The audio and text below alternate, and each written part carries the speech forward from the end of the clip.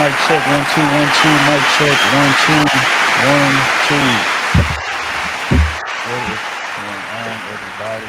How's everybody doing? Crusader Nation is deep in the building early. Only one of the ones, man. I'm excited, man. We might make some actual progress today. First and foremost, man. Like I say, it feels good to be back. If y'all ain't tapped into the podcast that we dropped on Tuesday, man, it was one of the ones. Make sure y'all check that out. Um, again, all of the merch, things of that nature, crewseason.com.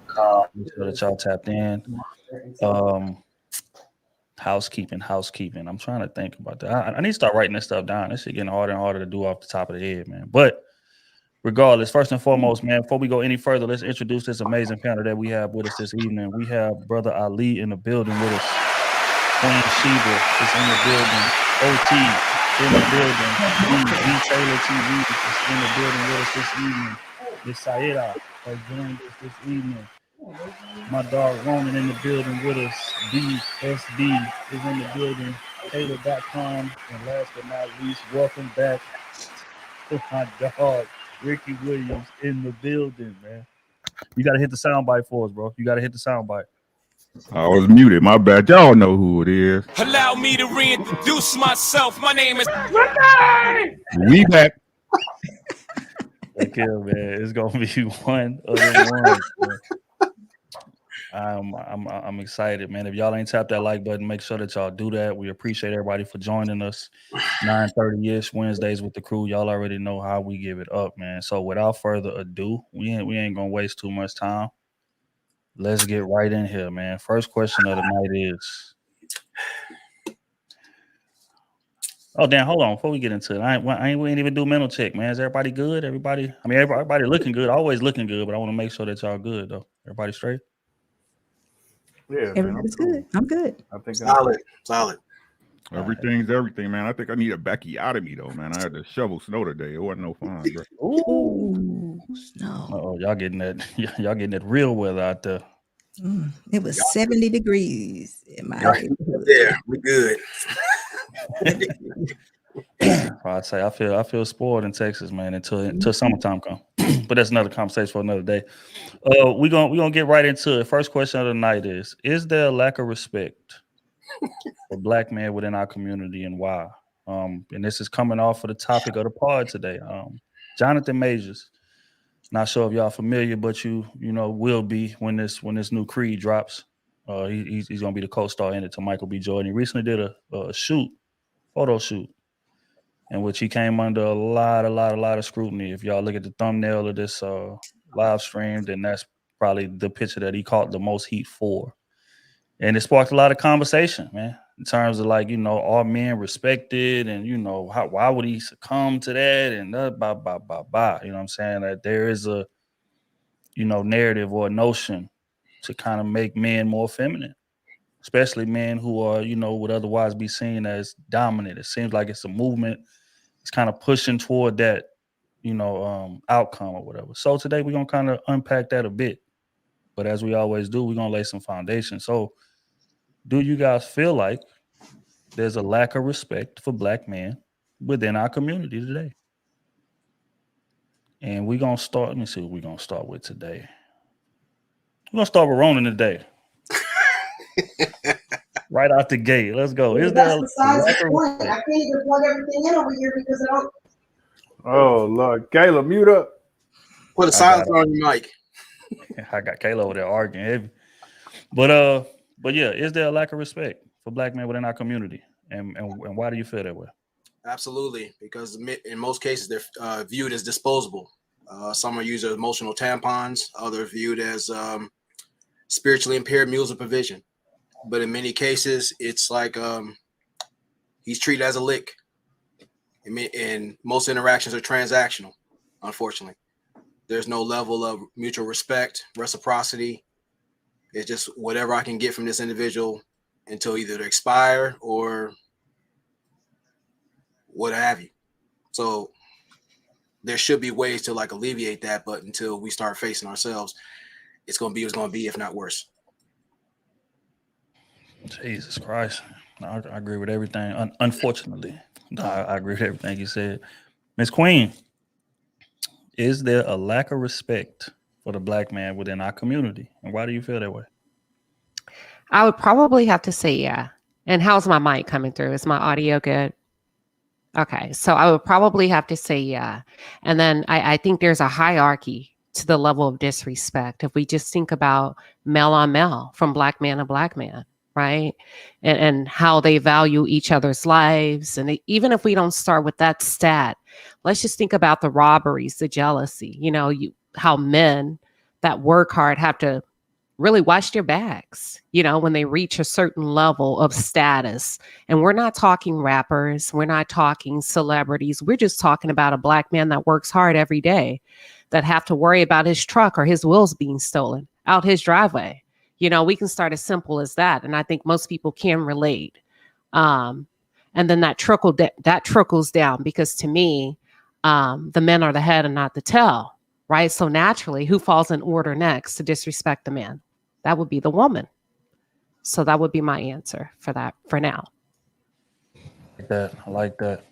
Oh, is there a lack of respect for the black man within our community? And why? Yeah, absolutely. And man, it's hard. It really is hard because, of course, just being a black man, trying to beat the odds, learning and seeing stuff that happens every single day around you. Like when you watch The Boys in the Hood, like a lot of people can relate to that. When you watch The Menace to Society, a lot of people can relate to stuff like that. And, I don't know. I mean, I think a lot of men know that this situation is really deep, like it really is. And it's like a lot of hard conversations need to be had. But it's just a multitude of things, man. It's like trauma and men not having money, and like it's so many things where they feel like this is the only resort. I gotta sell drugs, I gotta rob to take somebody else, like because they didn't see it or because nobody was in the house. So, they had to get it how they, get it. You 12 years old, don't have a parent around or something. It was like, it's so many different scenarios that's not in our favor at all. And so because of that, we just out here in a sense. So women don't respect us today, especially if you listen to some of their music they doing. Like if you do have some money, they try and take it from you. They're not trying to earn it.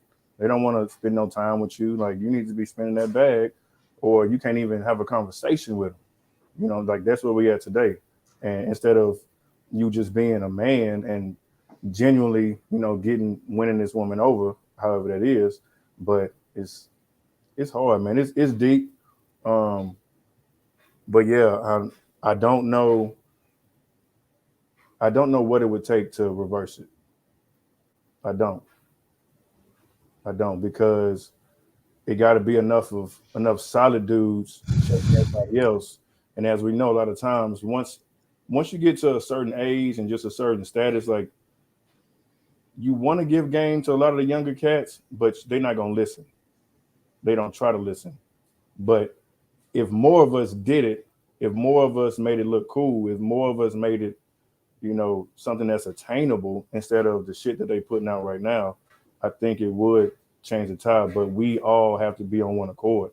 We can't say one thing and then do another. We can't rap this lyric. We can't, so we got to set more examples so we can change the tide. So until that happens, they're not going to respect us. Damn, that sounds morbid, but it's real. It's real. B. Taylor, do the men in our community not get the respect or not get respect is the question. Do the men in our community not get respect, and why? In your opinion, is that the case?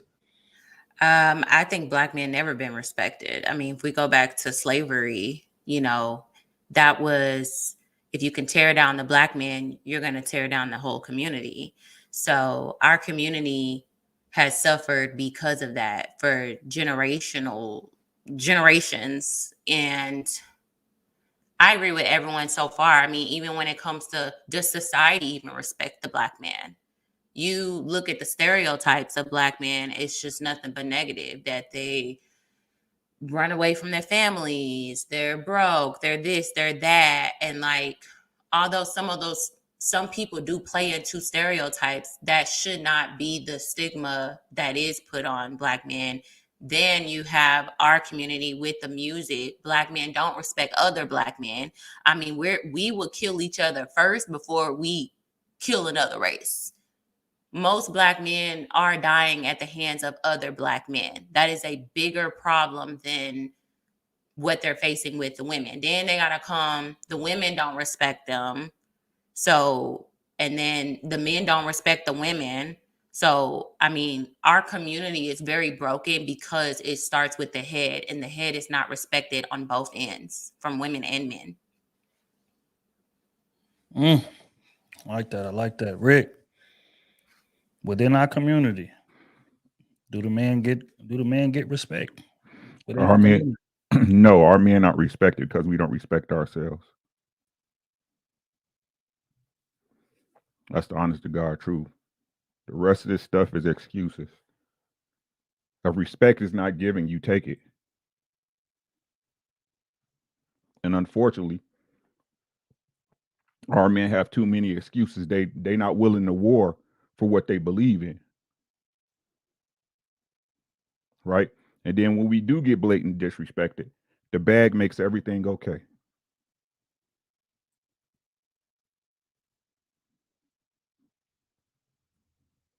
So no. If you want respect, excuse me, soda coming back up on me. I apologize. Right. If you want respect, you don't deal with people not meeting your standards, your boundaries. Right? If you want respect, you move a certain way. You be an example to other people. So it's not about you talking about being a certain way. It's about you being a certain way. All these problems can be quelled once Black men get tired and do what they supposed to do. Be correct. Once we be correct as men, everything else will fall into place. Because if they don't respect you, you won't have them around you. They won't have a chance to disrespect you. It's one time ago. Right? If you moving correct, as I told y'all before, if I'm moving correct in action and in my heart, my decisions get real easy.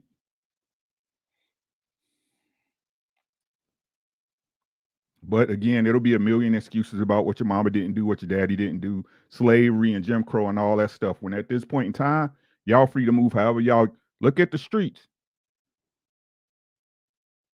You're free to move however you want right now. And everybody, hey, you want to be a girl, go be a girl. It's cool. But I digress. Welcome back. My boy's back, man. SB, does the Black man not get the respect within our own community? And why do you feel like that is? They don't. We don't respect them because we're just out of order, because a man should be a man no matter what. If he's a man, he should be respected. I mean, that's the least we could do. But I think the reasoning is because before us, so many men, they just did what they were supposed to do, not necessarily what they were supposed to do. They did the minimal. They were very passive. They weren't involved. And so the men that we have today are wanting to be more involved. They want to be the men. They want to help with the kids. They want to be the provider. They want to be the protector. They want to be those leaders. And we're just not receiving it as we should because we're out of order. So it kind of goes back to what everybody has said, a little bit of all of it.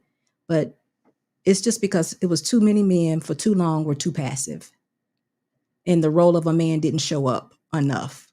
Now the men are trying to walk in that role, and it's a whole lot of pushback because for so long women have done so much. And it's like, hey, what you doing? I got this. Relax. And they're like, no, I'm the man. I should be doing it. Yeah, you should. So, will it ever get better? I don't know.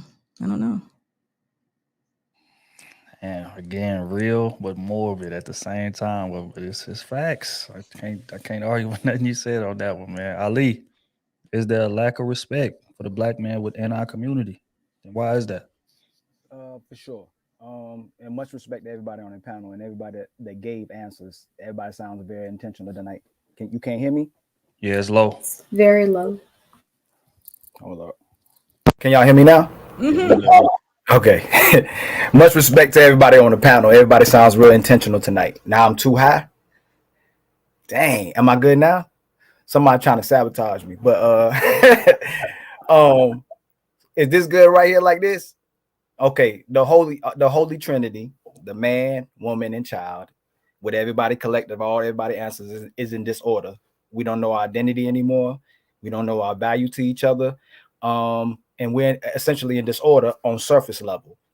But root level, historically, all the things that's happened to us, black exploitation, black showcasing of all the negative images and how we're put against each other is pushed more than ever in history. But I think the biggest one, what Ricky was talking about, and I don't know if that's what he meant, but war, men, when you look at African men, even African men, Asian men, Hispanic men, and all the men all over in the world, a woman can look at a leader that resembles that man. I truly believe until black men are in power and have their own nation, I think it's going to be impossible for us to be respected, because our women are always going to challenge us. Women are always going to push us until we get back in our rightful position to be respecting each other and having our own nation. And I know it sounds like a reach, but I think until we're leaders of a nation, we're going to continue to be disrespected. Yeah, damn. I never even looked at it from that angle. That right there definitely make a lot of sense, and that's one of the issues that a lot of our women have with us in terms of them saying, "Well, y'all trying to compete with us, y'all ain't competing with them. Y'all failing when it comes to competing with them, but y'all going back and forth with us." So, yeah, nah, you definitely right in that regard, bro. Miss Saida, welcome back. Thank Do you feel you. like there's a lack of respect when it comes to the men within our community, and why you feel like that is? Well, looking at it from the outside, I will say yes. But I also have to admit that Ricky and I think alike. The first thing that came to my mind is self-respect. We all deserve respect. We're humans beings, just as a man or woman. We all deserve respect. But respect is also earned, not demanded, not forced. So we need to work with our self-respect to value respect from others so we can appreciate their respect or someone else's respect. And if we're not respected, we just remove ourselves from the equation. You don't allow someone disrespecting you, because by doing that, that person is going to know there is a thin line that you can't trespass. So in order for you to respect someone else, you must respect yourself. That's it. I agree with that. Miss Kayla, is there a lack of respect for the men within our community, and why you feel like that is? Good evening, everyone. Yeah, I definitely think that there's a lack of respect across the board. And I think that is because there's no self-respect. I mean, people, it's unfortunate, but I see Black men within the community like consistently disrespect themselves and have no respect for themselves. And so, that's very disingenuous to expect someone to respect you when you don't respect yourself and you don't respect others. So it starts with that, and then it just trickles down. And it's definitely still an issue today, for sure. Yeah, I agree, man. I think it's definitely a lack of respect for us. And it's just because that there's no code anymore. There's no structure anymore. Everybody out for self, man.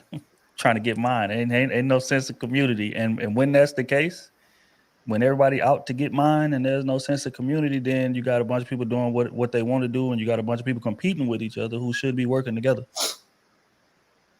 And that's the only way that we could advance as a society, is if we all on the same page. But how can that be when I look at my brother and I'm like, oh, okay, he doing good. Okay, I gotta do better than him, or I wouldn't mind seeing him fall, like that type of shit. Like a lot of people may not even say it out loud, but that's how a lot of people be feeling in all aspects of life.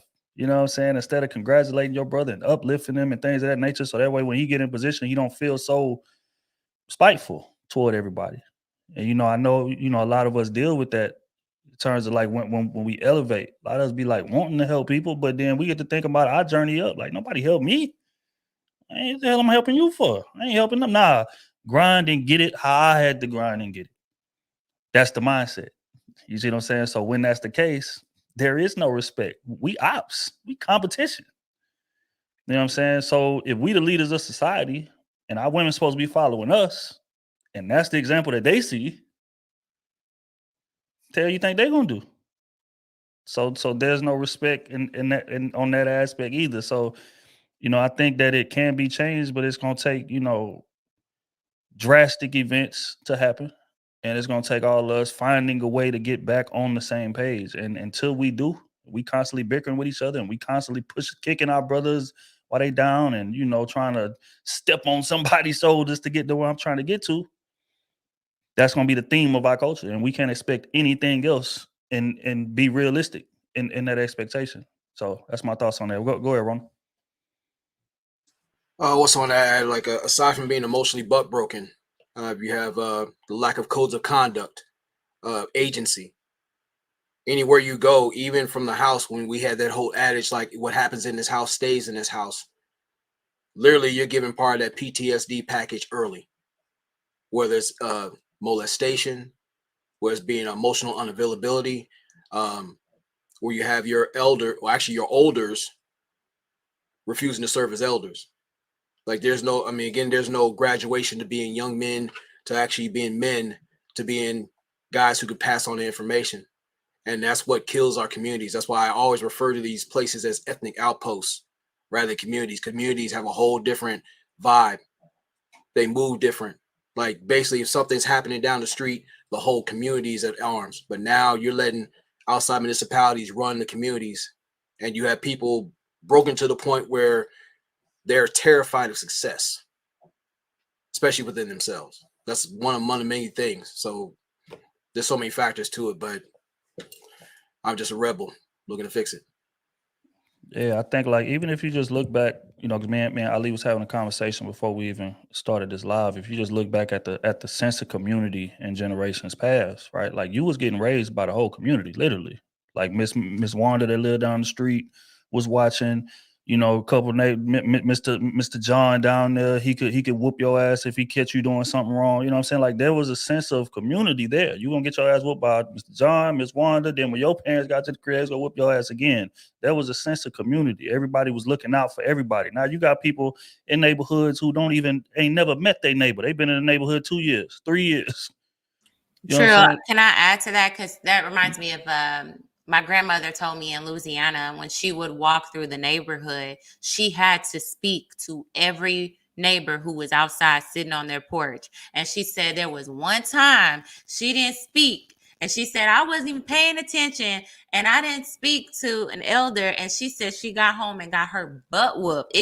Before she could even hit the door, she knew my great grandmother knew that she disrespected the neighbor because she didn't speak. So it was like they didn't play about community. Everybody knew everybody. Everybody knew the children, and they all had to respect the adults and address the adults when they passed them by. There was no passing by and not saying anything. It was disrespectful. Yeah, that's facts. And because those relationships not built, what that breeds is distrust. Now, instead of, everybody looking out for each other, it's like, hey, now watch out for them. You know what I'm saying? We don't trust them. And make sure you lock them doors when you're in that crib. You see, don't answer the door for strangers, nobody that ain't me. This, that, third, because there's no sense of community. We don't know each other. So we automatically competing until a relationship is built. And with that comes a lack of respect because I don't know you to have that respect for you. You know what I'm saying? So sense of community coming back is everything. And that's gonna be the only way that we're gonna be able to push this forward. For sure. But real quick, man, we're gonna pay some bills before we get into the next one, man. Y'all lighten up the super chat. OG in the building with the 20 ball. Bro ain't even look here, man. He didn't even have a comment. He just wanted to show love to the game. We appreciate you pulling up on us, big dog. You already know. That's love. We got Uncle Stepdaddy with the fireball. SB got the salt and pepper action going. 80s baby stand up. Salute to Uncle Stepdaddy. We appreciate it, fam. Matthew with the 2-ball. Welcome back, Miss Sayeda. You had me scared for a second. Yeah, come on, man. Y'all know Sayeda ain't going nowhere, man. It's family. So solid 10-ball. Just supporting the crew. Love y'all content. We appreciate you, big dog. We aim to please, man. Real rap.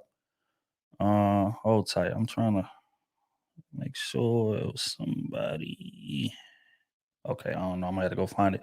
Dallas the 10-ball. I don't know if I would call it a war on masculinity, but society does take pride or feel empowered in emasculating men, especially black men, because of our negative image or stereotype.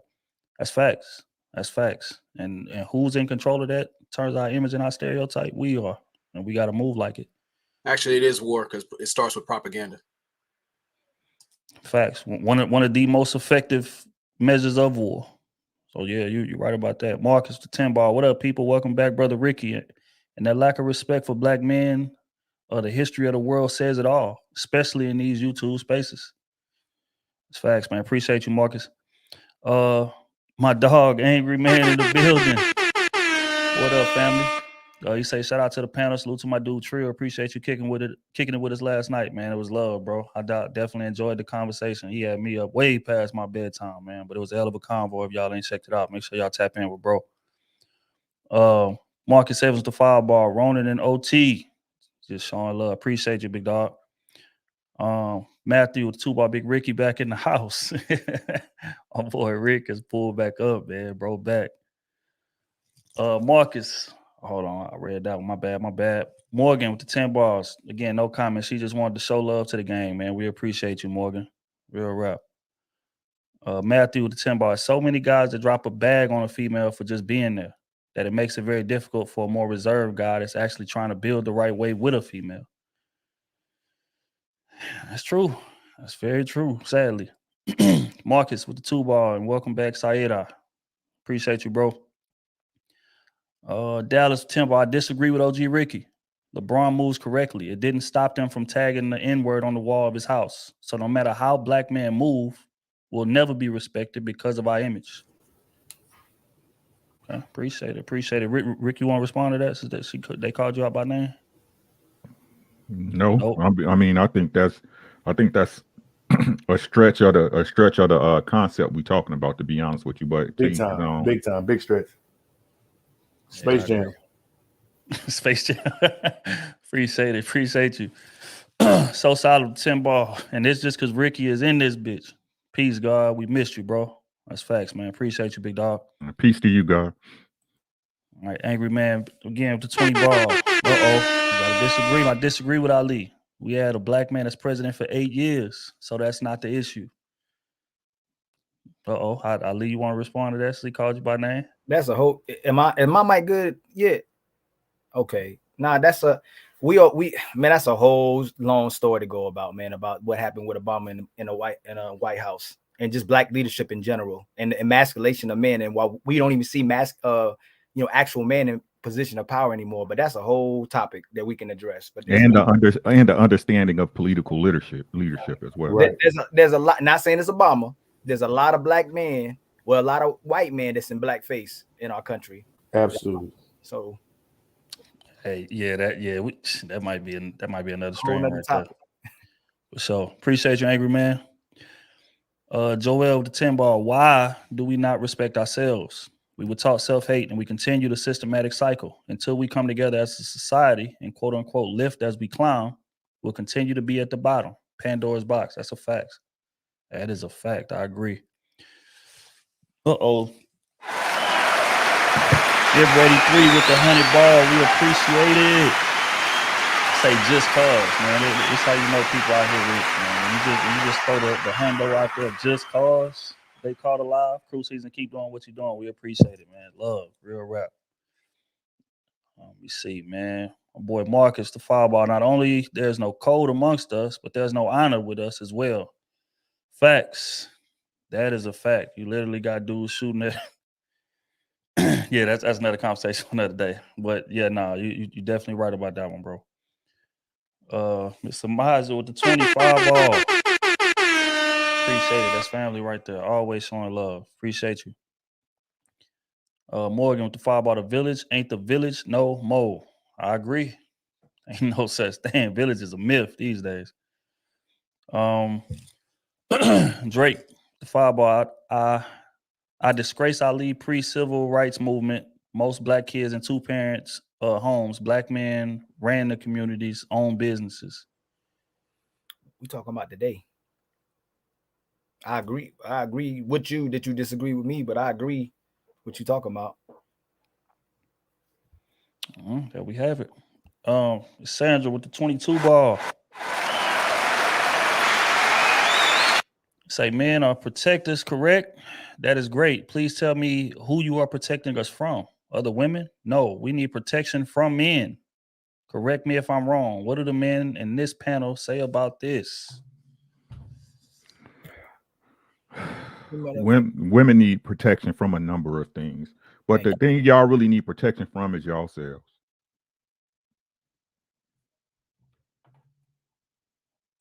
And there we have it, man. Appreciate you, Sandra. That's love, man. All right. Next question of the night is, man, we're gonna unpack things a bit more. Is there such thing as toxic masculinity? You know, we hear a lot of men say, you know, it ain't really space for men to be men no more. Every time we try to be men, we getting canceled and we getting shut down and we getting, you know, it's a bunch of just toxic masculinity going on from the eyes of the people who criticize it. But from the men, a lot of men just feel like I'm just being a man. Is there space for me to even be a man anymore? So is there such thing as toxic masculinity? Ms. B. Taylor, we're gonna start with you first. Y'all messy. Of course, I think that it's toxic masculinity, but it's only when you use your masculinity, I can't say that word tonight, to weaponize it against the other gender, to push misogyny. When it turns into that, that's when it becomes a problem. I like a very masculine man. I don't mind that at all. You know, I'll play my part in that.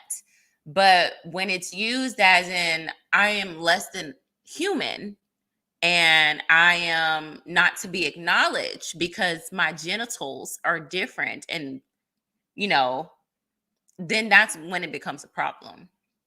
So, yes, toxic masculinity. I think that there should have, where they were trying to reshape some things, our culture was, I mean, if you really think back in like the 50s, like women couldn't even claim that against their husband because it's like, no, he owns you and there is no such thing as that. Consent, what, he doesn't need consent, you know? So when it pushes like harm on the other gender, then that's when it becomes a problem. Okay. Oh, is there such thing as toxic masculinity, in your opinion? Or is it, you know, it's a statement that's just kind of overblown? There is a small percentage, but you know, women tell these fictional tales about digital scales. You know, they don't catch their. But a lot of times you can't just be a man. You can't. You tell the truth. You be honest.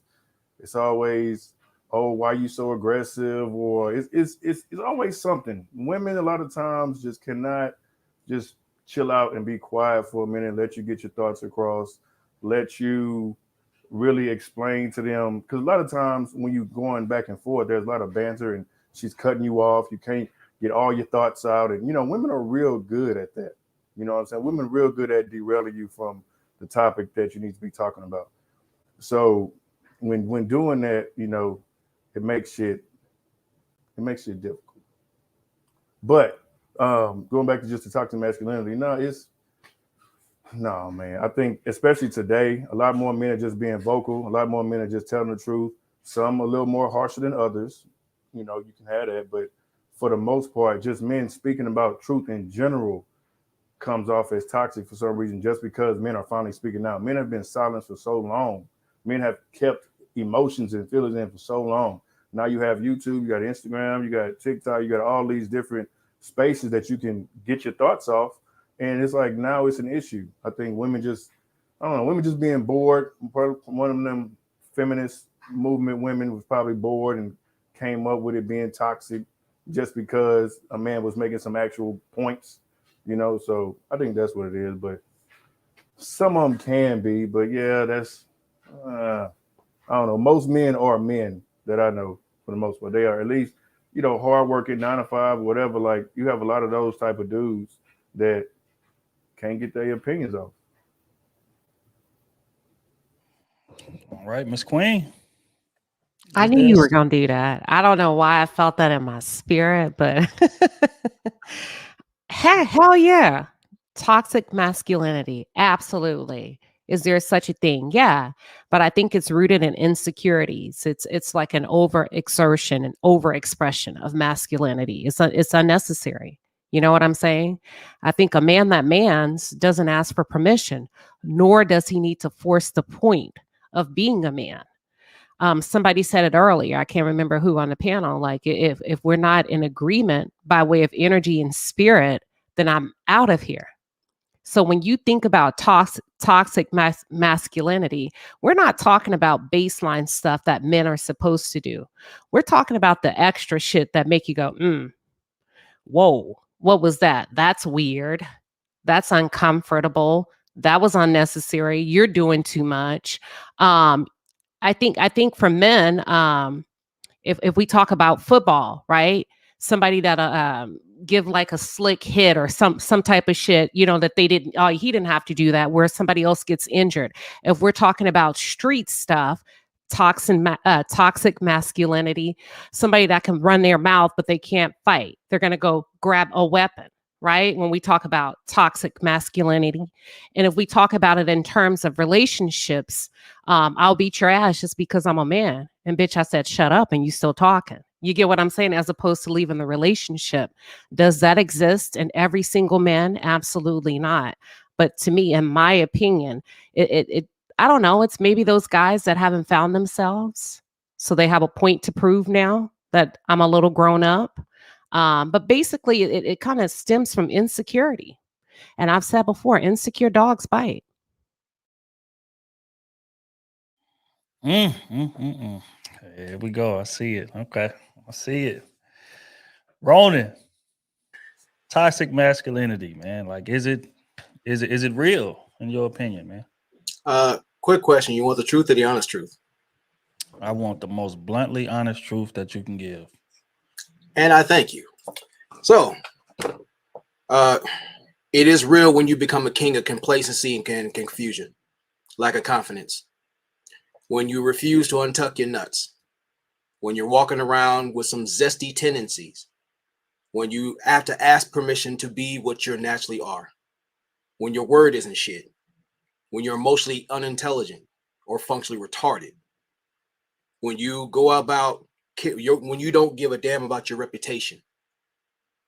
When you get out here and you just piss and moan rather than allow yourself to be sculpted by adversity. Find courage under fire, both in the battlefield or in the streets in general. When you make excuses instead of making results happen. When you're unable to trust yourself nor your peers. All those things are toxic masculinity.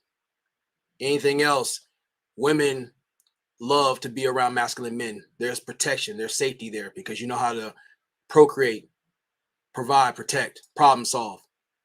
You're not one of these online or offline Tinder dicks who are led by their foreskin instead of their foresight. I can really go into it, but I'm going to leave it there. All right, man. Colorful as always. My dog, Ronan.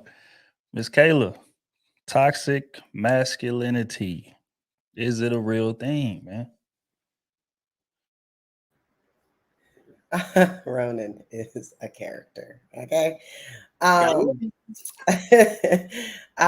Yes, there definitely is. And I think that unfortunately it just exists. And I do think that it could come from insecurities. I think it also comes from ignorance.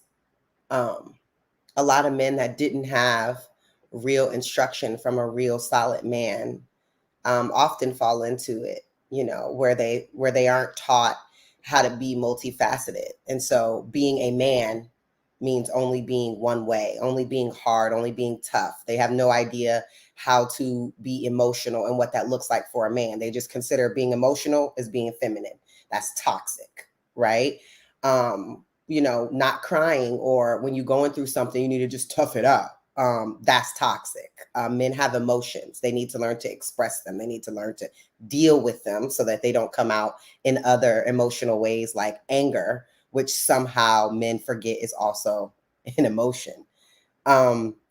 So I do think that there's just an ignorance around it, is that a lot of men, you know, a lot of men just take the stereotypical male things and run with that. And so, you know, it just becomes very toxic because they don't have a real representation of what being a real man is, and the different layers and the different hats that you have to wear as a man, other than just I'm the man and I'm strong and that's it. You know what I'm saying? And when that happens, unfortunately, the other parts of being a man are criticized, are you know, looked down upon, and I feel like that becomes very, very toxic and harmful to men themselves.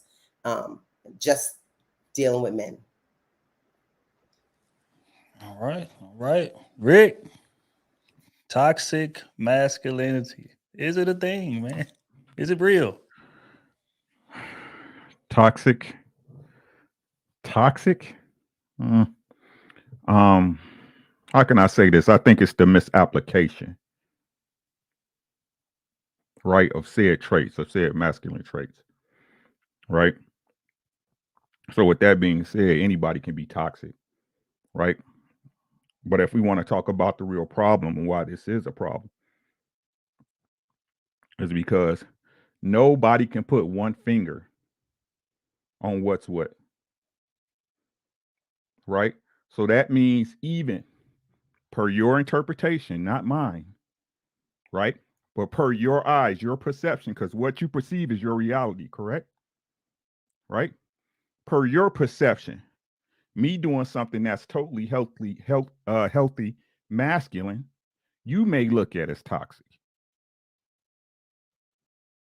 right? That's the real problem, right? So instead of us finding out what really is toxic about this particular person at this particular juncture or at this particular experience I'm having with them, right?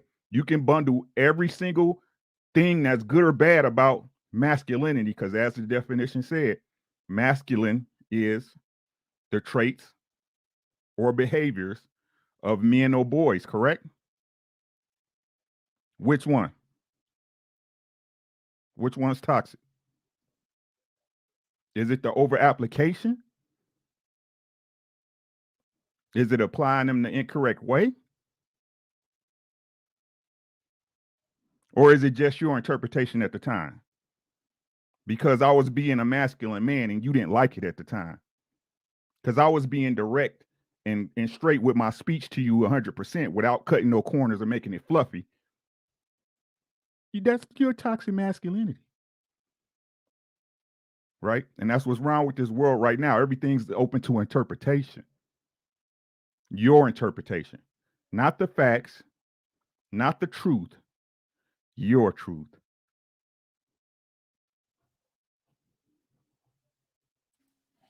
We have it. Miss SB. Toxic masculinity. Is it a thing? Is it real? I'm gonna have to agree with Ricky on that because I don't think it belongs to masculinity. I think dysfunction and toxicity are like brothers and sisters. We grow up in it. It's learned behavior. If something happens, we can't handle it emotionally, we act out. That doesn't belong to just a man or a boy, like Ricky said. That could be child, man, woman, boy, woman, whoever. It does not go with being a man. It's just how it is. And I agree with him totally with that. So I guess my answer would be maybe no, but it could happen. I mean, a man could be acting out at a time and be toxic. but it's not a such thing, I don't think, as toxic masculinity. I mean, we shouldn't label it that way. It's just straight up dysfunction. It's what you grow up in, it's what you see, it's those emotional things that happen to you that you didn't get counseling for. It may be the way your mama act, it may be the way your daddy act. It's just learned behavior that you haven't dealt with. Maybe you just didn't grow up.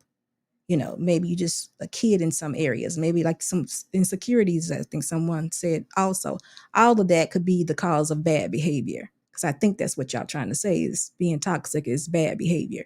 But we can't just give it to the man, because we all know that men are not the only one that have this bad behavior. So, All right, Brother Ali, toxic masculinity. I guess I'm a triple team kind of. I don't believe femininity and masculinity can be toxic, but if women and men can be toxic. So I believe men prioritize themselves over family dynamics and over the community, investing in their looks, investing in money, investing in power, investing in the ability to control people for their benefit is extremely toxic. But I believe the biggest issue in our society is the lack of masculinity and it protecting order and the dynamics to family. We support women who behave like men, feminine men, and men who want to be women more so than we protect men who establish order and build families. That's the unfortunate truth, bro. I ain't gonna lie to you. Saida, toxic masculinity, is it a real thing? I think people confuse terms all the time because the term that toxic masculinity comes from the dominant part of or form of the masculinity itself. Like the men use dominance and violence and control to assert in power and superiority. But when I think about a masculine man, I think about his presence. A man doesn't really have to do anything. He doesn't have to be fighting there in front of me for me to know that he's a masculine man. His presence will tell me that he's a masculine man. His tone of voice, the right words of choice, the strategic thinking, his confidence. Not a fighter, not someone that is violent. And at the same time, we have on the opposite the toxic femininity, the hypersexuality. Women thinking that sexy is showing more skin. That's sexy. So, we have those things, but it's because people really don't know the term. And in a way, it's also us as women confusing what masculinity is, because I remember in one of the shows that we had about the pookies and how you call it, they were saying that they found a man that, look in a certain way, they are more masculine just because they have the mean look. I remember some people agreeing with that, and I don't think those men look attractive at all. I don't think those men look masculine at all to me, but that's just because I know what a masculine man is or look like or acts. Yeah, I agree. I think in terms of toxic masculinity, I don't believe in it. I think there's masculinity and then there's people who are trying to emulate what they think masculinity is. Right? Like a masculine man is somebody that's just certain of himself. It's not necessarily him being overly aggressive. It's not necessarily how many people he beat up, how many people he shot. None of that. It's just a man who's certain of himself and how he move, and a man that has a sense of his responsibility within his circle. I'm taking care of my family. I'm taking care of my boys or my community or whatever the case may be. I feel like that's what masculinity, true masculinity is. It's that sense of responsibility and just being confident in who you are. But what we would consider toxic masculinity, I wouldn't consider masculinity. Somebody reacting out of emotion, you know what I'm saying? You done got slapped or something and you go get your gun and shoot somebody. That's just emotion. That's somebody that's emotional. That's not masculinity at all. It's just you crashing out. That's stupidity. So you know what I tell you about that? There's masculinity and then there's stupidity. Those are so I don't merge those two type of things. But yeah, there's a lot of men out here, growing up doing things that we thought were masculine just because people deemed them as cool. And a lot of, especially young dudes in the hood, they get caught up like that because a lot of times OGs is not OGs. So they'll be guiding you right to crash out, and you think it was because my OG think it's cool, and because I'm getting praised for it. Yeah, I'm gonna go out there and shoot these 3 people because they whatever. I'm gonna go out here and fight just to prove that I'm tough and prove this, that, and the third, because this is the type of stuff that's getting me approval. But that ain't masculinity, because you trying to live up to what somebody else standards are or what somebody else deems is cool, not necessarily what you deem is cool, which goes back to the initial definition that I gave in terms of a man being confident in himself, how he moving, having a sense of responsibility. That's true masculinity. Anything outside of that is just stupidity and somebody emulating what they think is masculinity. And I feel like it's way too much of that these days, and not enough masculine men to actually sitting these dudes down and like, hey, look, that ain't it. This is it. And but again, it's hard to it's hard to do that when we competing with each other, and we got OGs that's trying to live vicariously through young dudes and getting them to do things that they wouldn't even do when they was young. It's a whole lot of that going on. You see what I'm saying? So yeah, as far as the answer, no, I don't believe in toxic masculinity. I believe in masculinity, and I believe in stupidity. It's that simple. Yeah. All right, man, we're gonna pay some bills, but real quick before we do, man, I'm hitting at the like side, extremely disrespectful level. Extremely disrespectful. Y'all make sure that y'all stop what y'all doing. Tap the like button as we, reading these super chats, man. If y'all enjoying the conversation, it's been a hell of a conversation so far, and it's only gonna get better. Y'all know how we give it up, man. So make sure y'all tap that like button while we're going through these super chats. First and foremost, Miss Brianna with the 20 ball. Just because I love Crew Season. And Ricky, you have been missed. That's facts. Brianna, we appreciate you, man. That's love. My boy Big Mel in the building with the 20 ball. Just showing love. He say, what up, family? What up, G? Appreciate you. Nobody with the 5 ball. Ain't don't have nothing to add. I just want to show love to the movement, man. I appreciate it. That's love, man. Kev with the 20 ball. Getting my popcorn ready.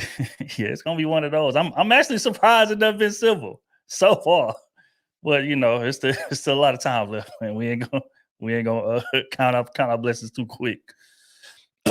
Eve with the 5. I remember when I tried to run away from home. My mom, grandma, and aunts beat my ass that day, and I never thought about doing it again. Again, sense of community is what's missing. That's what she's speaking to. That's facts. Salute to Eve. Appreciate you. Young Doc with the 20 ball. That's my subscriber. One of my favorites. Love, man. Appreciate you, big dog. All right, let me see. Make sure I don't miss nobody. Eugene with the 5 ball. The real reason why we had a community back in those days was because we built it. But today, that's real. That's real, man. That's a fact. Real, man. Salute to Eugene. That's family right there, bro. Always showing love, man. Never back again with the 5 ball. I remember walking home from school once and some kids were messing with me. Mama knew soon as I got home. Who told? Sense of community.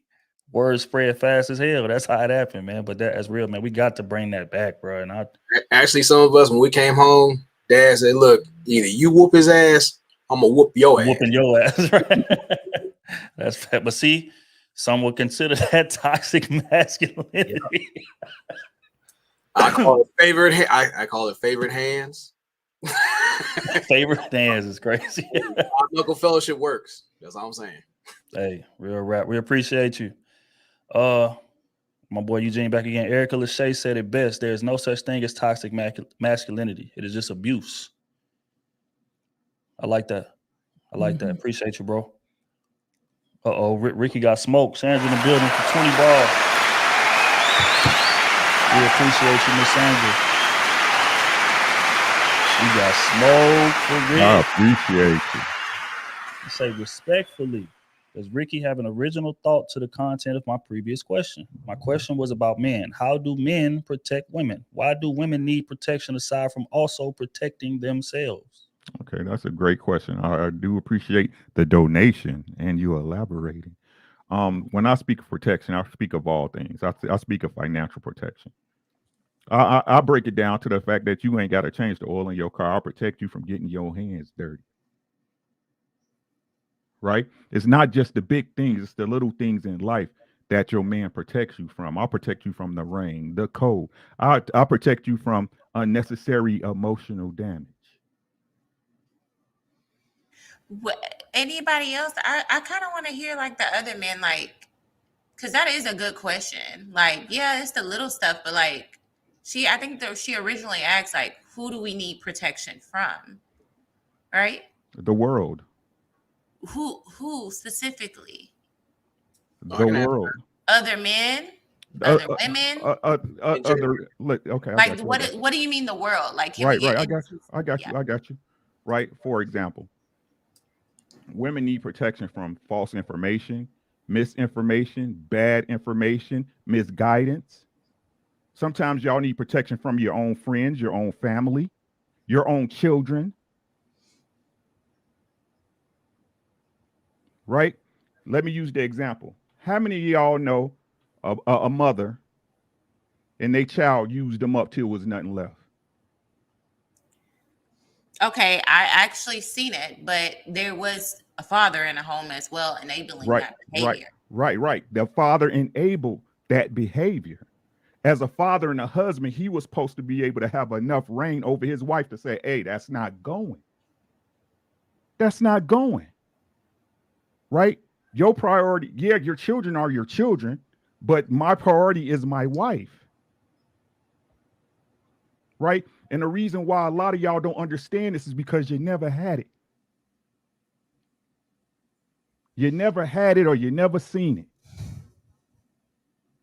But men that cover their husbands know this is why we are so adamant when we tell y'all. And we apologize that you never had a man in your life to put you to show you this.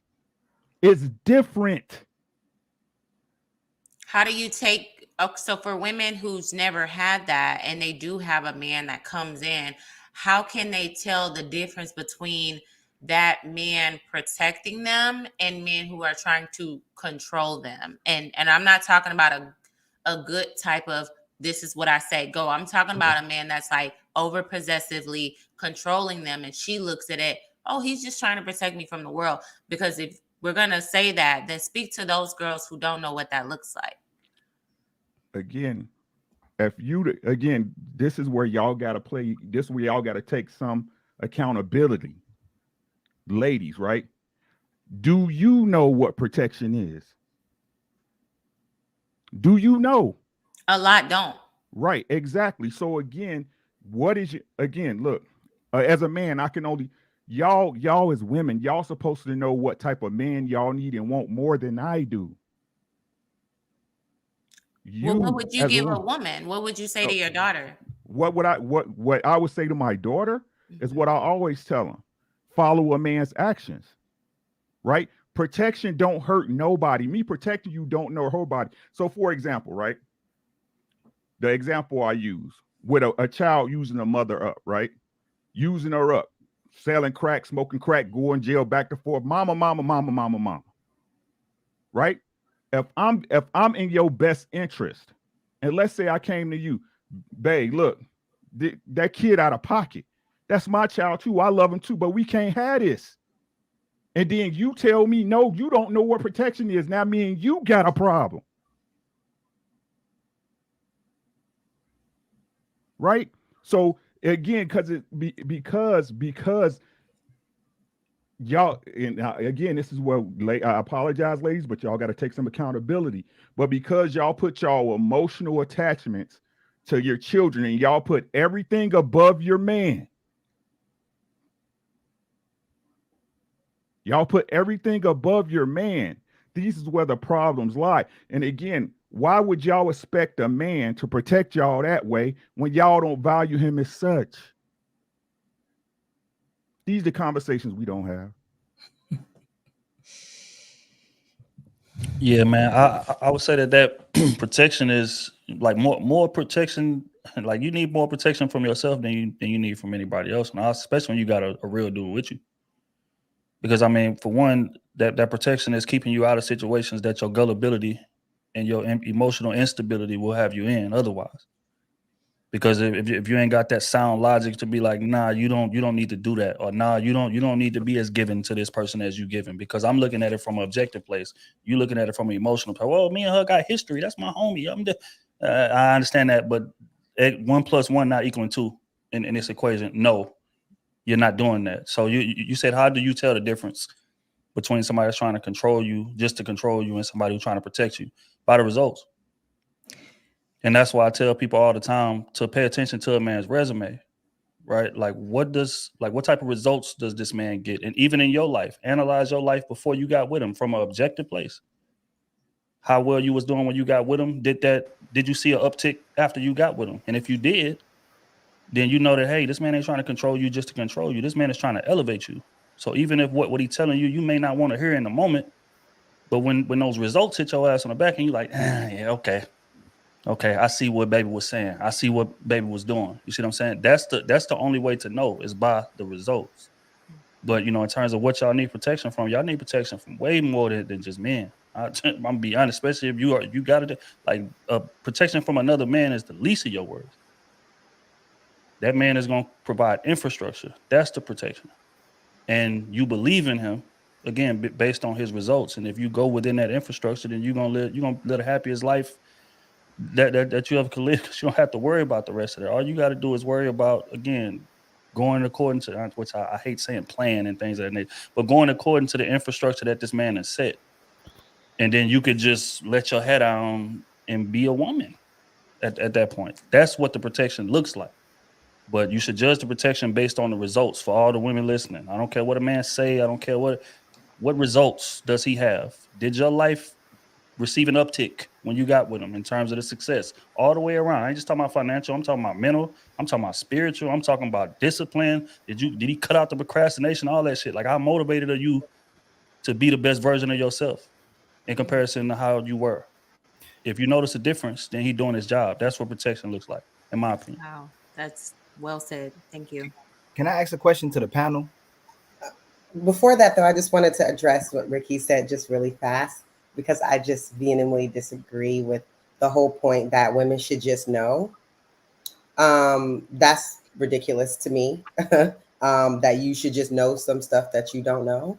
I believe it was your father's role to teach you that. And I think that a lot of men forget that. And often it's the same men that weren't there for their families then turn around and mad about women being a kind of way. And it's wild to me. I think men not being there for their families, not instilling certain information in their daughters and their sons, and then expecting them to come out in the world and you should just know, it's wild to me. And I don't think that that's true. And then also, I believe that a lot of women, you guys saying like a lot, that they need to protect themselves against ourselves or whatever. I get that, but I honestly still believe that it's men that women need protection from. A lot of women's emotional trauma comes from men. A lot of, and that could be her father, that could be the boyfriend from high school, that could be the boyfriend from college. A lot of the trauma comes from men, whether it was directly or indirectly. And so just assuming that like women outside that didn't have guidance, that didn't have someone to teach them the basics, and they just learn whatever they learn on TV or at school or whatever, that they should just know. I think that's why we're not getting anywhere, because we're trying to hold people accountable to stuff that they just don't even, that they're ignorant. And I don't understand, how you can hold someone accountable to that. Now, when they're able to get someone in their life that gives them that information, or they go out seeking that information because they know that they don't know, then that's different. But if you think that you know and you think that you have the answers, Sway. Yeah, just because you are an adult doesn't mean you have the answers, because I had to learn a lot of shit the hard way because I was ignorant to a lot of things that I didn't know the game. And it's like, I'm not going to just wake up and be like, oh, all this self-awareness, if I lacked it growing up. You gain self-awareness either through being taught or learning from your own personal mistakes. Yeah. So Kayla, that's basically what I think. And I think that instead of like looking at it for that, we're always looking for somebody to blame instead of looking for like, how did this get to this? How did this get like this? Versus just, oh, they're the problem. And I've been thinking about that so much, even in my own life and people in my life. And I'm just like, they just don't know. And they think they know. And that's the saddest part about it. So yeah, I just disagree with that one point, Ricky. Like, people don't know what they don't know. So let me make this assumption, I guess, because I know I've heard this a lot. But one of the things that we're saying is men control us and we want them to be masculine. So if your man comes to you and say, baby, don't wear this short skirt. Some women, young girls, would consider that very controlling. Instead of just looking at him and saying, he's a man. He know how men think. He knows exactly how a man would look at me for wearing this skirt. And they wouldn't trust that he knows what he's talking about. So that's how it looks. Kayla, that's one of those things that he's saying you just should know. But instead, we'll continue. We'll look to the girlfriend and say, well, you like this skirt? How do I look? And we could be halfway to a slut walk. And she'll say, you cute. You look good. And your man will be like, don't go out the house like that. That's not right. That's inappropriate. You got a man. But you'll do it anyway. And then he's toxic, or this is masculine. This is the masculine man telling you exactly what men look at. That's protection. But we'll see it as controlling. And that's just a growing pain. So you're right, we don't know until you get to an age where you come into that knowledge that, hey, this was inappropriate. I shouldn't have had this on. So Ricky, she is right about that. It's a lot of things women don't know because we have that influence of our girlfriends and we just listen to them until they do us wrong.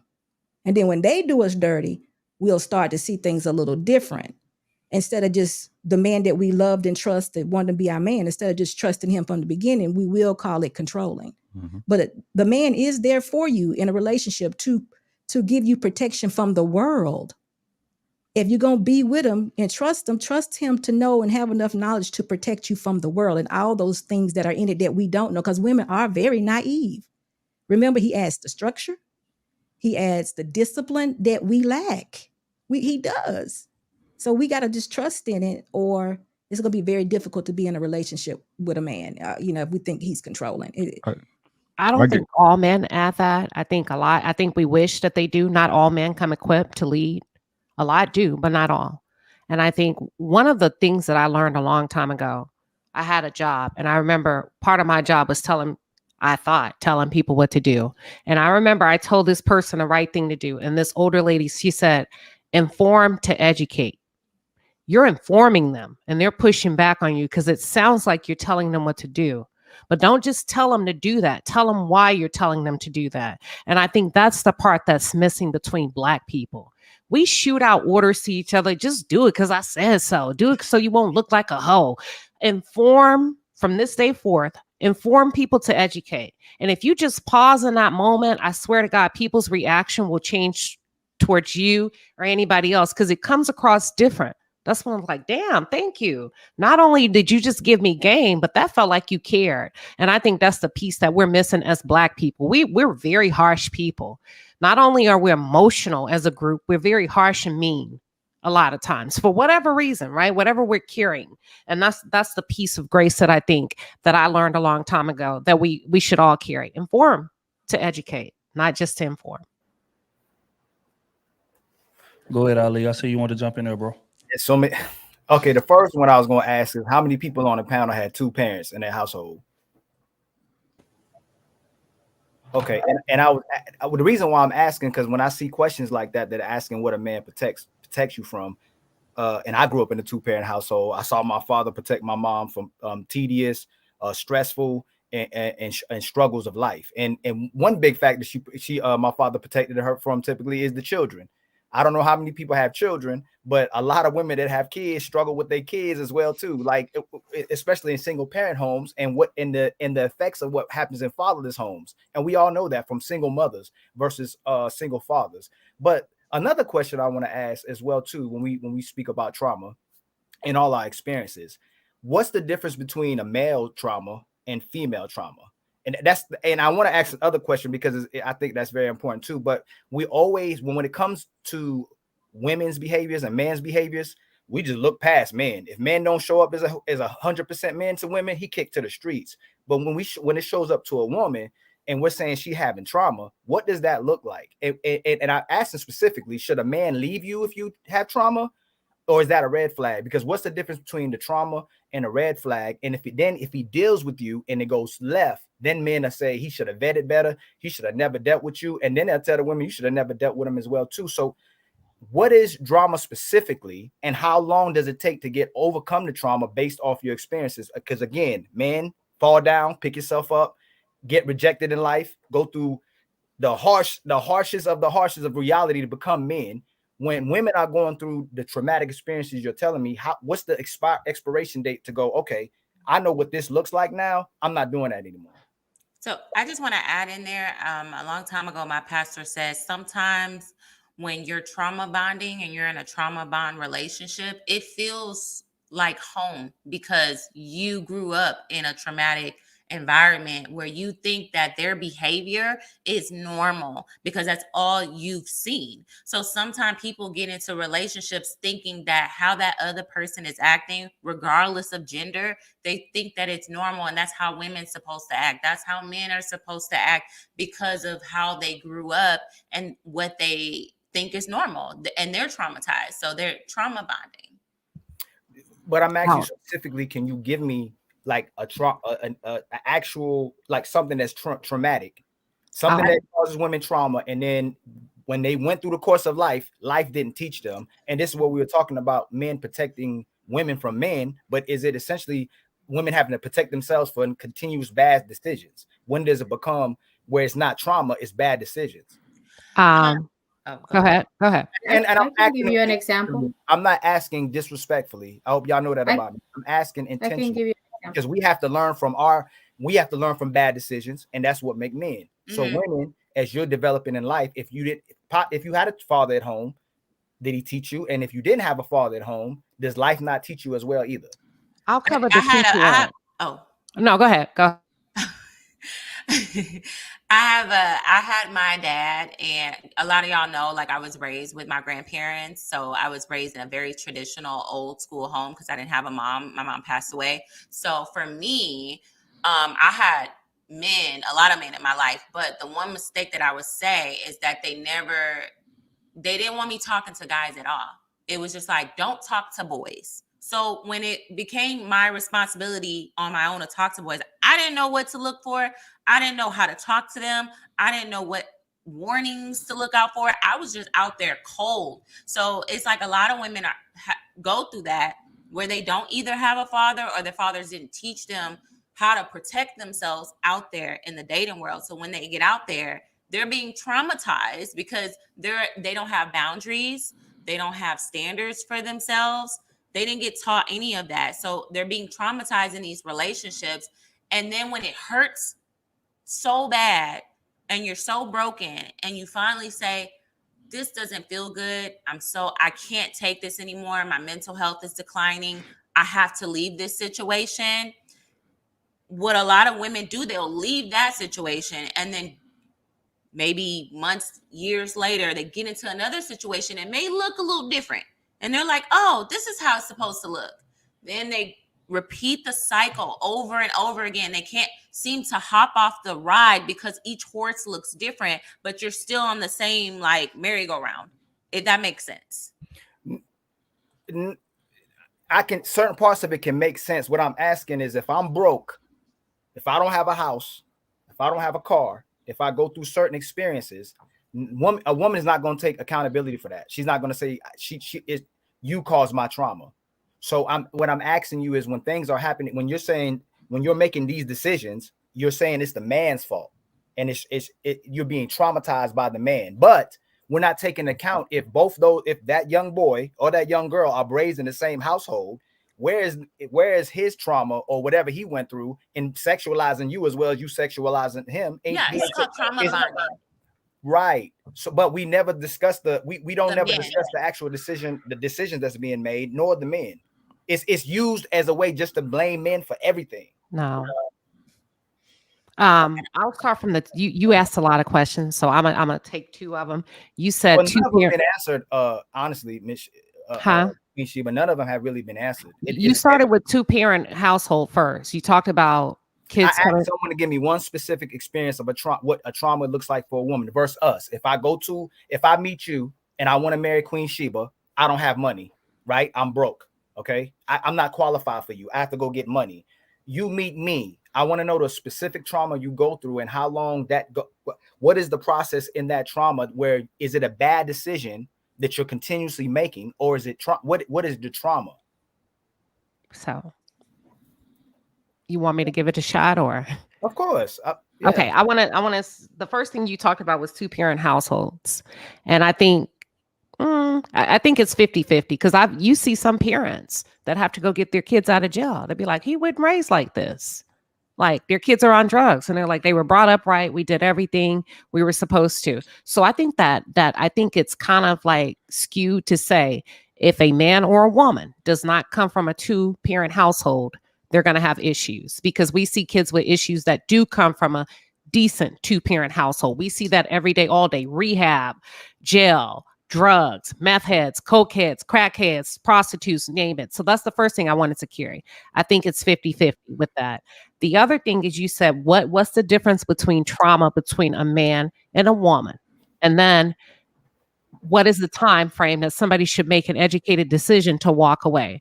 The difference between the difference between trauma between men and women is how they process it and how they deal with it. That's basic. Men are from Mars, women are from Venus, right? Men process things differently. Most men tend to internalize. When you hold on, let me, you don't have to agree. Oh, y'all just 3 people just did it to me. I asked you specific. I asked you for you gotta have enough patience to let me finish, if you will. And it may not be. See, another thing about talking is you may not agree. It may not be what you want to hear, especially. No, I'm just saying, especially if you're looking for something specific. So it's a fact that men and women tend to internalize different, whether it's trauma, pain, a lot. Hell, you can barely get men into therapy. Guess why? Because the requirement of therapy is talking. Most men ain't talking like that. So when we start to think about the traumatic experiences, most women are going to come to a relationship and say, I've been this, I've been that, because they're prone to talk. They're naturally. Okay. So your other question is, at what point does it become her fault and not her trauma? At a certain age, you know better. Period. No matter what happened to you from childhood. And I think that has to go. And I think at that point, it becomes important to you as a man. When a broken woman, I said that last week, 2-3 weeks ago, and you challenged me on that. When I said women should be healed for themselves, and you go, no, she shouldn't. I didn't challenge you. I know you're being disingenuous. I actually supported what you said. You took accountability for women's decisions. Now women are saying it's back to them being traumatized. I said women should be healed and ready for a relationship. It's her responsibility to maintain herself. And hopefully while doing so, she will attract a healthy husband. And right? I supported you. Okay. Now at that point, if you meet a woman that has shared her traumatic experiences with you, that's up to you, Ali. Number one, if she even gets through the door with you as a man. You still haven't answered my question, Queen Sheba. Like you're like brothers. I asked a specific question. What you want to know? Our trauma? Like no, just give me a specific trauma that a life experiences doesn't teach a woman to the point that women are using that as a way to weaponize against men. Okay, let me give a simple one. Let me give you one. 1 in 5 women are sexually assaulted by a family member. 1 in 5 women from someone that was in their home. That is a trauma, right? That is a trauma that you have to work through. And then you have to work through the trauma of you telling somebody and how that went. If you were believed, if you weren't believed, if this person was removed from the family, or if they're not removed from the family, if they still come around to this day and people let them come around. That is, you wanted an example? There's an example. Mm-hmm. And that's going to take a lot of work to work through. And you have to have the right things and the right support to work through it. Right. So that's why I asked, when we discuss women's trauma, we don't discuss the boys' trauma. We don't discuss the boys being touched. We don't discuss the things that happen in the household with see, this is what I mean. That is discussed. That happens as well. Boys don't talk. y'all gonna let me talk? Males report it less. This is a fact. They just report it less. But it happens to little boys and little girls from people that are in their family, people that they're supposed to trust, people that are supposed to be their guidance. And then they have to deal with the trauma of what happens when they do tell someone, if they're believed, if they're not believed, if that person is given consequences, if the people around them hold that person accountable, or if anything happens, you know, and how they have to grow up and deal with that through the people around them. It's not just women, but just children in general that go through violence and sexual assault and things like that within their own family dynamics. And this is an issue that's not talked about enough in the Black community and happens all the time. And it's really a trauma that I think a lot of people haven't even worked through, because again, a lot of family, that person still comes to family fucking functions. You know what I'm saying? I hear what you're saying. I believe that is a legitimate issue. I think that's my main issue. So anybody who goes through that kind of experiences is a horrible thing, something they need to learn from. I agree with you. What I'm addressing is women just throwing out trauma. It's so many women just saying they've been traumatized. They went through dramatic trauma, but can't even explain the trauma. That's all I'm saying. And I don't know why it's taking it in that way when we're speaking to. Okay, let me just be specific. But wait a minute, Ali. Can they not explain it, or do you all not want to just hear it? It seems like you don't really want to hear it, because she slowed you down to the point you actually moved the goalposts all the way, because you went to the men instead of just hearing what she said about the women. Hold on for a minute. Hold on for a minute. Y'all have cut me off. All 3, 4 people. No, but Ali, listen. She gave you one that was one of the biggest one that changes women's image of men totally. That right there could make women look at men like they're monsters. Okay. But you're hung up on the sexual part. I get it. I'm talking about you want to hear about the women having sex. That's what you are. That's the trauma that a lot of. That's the trauma. Listen, Ali. Listen. That's the trauma that you speak on a lot, is women deciding to have sex with men that doesn't work out in marriage. That's what we hang our hat on a lot. I agree with you. But what she just mentioned, it deserves you to slow down just a little bit and hear what she's saying, because but wait a minute, I'm finna take it to the other side. The men go through it often, and they don't even tell about it until they get married or until they're adults. So we don't even know. And that's why we get this toxic masculinity makeup stuff, because now they're acting out, or they've been doing it their whole life, but nobody really knows why. But then they get married to a woman whom they love and care about, and then all the layers of their trauma are now being peeled away. Now it's coming out. That's when we get to know these men at that point. But typically a man is not going to meet a woman and start telling her about how his daddy touched him, or how his uncle touched him and his mama didn't believe it. Mm-hmm. Or nothing ever happened to him, or he got to look at this man's face whenever, or he called the police and they still didn't believe him, or they made him take a lie detector test at 8 or 9. They're not gonna tell anybody that. Mm-hmm. So that's why the men's trauma is not talked about. Now it should be, I agree, but let's not diminish what she said, because she gave you a top notch. No, I'm just saying. I didn't know y'all. Okay, one thing that's a top notch one. It's top notch. I'm extremely about my community. I'm a big supporter of women, men, and children. Y'all not gonna gaslight me. That's not what's gonna happen. 4 women on this panel can gaslight me. We're not trying to. My questions about what I'm specifically talking about, trauma and how it's used against men. And when this is what I'm asking specifically, the main thing we don't address about how if we're going to talk about the young girls or what happened when they were younger is the fact they were neglected by their mothers. That's one, and they were unsupervised. It's more so the mentality than the fact that the young girl went through trauma. Because if y'all want to go this specific, y'all trying to act like I'm trying to diminish this. I'm asking, as the woman developes, in what positions? Thank you for being disrespectful, SB, and showing your real self. Come on, Ali, you making it personal now. You are in your feelings. No. Y'all show yourselves. Listen, there's a lot of things. Being disrespectful. She can go on camera if she wants to. Who are you? Show yourself. What is this? I'm asking questions that hasn't been answered at all. Y'all just answered your question. We answered it. Y'all did this last time. A valid answer. Y'all haven't answered. All right, man. Just excellent timing. Excellent timing. I'm starting to make my head hurt. I'm gonna be honest with you. Real quick, man. Smooth telling me, man, that the likes ain't where they supposed to be, man. Come on, man. I need y'all to tap that like button. Yeah, they bogus Y'all on them ain't likes. tapped it. Also, mods, because I'm getting word of this too. Y'all gotta chill, bro.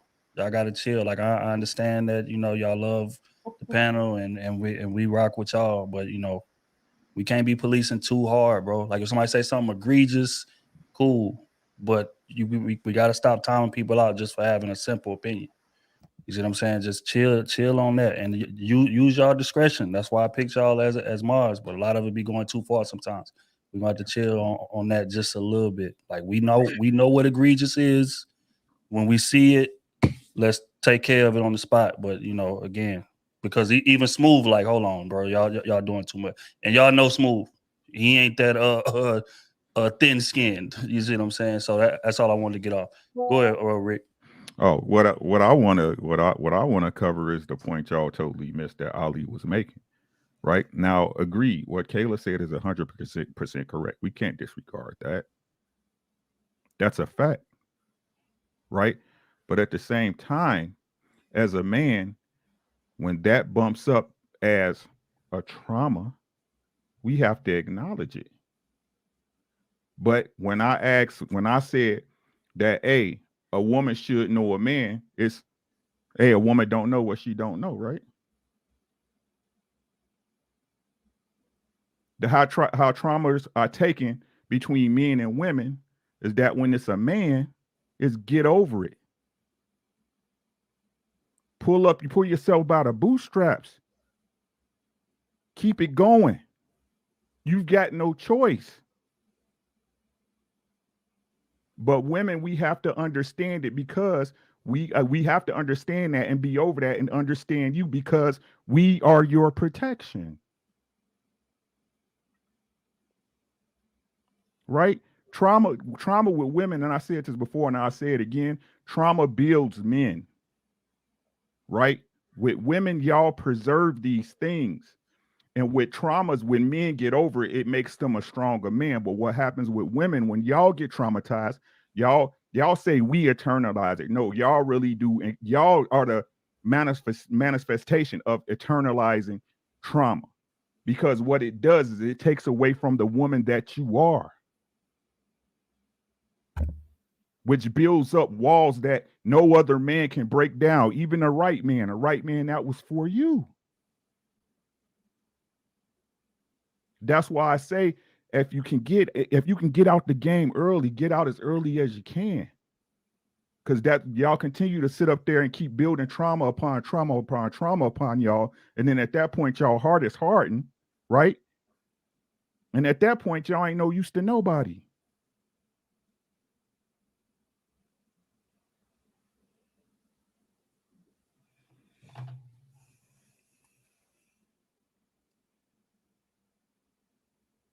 All right, man. We're gonna finish paying these bills, man. Sometimes the conversation get a little interesting, man. Salute to Sandra for asking that question. It took us on a bit of a detour, but I feel like it was right in line with the topic. So, but again, like I say, I'm all for everybody getting what they got to get off their chest. But when the conversation start getting circular and we start, not trying to hear each other, then that's when it's like, all right, gang, we gotta, push this thing forward, man. But all right, we're going to get back to paying these bills right quick, man. Speaking of Sandra, she back again with the 200 ball. Jesus Christ. Sandra got that bread, man. We appreciate you. That's love. She says, I am blessed by Crew Season and grateful for this panel. Respectfully, men here say, quote unquote, let us lead. With that comes all the glory and all the blame. Both. So you are the leaders or not. Yes, Mama Ayala Van Zandt is my mentor for 22 years. Only love. This is brave, trailblazing conversation. Tell her, I like Sandra. Tell her wait till we get to the main question. Right. I just want to know where she work at because she got some good money. Well, Ayana is her mentor, so yeah. Right. Real rap, man. Appreciate you, Sandra. Sweet Apple with the 200 ball. I'm playing tonight, bro. That's love right there. Sweet Apple says, thank you, Crew Season, for tackling these challenging topics. It takes courage. We appreciate all perspective from the panelists. Protect Ricky Williams. Facts, man. Salute the bro. Appreciate you. Jason with the 20 ball. Say Ricky is speaking facts. Appreciate you, bro. Matthew with the 5 ball. Just have B. Taylor ask for the likes to go up while she smiles with them cute ass cheekbones and watch the likes skyrocket. Oh my gosh, Matthew, thank you. But get those likes up for real. Y'all look here, man. Y'all heard the young lady, man. Make sure y'all tap that like button, man. If y'all enjoying the combo, it's only gonna get better, I promise. Morgan with the 10 ball. A lot of us had absent fathers, so we don't have a standard to uphold or do too. Then we end up accepting anything until we mature and realize our value. Facts. I feel like that's the case for most women I know that deal with the wrong type of dudes. They didn't have that example, and that's why we as men, man, we got to be in the crib. We got to be in the crib, man. If you're getting these women pregnant, take care of these babies that y'all creating, bro. Real rap. Because if you don't, this is the type of stuff that happens. Appreciate you, Morgan. Island Girl Q in the building with the 20 ball. Say Trill, OT, Ricky, security boss. Get that merch. You heard the woman, man. Cruiseseason.com, man. Make sure that y'all tapped into the merch, man. It's a bunch of dope things, as y'all see. You know what I'm saying? Appreciate everybody who done supported so far. Q, man, appreciate you. You know it's love. Cali Girl with the 50 ball. Love right there. Say shout out to Trill for being a dope moderator. This platform influences lives. Hundreds of people at a time. I'm a fan. Man, that's love. I'll take your flowers, Trill. Yeah, Cali Girl. That's love. Thank you. Big Mel with the 20 ball again. Ricky talk that talk. Appreciate you, Big Mel. Matthew with the 10 ball. It's wild to me that women will pick a guy based off looks and swag and over a simplistic leadership guy, then blame guys for not being leaders. Women, most leaders are boring. Correct, security boss. It's facts, man. It's facts because boring gets you the long-term results. But, a lot of people ain't trying to put that work in like that. Michael Richardson with the 10 ball. Ricky saying you can't protect what you can't correct. Facts. That is facts. Appreciate you, bro. Niver with the 5 ball. Speak on it as B. Had to check my wife. Sent her out the house for looking butch like a mother. Appreciate you, fam. Our boys is wild. Michael Richardson. Oh, hold on. I think I read that one. John McCullough with the 20 ball. Appreciate it. He say sometimes there are situations where a man is trying to protect where there is no time to explain why. Welcome back, Ricky. That's facts because sometimes the threat is close enough to where we ain't got time to break down the explanation, but you should still give it to her on the back end after the situation is over because understanding again creates trust, and trust is going to allow her to take your word for it going forward based on the results of the last situation. But appreciate it, John. That's a real right there. Event yours, the Spirits with the 50 ball. This is for Ricky. Just showing love, man. We appreciate it.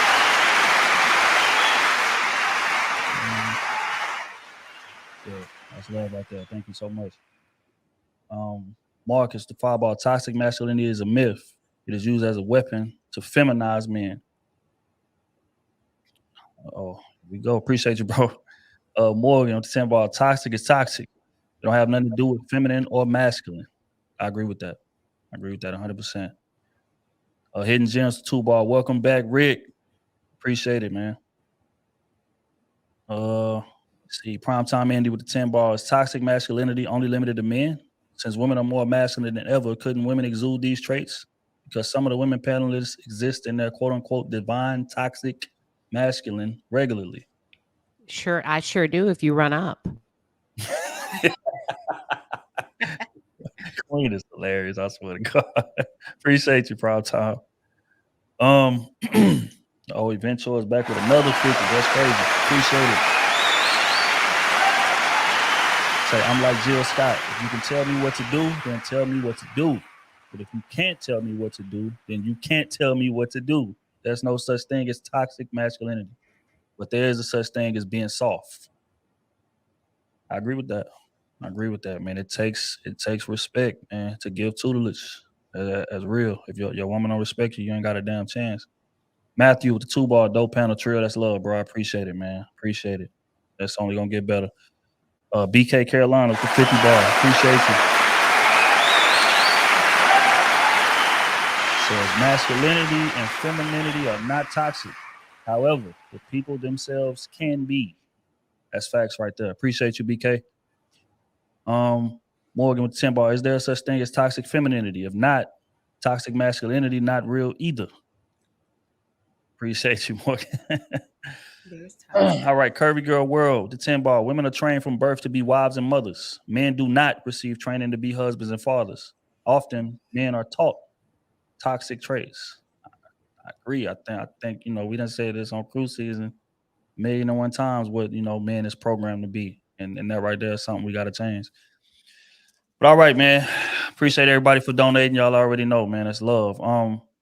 If y'all ain't hit the like button, make sure that y'all tap the like button, man. We're gonna get into our next subject of the night. Can I say something, Trill, before we go on? Yes, ma'am. And you can deny this if you like, but the conversation that we were having before we got a little out of control was a very good conversation, and this is a solution-based panel. I would love if you would allow us to hear what Ali was saying, so we can get to the bottom of it, so we can change the narrative and maybe add something different to our statements and our arguments instead of having to continuously go back to the same spot. We need to move forward, if it's okay with you. Okay, I'm all for it, but we got to be concise. We got to not be, not be super. And again, I understand that that conversation there specifically is a super emotional conversation, but I mean, again, in effort to move the situation forward, man, we got to be precise. So yeah, I'm open to it. Go ahead, bro. The main thing that I was trying to address, I wasn't taking anything away from women who go through traumatic experiences, real life traumatic experiences, as well as men.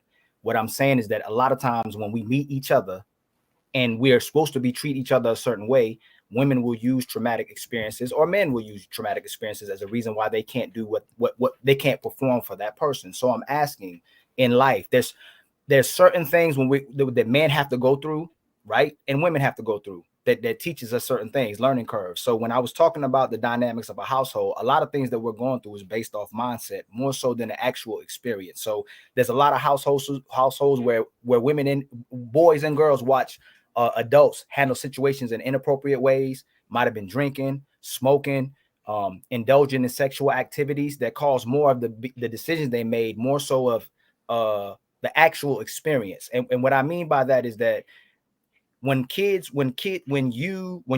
take us into consideration as we were growing up, and the people that say, a lot of people that I've experienced, I was in mental health for 15 years. There's certain things that I had to break down as well too. There's times where women can say no to certain things, and there's time when women can say yes to certain men. Same thing with men.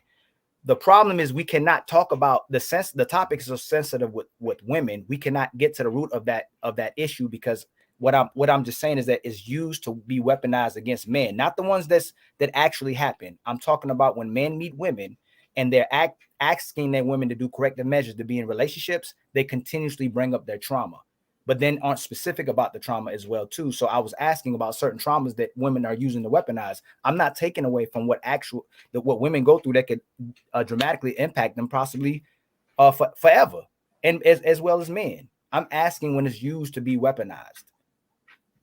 Okay, so Kayla brought one trauma. I think B. Taylor brought another trauma. Did you consider the one that B. Taylor gave you as a trauma? Which one did you say, B. Taylor?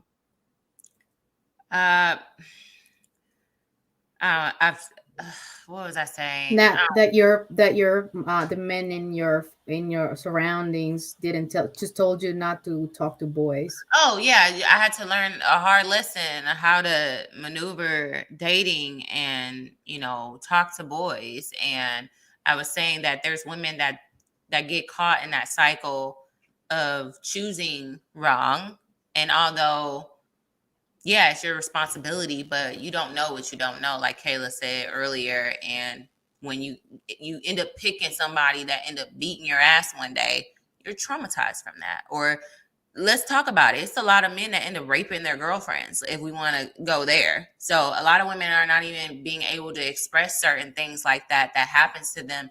in that relationship, and then they go out into the world not making the best decisions. Nobody's making excuses for them, but I'm just saying, like, she wasn't taught at a young age how to protect herself. Yes, and I acknowledge that, as well as Kayla's probably one of the biggest ones. The experiences that women go through, and regardless to sexual assault. But when removing sexual assault away, that's the part I was asking. When we have to show up to each other as being accountable and responsible in growth, that's what I was asking. What do you understand what I'm trying to say? SB? I do. Oh, I do. And then I want to answer it though, because this is what you're looking for is accountability. And I totally agree with you. Totally agree with it. But just wanted to add to the argument that we've been having as men and women, that there are some real things that do go on that never, let's just say they're undiagnosed. And sometimes, and we don't even know about it. We know, but it doesn't even come out until we get in a relationship, a loving relationship, that we actually realize that we're suffering from this trauma. Because some people have put sexual assault all the way down at their toes and nobody will know. But when you get into that loving relationship, things are revealed. But I'm gonna go back and I'm gonna give you one more. And it kind of rides on what B. Taylor says. But listen, typically these traumas happen to women when it's their first, when they're just starting out, when they're young, 16, 17, 18 years old. They get involved with a man. The man says that they love him. They believe this man. They give themselves to this man because this man said they love him. It wasn't right, but it's what happened because that man loved that woman. He hurts her. Hurts her so bad she feels the pain in that hurt. But men don't feel that because sex is totally different for a man. So when he gets to a certain, time in that relationship, he ready to go. He might have asked her to marry him and everything, but when he gets done and he's tired, he's ready to go.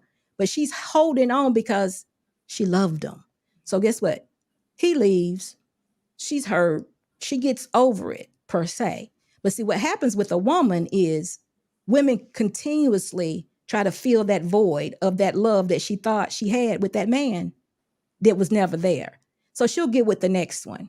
This is what you call undiagnosed trauma. And then the next one might say, I love you too. But it's a joke because men think differently about sex than women do. See, this is what really, really needs to happen. We need to get to know each other, men and women. We need to charge ourselves as women to know how men think and respond and how they feel about certain things. When I got married, that's one thing I did. I got a book and learned my man. I learned man, period. And men need to take the time to understand that women's femininity, it goes straight to their box and their emotions. It's all tied together. If we could separate it, we would. And that's what you get now. You're getting women who thinking sexual liberation is them being in control of their box. It's a joke.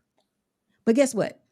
Going back to answer your question, until the woman grows up and realizes that she's just suffering more and more trauma, it's going to always be the man's fault.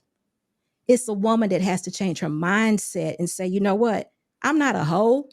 This is not what God had for me. I'm wrong. I shouldn't be having sex with this one and this one and this one. Until she does that, you're going to always be at fault because you're the one laying in it. So it's just one of those things. She has to wake up to the trauma.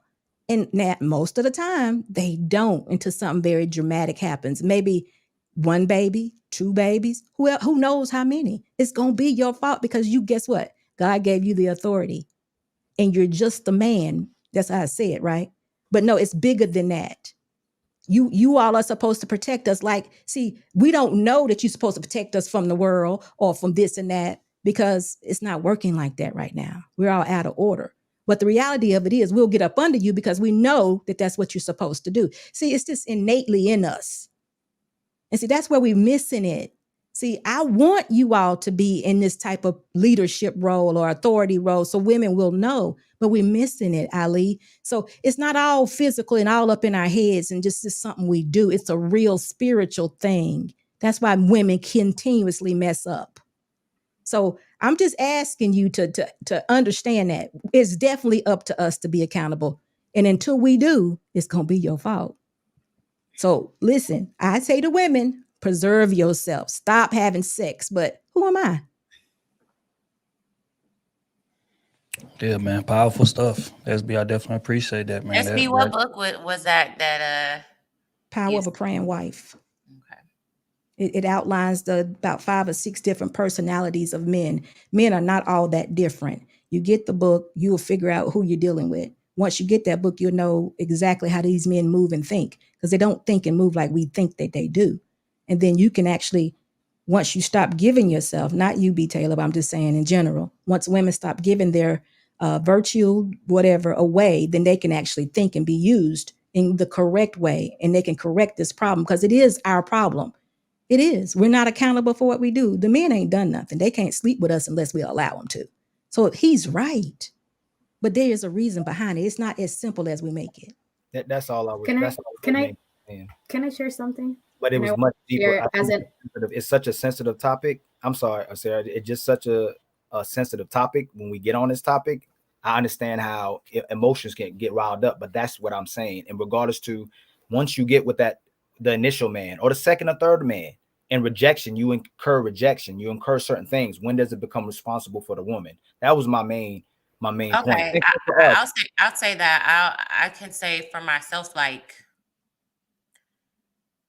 it becomes your responsibility when your reckless behavior starts to impact your life, where you're like, you gotta, I think, how can I put this in words?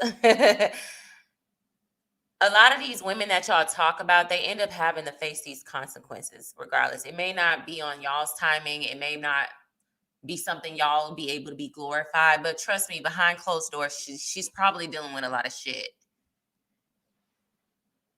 Go ahead, Sayer. Well, I just wanted to share as an example, because I understood the question that he wanted accountability from women, and from the very beginning. So without blaming my father, I was raised by my father.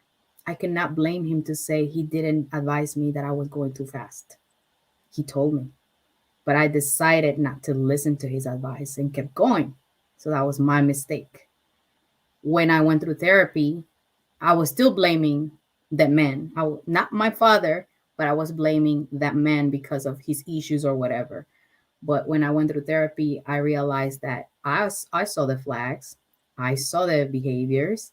I just decided to keep going with it because I thought that I was going to make him change. Because a lot of women think that, because he says he loves me, which is, it makes sense with what Security Boss said, what B. Taylor and what Kayla, everybody, it makes sense. So when you have certain trauma and you don't know about this trauma, then until then, you realize that you were the ones that had the power to say no. Because I saw the flags, I saw the signs, I saw everything, but I didn't know why I was accepting it until I realized it. And I went through therapy. That's the only way. So that's why I agree with Security Boss, until you know that that's your trauma. And we all have childhood trauma. I was giving a lot of responsibility since I was a young kid. I'm the oldest child and the oldest grandkid. So I had a lot of responsibility over my shoulders. I always make the decisions, always. So when I had to, make decisions in my life, I thought that it was normal for me to make decisions. I didn't go to no one to ask for, is this okay to do? No, because no one was caring. I was taking care of other kids. So that's a childhood trauma, and I had to deal with that. And we all have them, all of us here. So we have to know what our traumas are to be able to, say, okay, that's my trauma. That's it. All right. Who was that? Oh, want to say something? Oh, no, you good. All right, man. Again, man, powerful segue. Powerful. SB, I definitely appreciate that. Man, where you go from there? All right, we're gonna appreciate everybody for tapping in with us, man. I told y'all it was gonna be a hell of a conversation, and so far we have not disappointed, man. Let's take it up a notch. Within a relationship, should there be equal say in the decision making? And this goes back to the conversations that we done had about a man having his respect and things of this nature. A lot of women feel like, yes, there should be equal decision making in this relationship. I'll be in this relationship same way you is. We live under the same crib. We both working. We both happy. It should be equal decision making in this moment. So we gonna unpack this a bit. Do y'all feel like within a relationship, and again, I'm talking about a healthy relationship, should the decision making be equal? And we're gonna start with Rick first on this. No. No. And I'm gonna throw it back in your face. We the leaders, right? It rides. Hey, when we win, we get it. When we lose, we get it. Right? So again, we can't play role. We can't. Okay, let me say this. Let's say, hey, y'all remember back in the older times, if y'all ever watched, Game of Thrones or anything like that, right? You have a king, right? And he has his advisor, right? He has an advisor, his liege, right? My lord, this would not be so smart at this time. We might go to war with them, right? Right? Now the king listens. But when the king says time to go to war, it's time to go to war. Right? When it's time for peace, it's time for peace. Right? So again, you my six, I trust you. You're my trusted advisor. Right? I'm going to take it to heart. But at the end of the day, you don't have the same decision-making power as me. Right? I value your information. Listen to it. I value what you say. I do. Right? But at the end of the day, I'm the one who's going to pay the dues for the decision. Right? So no, you don't. And to be honest, if we want to be fair, if your woman handling everything and you a drag along, it's the same for you, nigga. It's the same for you. If that PS5 stay hot, bruh, it's the same for you.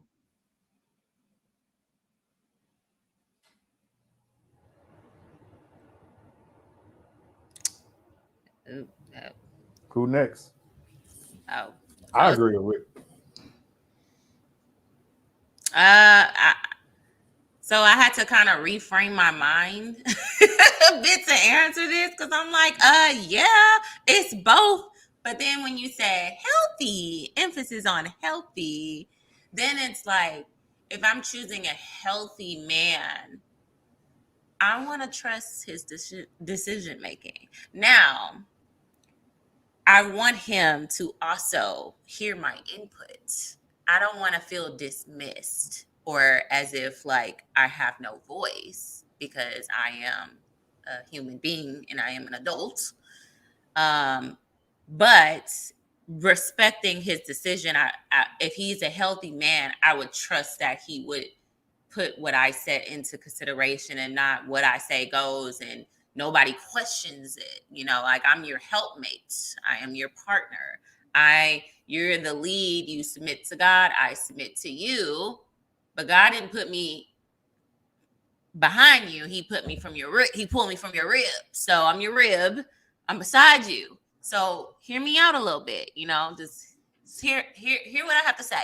Now, if it's something like I want to go to Cancun this summer, and he's like, "Nah, we're gonna go here." Well, I would hope that he would say we're going to go to Cancun next year, something like that. I would like it to be balanced. Like he still takes my opinion and what I have to say as an importance. Can I go?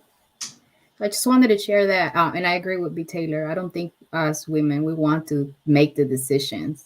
We want to trust the man that makes the decisions, and in a way, at the end of the day, the house that they buy for us, what do you think it was the person who looked at that? Oh my God, the house of my dreams. I mean, we make the decisions. What is the painting, the color? We make the decisions. What is the stuff? We make the decisions. Come on.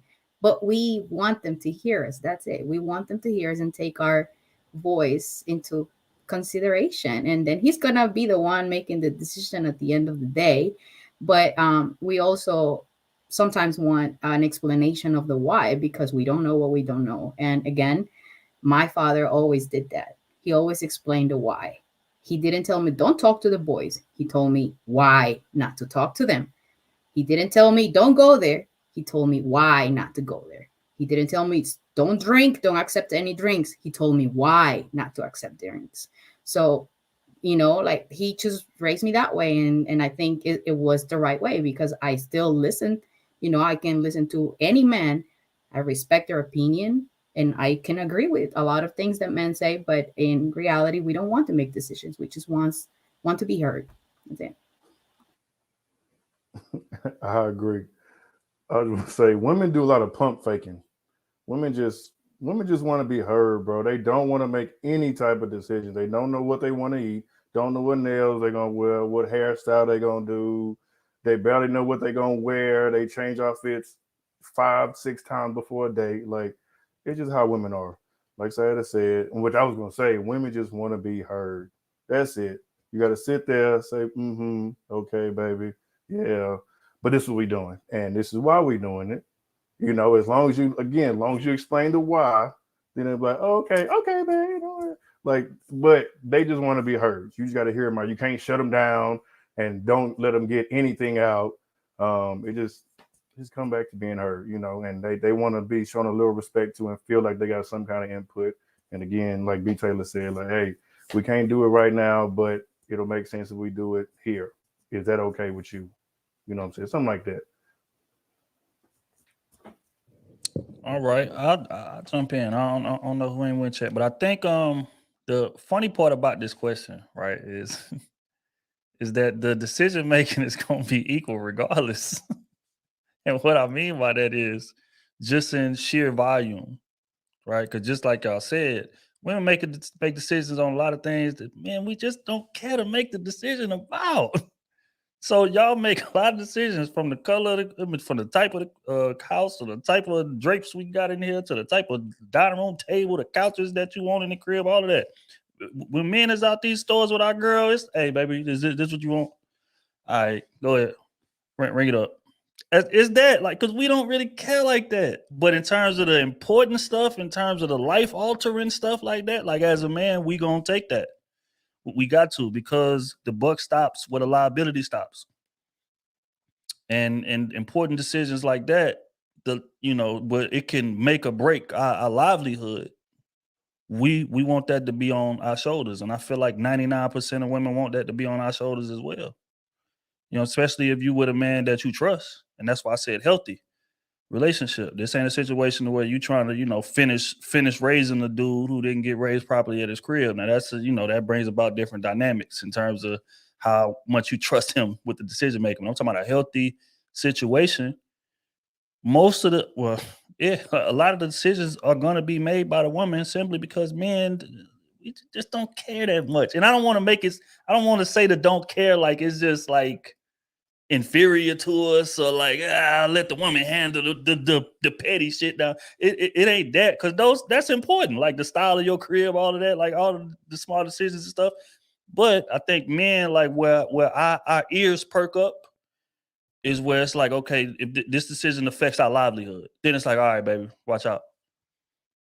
You know what I'm saying? So I feel like that's how it typically goes. But I say that to say the decision making balances out that way, regardless of whether or not you want it to be or not. You know what I'm saying? But also as a leader, I want to say this as well.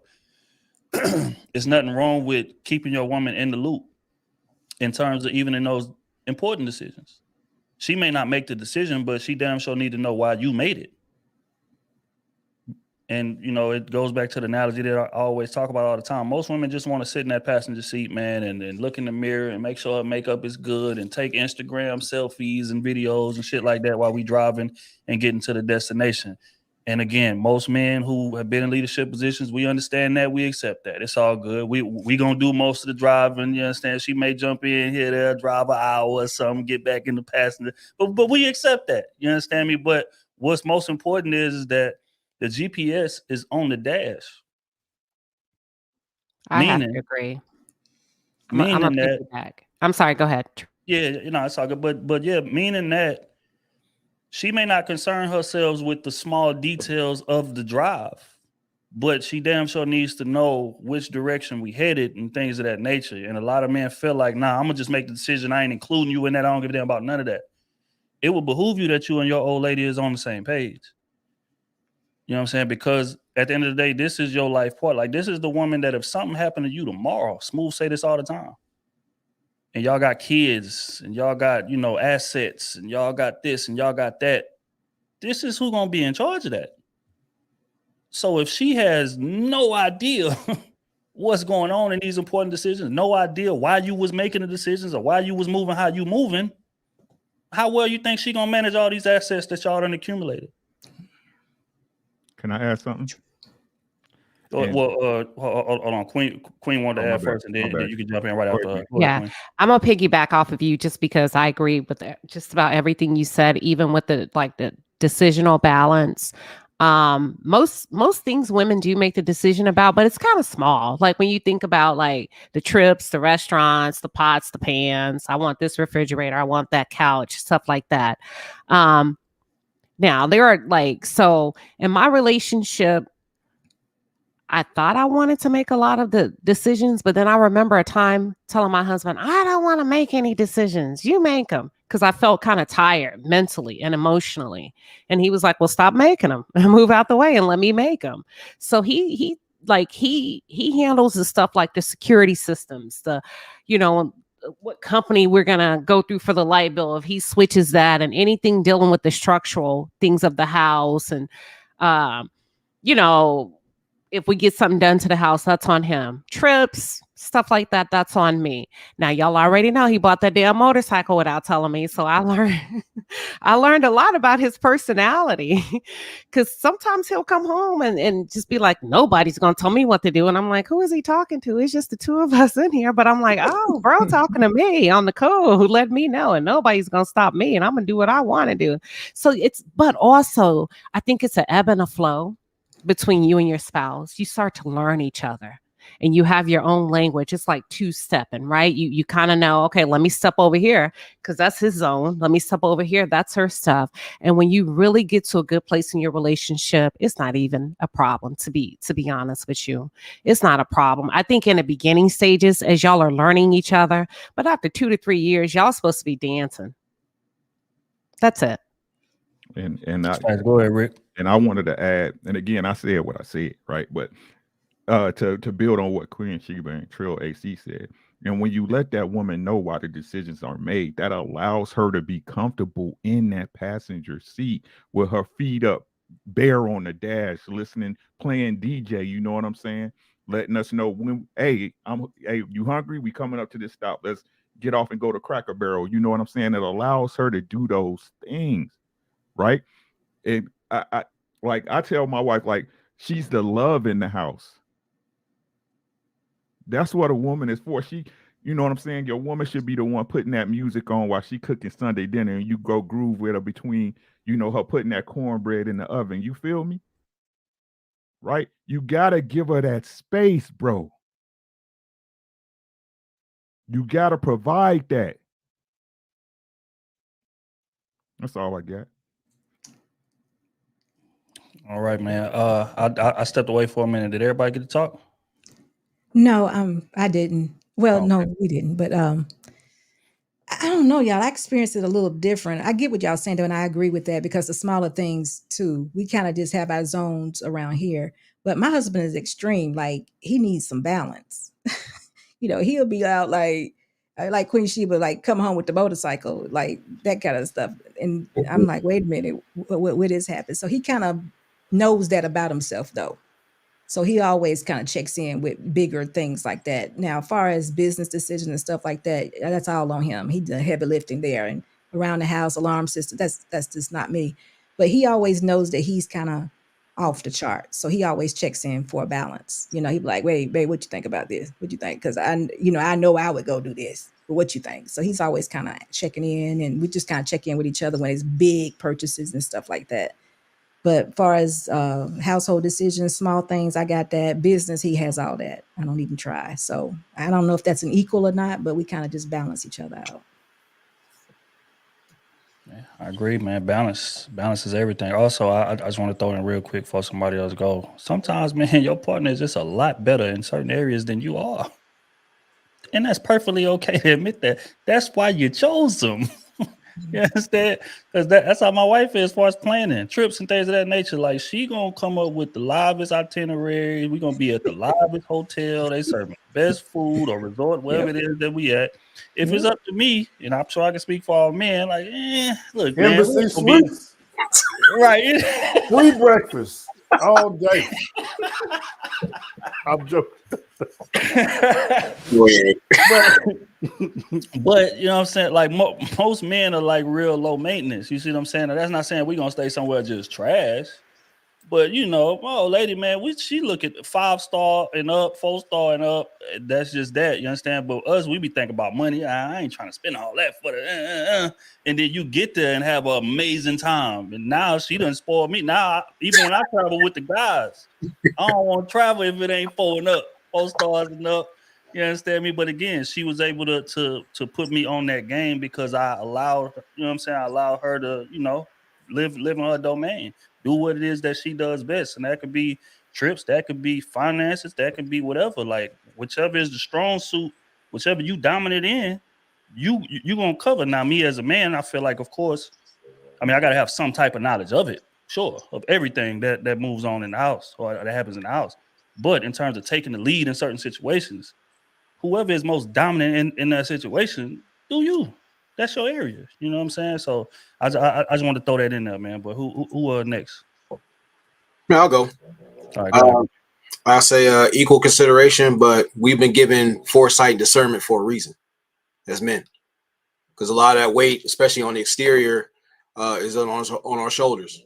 That's why we call them a significant other, because she compliments in the areas that we're not fit to be in. We're honest with ourselves with that. That's why she is a complimentary. You know, we go to her, especially if we're building a house together. That's the difference between a house and a home. That level of communication.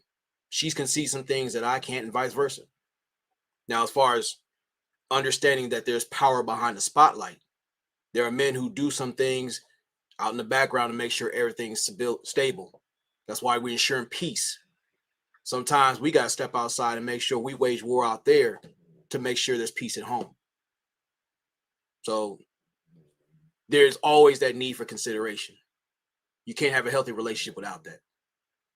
Because like, if I chose you for a reason, then it means like I consider where you're going, because you're a compliment to not just my taste, but what I see in you and beyond you. It's powerful stuff, man. Well, life is hard, as we all know, and I think men are naturally created to endure a majority of that hard, to make it easier for women and children, and to solve. We're supposed to be solution based and help women and children solve their problems, all the problems that they have. I also believe that in the decision making, I believe when it's critical to allow a man to fail. I think in all our lives, it was critical for us to fail to be successful. And when you let a man fail, you have to be able to let him figure out the solution as well too. Now, I also know, I feel like women can acknowledge if the man is failing too much, that's a man that goes from being able to lead you to a man you're going to end up leaving, you know, because that's why you have to let him fail. If you end up doing all the decision making, that's not a man that probably going to end up being suitable for you to be with. But also, when we speak about the equality and the 50-50, a lot of women want typically a man that's taller than her, bigger than her, make more money than her, more established than her, and is willing to die and live for her, essentially. So if all the bills aren't paid, if there's food on the table, if the house is in disorder, that everything's going to fall on that man's lap. Everything's still going to be on that man's fault. So I would think essentially when we develop relationships with women's intuition, they pick men that are suitable to lead them. And if they're not equipped and if they show they fall short and not able to lead the women, then you leave them. So I don't believe the decision making is equal. The man has to have the final say. But I do believe with great women, when we both watch each other's roles, I think we can provide each other advice and suggestions where we can perform better at those roles as well too, if we really love and care for each other and watching each other perform. I like that. All right, is that everybody? Oh, Kayla. No, Go ahead, I Miss didn't Kayla. know. In a relationship, should there be equal say in the decision making? Yes, I do think so. In a marriage, that's different. But in like a verbal agreement that can end on any day, that's different to me. It's different to me. We've seen people get in relationships and get out of them like all the time. So having someone that's not your husband making decisions for your life and he hasn't made that commitment to you, and then decisions that you may have to live with, even if y'all break up and he go on, but these are decisions that affect your life. I do think that they should be equal to a certain point. I do think that you should heed that person's advice. But if he had your best interest, he would have married you, sis. So until then, we are going to discuss every decision we make, and I'm going to make the final decision for my household here where I live by myself. I'm definitely going to heed your advice along with my father and my mother's.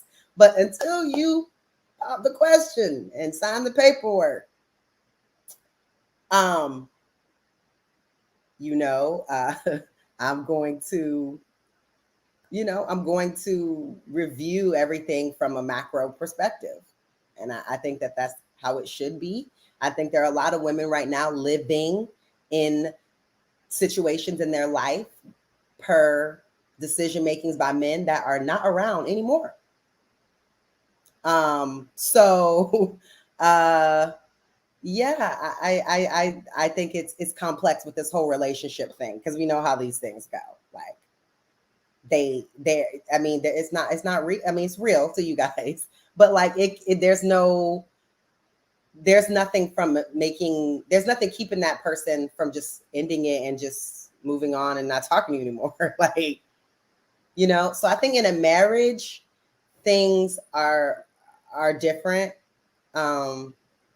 Yeah, I think in marriage, absolutely, there is it's not necessarily equal. I do think that he's gonna listen. If he's a good man, then he's gonna listen to what you have to say. Otherwise, why did he pick you to marry?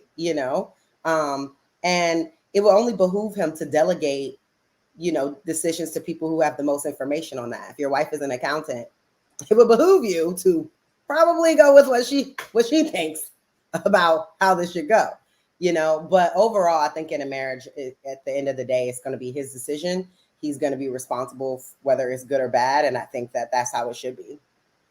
But in a relationship, So you say you're going to turn a switch on once he proposes? Like, how does that work? Switch? Yeah, because you said before you may challenge him, or, it may be. I didn't say that. In a sense, you did. He won't be at his full leader self until he puts the ring on it. So if I'm dating you, isn't that something you think I would need to see before I put the ring on it? Because if you could see parts of it without being the person that's making all of the decisions. Because I mean, if you want that kind of power, then are you going to pay the rent here and all the bills here, and you're going to take care of it? Because if you're going to take care of everything here, not living here, are you going to listen? Then there is a possibility I may yield a little bit more. See, May, I don't like that. I don't like that. You use the word May. I am use the word May. Nah, you pay all them bills. I'm yielding. I'm yielding. I am yielding. You pay all those bills. Only my name is on the lease. So if it defaults, it's on me because this is my place and it's under me. So if I can listen to you, but if it don't work out, who it's going to be on? It's going to be on me. So until you, my husband, of course, I want to see how you lead, and I want to see the decision makers that you make. And I'm going to yield to that in most, different types of situations. But again, if that man had your best interest at heart, why he ain't marry you? Why he want to make decisions? Why he want to make decisions in your life, but don't want to marry you? So I'm trying to see if you're going to be, if you wife material. If you wife material, because these are going to be important decisions when we get married. So if I can't do it now in the dating stage, you definitely, I mean, what can I expect 5 years from now? We're going to be together. So yeah, he got to see it early. It can't be, I get what you're saying. Don't get me wrong. I get what you're saying 100%, but like, it's still got to be a little bit of more letting that man take their role, because even on your side, you have to be able to trust him that he can make those type of decisions. So if you constantly wanting to kind of have input so more often, it could be a turnoff. That's what I'm saying. I'm just Have kind of input in wondering. my own life that you're not responsible for. No, if no, you. I'm saying if You it's know, because with it's us, because we're dating. We're Right, we're dating. dating. We have a goal in mind, and I'm saying I'm Correct. speaking from if we are going through something, and you are constantly pushing back on the decision that I should be making.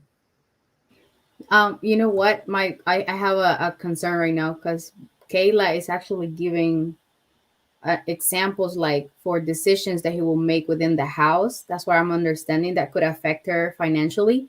And OT, I think I understand what you're saying, but it's vague. So I really don't know what decisions will you be making when we are on a dating scene. So I think That's a that's the great why question. that to be clarified because like us going on a trip and I'm not telling you, what route or I'm not getting in the decisions. Like I don't know what decisions will you be making. That needs to be a little to me, in my opinion, has to be clarified. I But agree. you know what? Definitely It just could be a clarify that like decisions that you would make just dating a woman versus you being married to a woman. What decisions are you going to be making? so I Kayla, could let me give you an example. Oh, go go ahead, ahead. go ahead. Well, let me give you an example. It could be a test because just say, for instance, it was a boyfriend and you had been dating him for a time, and he may be serious about you, but not saying too much. But anyway, you decided that you didn't decide, but you needed a new car and you wanted the new BMW. And also, there was a gorgeous new Honda right beside it, or the dealership right across the street. And you took him with you to see both. And you asked him, what you thinking? What are you thinking? He was like, well, well, it's like $30,000 difference. I think maybe you should probably just get the Honda. But then in your mind, you like, boy, that BMW, that new one is just Mercedes ain't got nothing on it. I think I'm gonna go with the BMW. And see, in his mind, he was getting ready to ask you to marry him and take on the responsibility of your new car payment. But since you didn't hear him in his, what he was saying, then that might discount you as being his wife. Just maybe. I don't know the whole scenario, but it's just giving you an idea. It could be a test I think because I the got Honda, discounted in a situation like that before. because the Honda could have been just fine because he wanted to pay 50,000 versus paying 80 as your husband. And then you took him with you and he gave you all the reasons why you probably didn't need the BMW, but you just didn't hear it quite for what it was because you really wanted to stunt in the BMW, and who wouldn't? But he was going to be your husband and he was going to be paying your bills. And you might have just missed it because you couldn't really hear him as the man. That's all. But see, again, man, actions speak louder than words. And that's why I agree with what Kayla's saying 1,000%. It'll be like if I like a chick, right? Let's break it all the way down to the elementary stage. If I like a chick and we done kicked it, we bobbing, we doing our thing, but it's no title. It's no exclusivity on it. You understand me? But then I see her on Instagram on a date with somebody else. And I get enough of, man, who the hell is that? What the hell is you doing? You supposed to be loyal to me. You supposed to be this. You supposed to be that. And she look at me and say, we ain't exclusive. Why are you expecting exclusive behavior from me? And you won't even give me a damn title. So in that aspect, like we got to consider how serious marriage is. Like you are submitting your livelihood to me. This not a situation of, hey, we just making decisions on, what dress you're gonna wear. No, you submitting your livelihood. You're putting me in charge of your livelihood. That's not something that we can test drive. That needs to be the situation. And then, you understand? But as a man, that's why that's why it's on you to have discernment and for you to know how to read and for you to know how to see what is transferable traits. But you can't demand you to be a wife to me if I ain't even gave you no ring. We ain't engaged, we ain't nothing, but I'm expecting you to follow my plan. That's crazy to me. And that right there is the reason why a lot of women don't get married, is because they try to do that, and a dude to take advantage of that for years. Yeah, you submitting to me, you cooking for me, you cleaning, you doing everything a wife would do, and I'm just bleeding your ass for benefits all day long until I just get tired of you and like, you know what? I know we've been at this for 4 years, but I don't really want to marry you, gang. I'm about to go be with somebody else. and now you done submitted to me, you done made life decisions based on promises that I done made or whatever the case may be, and basically restructured your life for me. But I ain't gave you restructured your life dedication, security. Mm-hmm. So at the end of the day, as a man, if you want that woman to submit her livelihood to you, because that's what marriage is, get on one knee and give her the ring. But expecting that without it, delusional. That's how So- you traumatize a woman. That could be Ali. That could be another trauma right there. Yep. I say I want to I give an say- example he after leave Ricky your goes. ass. I got you, Queen. I say is this, right? The femininity is included. That submission is sold separately, bro. So separate. That submission is sold separately. Right? So she should be a woman at all times, whether she with you or without you. But as far as running your program, until you drop a ring, it don't mean nothing. You're single until you're not, right? Go ahead, Ronan, my bad though. You muted. I think Sheba had it first.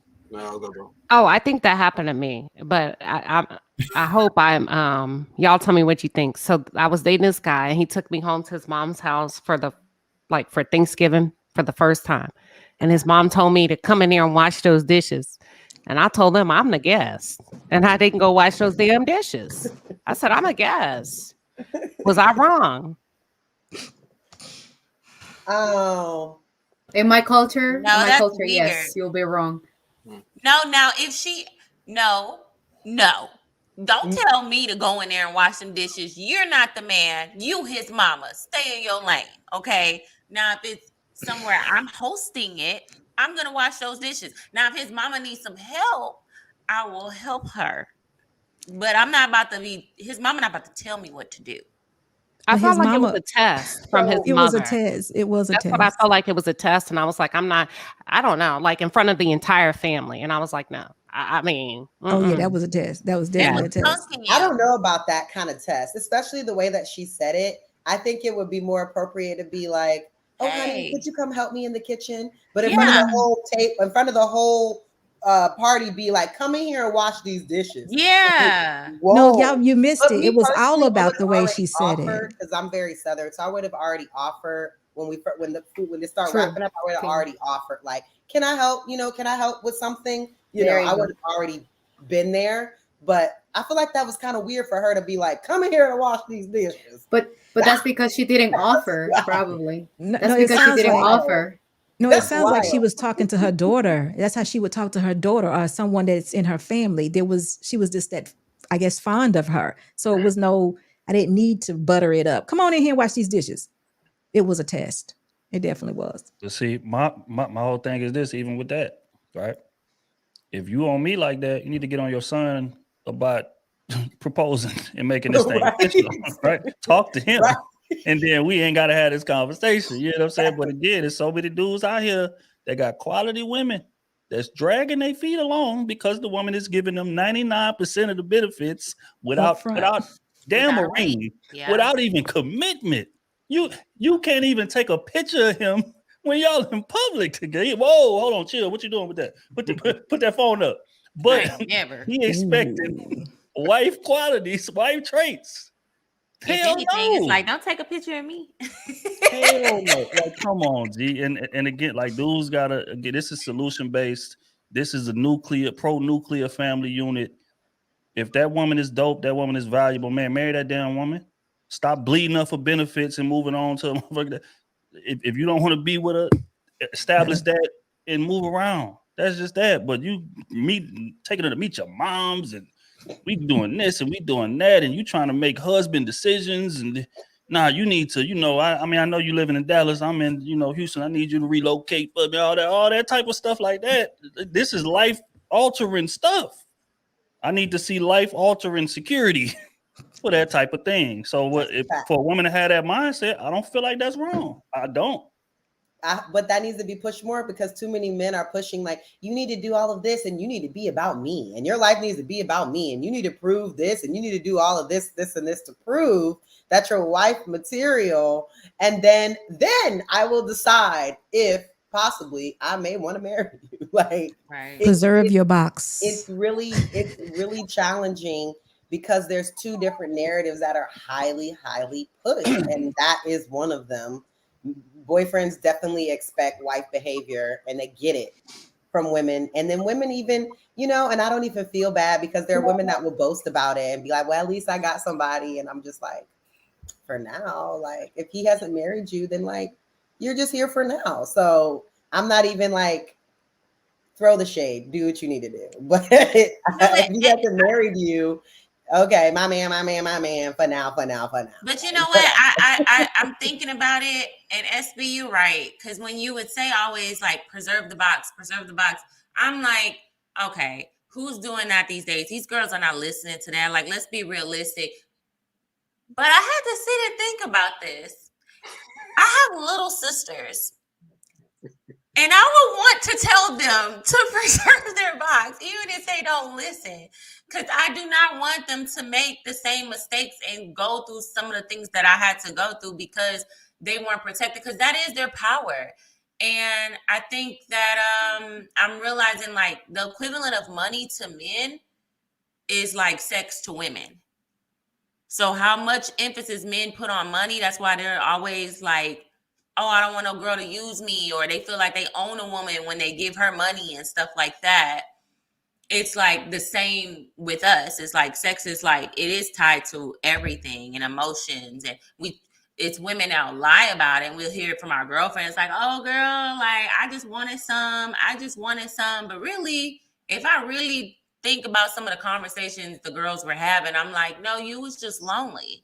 Like you were just filling a void and you didn't even know. We didn't even know how to identify it. So I think it's just, I'm thinking from like my little sisters, like who haven't had a boyfriend or anything. I would want them to have that power over men. Like, I am a virgin. I know you're not worthy. Like they have the ultimate power over that man by not giving him sex. Because I feel like once you do give a man sex, it's kind of like, But B. Taylor, it's only going to work if everybody does it. And the issue is that everybody doesn't.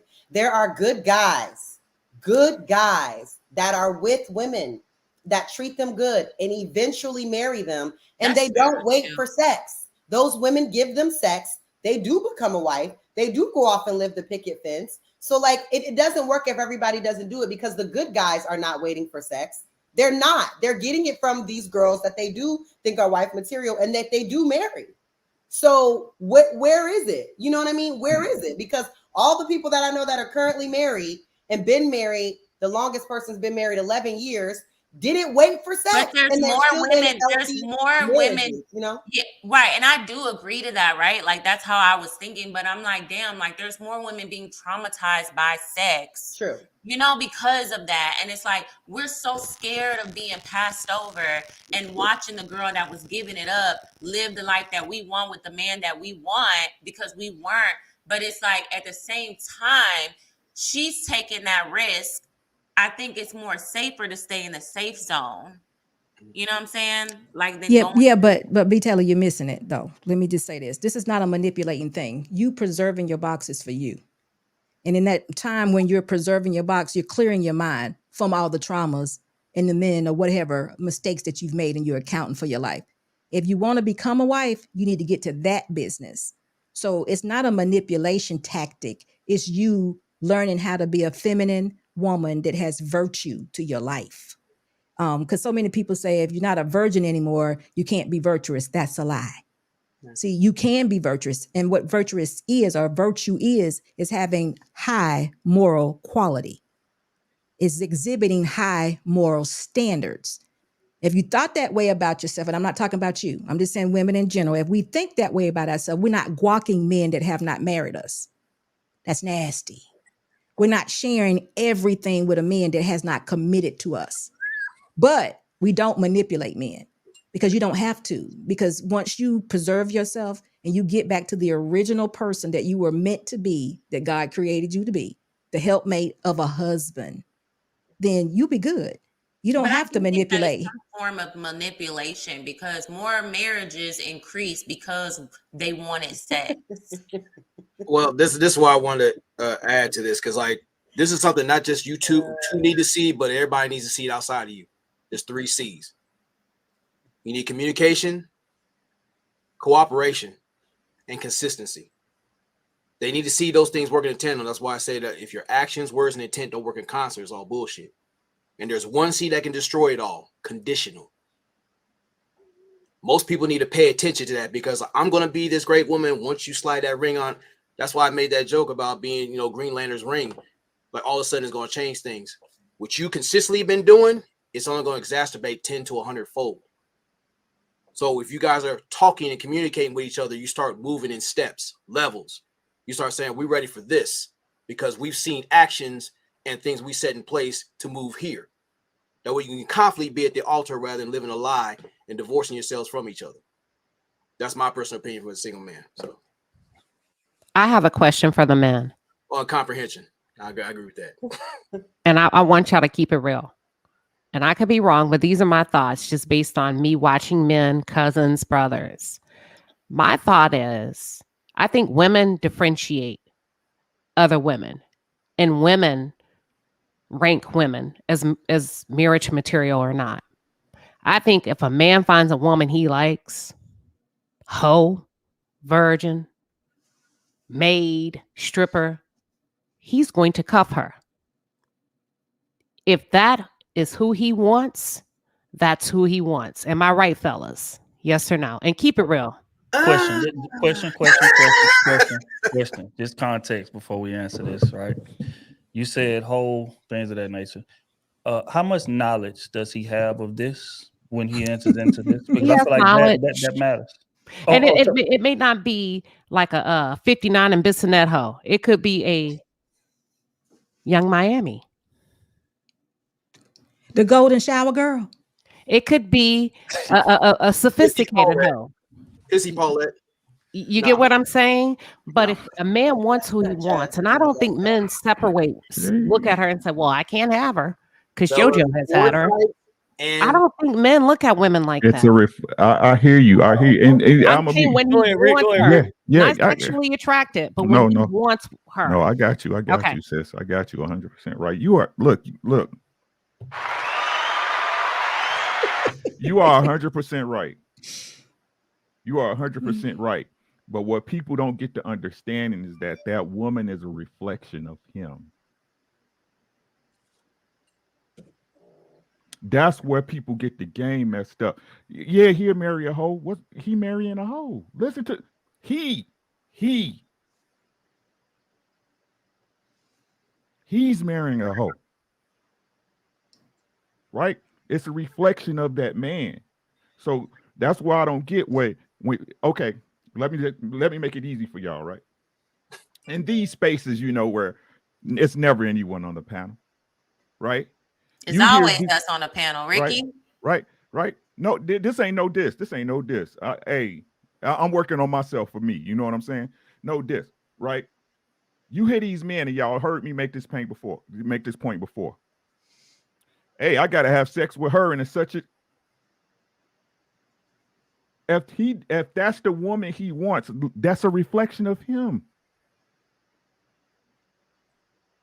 It's a reflection of him. If he's saying that a woman's no good because she done had somebody already, and because she done had somebody, because she made a mistake back then, now I can make the same mistake with you. It's a reflection of him. He's telling you a woman can't improve. She can't get no better. You can't change what you are, which means he can't change what he is.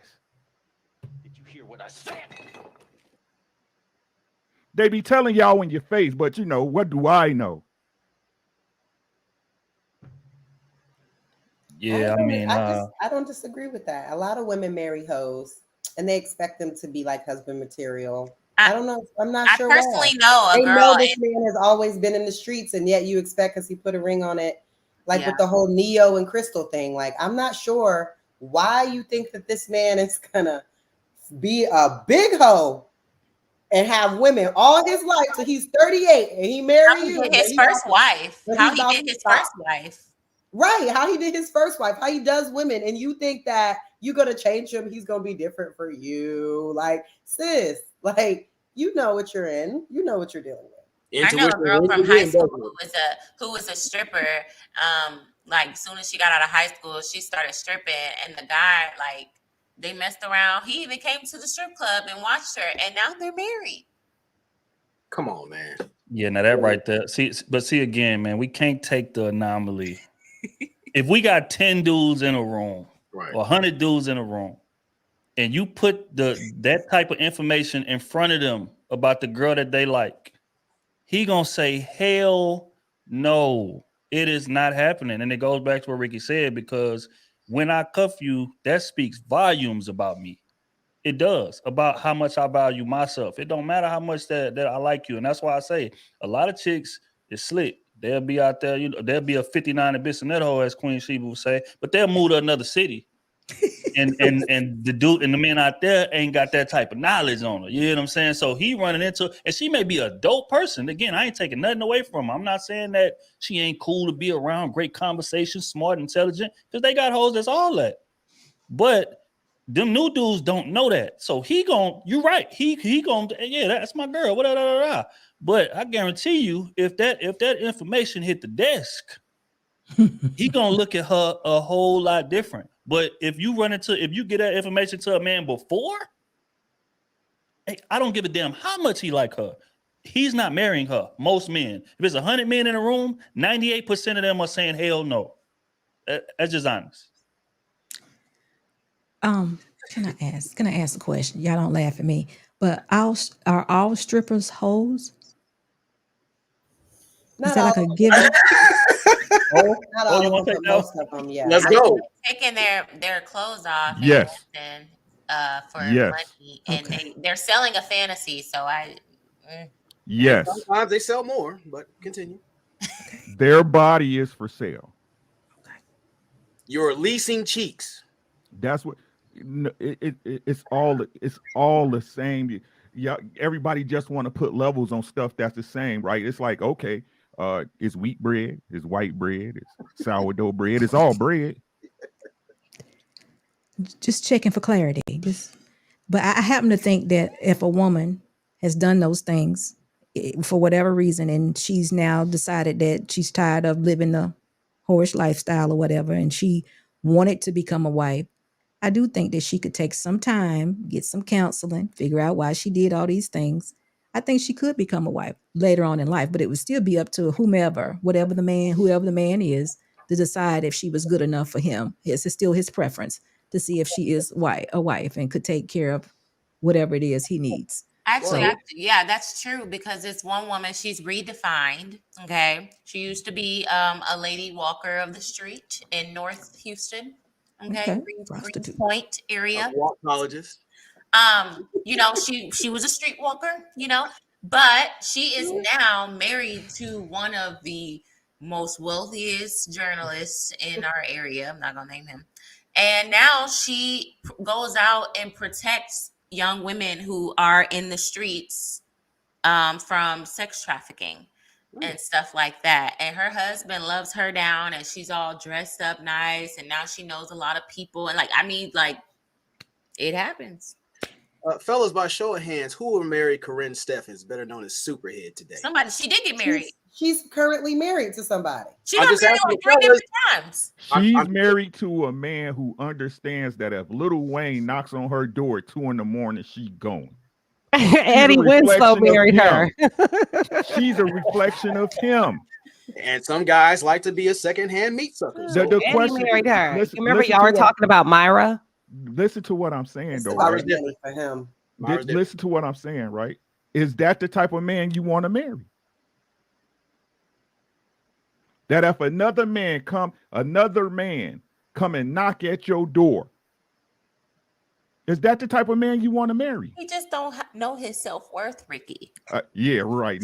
Like, I think the way that she speaks about him, I don't really think that he has a problem with it. People just do different things, and if that's what they want to do, then they can do that. It don't work for all of us, but as long as they ain't out, side being reckless, then Maybe if you don't come home late, at least wipe your mouth. Out of respect. That's what these women need to tell their husbands that be in other women's DMs. Okay. Okay.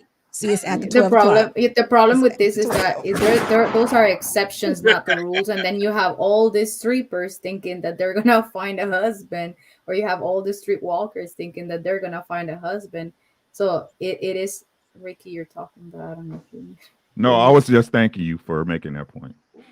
Yeah, that's the thing, that those are exceptions. That doesn't mean it's right or wrong. It's up to the man. If he doesn't know the worth or whatever. At the end of the day, like Ricky said, it's the reflection. They're the reflection of him. But the problem is that we women, and that's the delusional part of all this bunch of women's out there thinking, oh, if I am a stripper, I can find a husband. But I don't want to put the effort to be as security boss said, it requires for you to go to therapy and do the work and improve yourself. But women think that I'm just a stripper and I'm gonna find a husband and I don't have to work on myself because he accepts me the way I am, and it's not the case. So do y'all? Go ahead, Ricky. I'm sorry, and let me clarify. We're talking about the average Joe and Jane, right? I don't care what y'all say. I'm talking about a girl who made mistakes, not who sold her box, not who did porn. If you murder something, it's some things you can't come back from, guys. I don't care what y'all say. Once you a murderer, you always a murderer. Once you a hoe, you always a hoe. You can't take it back. I can't make that decision. I think God redeems all, but I think he does. But let me ask you this: do y'all remember Harlem Nights? Y'all remember Sunshine? Oh yes. You remember how up in the air, turning the sunshine, man. You remember how the Sunshine's man called his wife and told her that he wasn't coming home? So put your mom on the phone. Hey Barbara, I'm not coming home. Take it easy, y'all. So it ain't. You never know. He cried when the host said told him she loved him. And didn't the officer like her, like the detective or the head cop? Didn't the cop also like her? It was the cop that called the mom and told her to call. Okay. Yeah, but y'all also got a special announcement. Y'all know Snowfall started tonight. Yes, ma'am. Well, we gotta go check it out. Okay. Go check it out. All right. Best show on TV. Best show on TV. I derailed a little bit, but we're back. Okay. That's all good. Like I say, all SB doing is just leaning into that TV show review, movie review panel that we're gonna create up here within the next month or so. We're gonna be living through other people's lives instead of right. He told me about the show, and I haven't seen it. However, I think that certain shows like this are only for like intellectually advanced people, because like people in poverty really be thinking that these shows are like parallel to life. And I just want to let you know right now, you will never get that many chances. You will never get that many chances that you see these people in these shows. You will never get that many chances. You are not on a TV show. Just want to put that out there for our people that live in particular lifestyles. Just saying. Yeah, tell them, Kayla, because nobody ever goes to jail. No one ever get. No one ever get. I mean, like, this is nowhere near real. What is this? He would have been got popped. What is this? Like, just saying. I'm sorry. It's frustrating because I just felt like power was more real because people was really getting murked, and that's how it really is. But let's whatever. All right, man. Like I say, the detours are always, colorful. You know what I'm saying? It's appreciated. We're gonna pay some bills real quick, man, and then we're gonna get into the video and the final topic of the night, man. First and foremost, Devoted with the 20 bars. So Ricky spitting, man. Appreciate you, big dog. That's love. Joel, the 5-piece child support has been abused and weaponized to keep men out of the household. It's very true. It's very true. Another glance to 5 bar. If only the black community lived by Corinthians 14, and I am not even religious. Somebody gonna have to look that up for us, man, and put that in the chat. Appreciate you, bro. Smooth with the 10 ball. Should I come up for the last question because I want to know?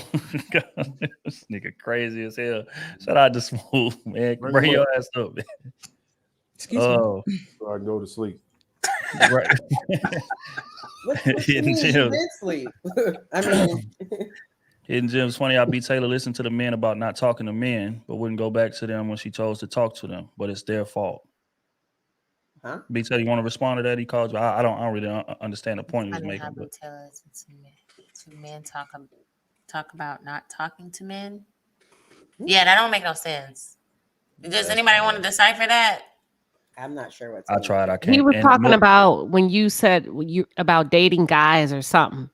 When you and Ali were talking about an example of trauma, and I think you were talking about dating or something like that. I think. No, he's talking about, you said you grew up around a lot of men and all they told you was not to do something. Then it says here, but you didn't go back to them when she chose to talk to them. So Like you so what they're still went saying and that talked to them. right, even No, though I mean, when I got older and allowed to date, it's just like I didn't know how to talk to them or how to maneuver. that's what he's saying. Why didn't you go back then and say, hey, y'all told me not to talk to him. I'm at the age now that I can. What should I do? I did. They didn't want to talk about that. They didn't want to talk about boys. They told This me happens to focus on often. school. Most men, I'm telling you, a lot of dads don't want to have those uncomfortable conversations. They don't want to talk about sex.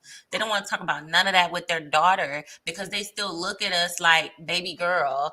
And it's like, no, I'm at the age where, and I even talked to my dad about my youngest sister. And I was like, hey, I think you need to talk to her before she goes to college. And he goes, ain't no college boy going to talk to her. She got a dorky personality. And I'm like, are you stupid? Like there are tons of dorks that are going to be all in her dorm room. And be the one. All over her because she's a freshman and she's beautiful and tall and skinny and looks like a model. And he's like, oh, her personality's dorky. They're not like, he really just looks at her like a little kid.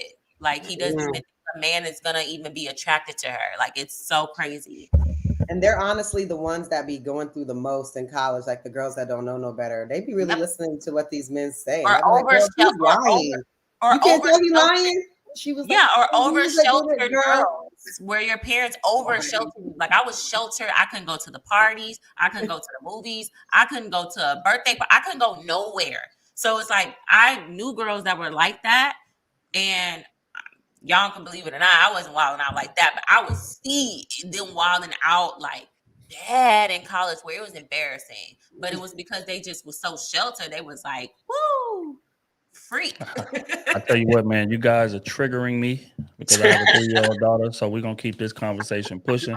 Appreciate you, Hidden Gems. Jesus, another glance. Andrew, chill. You making us look bad. Look here, man. Call her Big Money Sandra from this point forward. Don't reference her as Sandra. It's Big Money Sandra when you reference her. Appreciate you, big dog. Morgan with the 10 bar. I grew up seeing domestic violence, so as I got older, I found myself in situations thinking fighting and physical altercations was normal. Trauma. Conditioning. Yeah. Trauma. It's facts right there, boy. Lord have mercy. Appreciate you, Morgan. Hidden Gems, we can't hold women accountable. Just leave them to their own vices, just as they wish. Let them live with their own choices. Save the kids, not the parents. All right, appreciate you, big dog. Ms. Park with the 2-bar, Dr. Miles Monroe, ladies. Look up his book listing. Didn't he pass away in a plane crash? Yeah, he did. Yeah. Yeah, rest in peace. Yeah, his book, I read one of them. It was the truth. You got to send that to me, bro. Send that to me. Hidden Gems, not equal decision making, but equal consideration. Facts. Yep. That's facts. Laws for ladies to 5-bar. Most men want women to go 50-50 on bills. 100% decision making is for the men that pays 100% of the bills. Appreciate you. Jesus Christ. Matthew, the 10-bar. Sad thing is when a guy treats a woman respectful and is honest with her, he typically will get friend zoned. Women can say how guys should act, but if those guys aren't rewarded, the cycle will continue. What's the reward? What's the reward? What's the access. reward? Access to you. To access to what? What's the reward? To you. What kind of access? What kind of access? To what? To what? I want you. You want what? In what way? What you want? What you want? We know what you want. We know what you want access to. So. That's what it's all about. This is blue That's pill what Steve it's all Staples. about. This Hokey is blue pokey. pill That's what it's Staples. all You about. put your left Stop, man. I foot don't in, you You take know what I'm saying? Stop. I keep trying. Look, man, ladies, it's any man that sleep with you. It's the one who will take care of you that count and sleep with you. Like this, let's stop beating around the bush, right? You want a man to take care of you. That you want. That's it. Who's gonna pay for the honor? But are you the honor worth paying for? Mm. It's another conversation.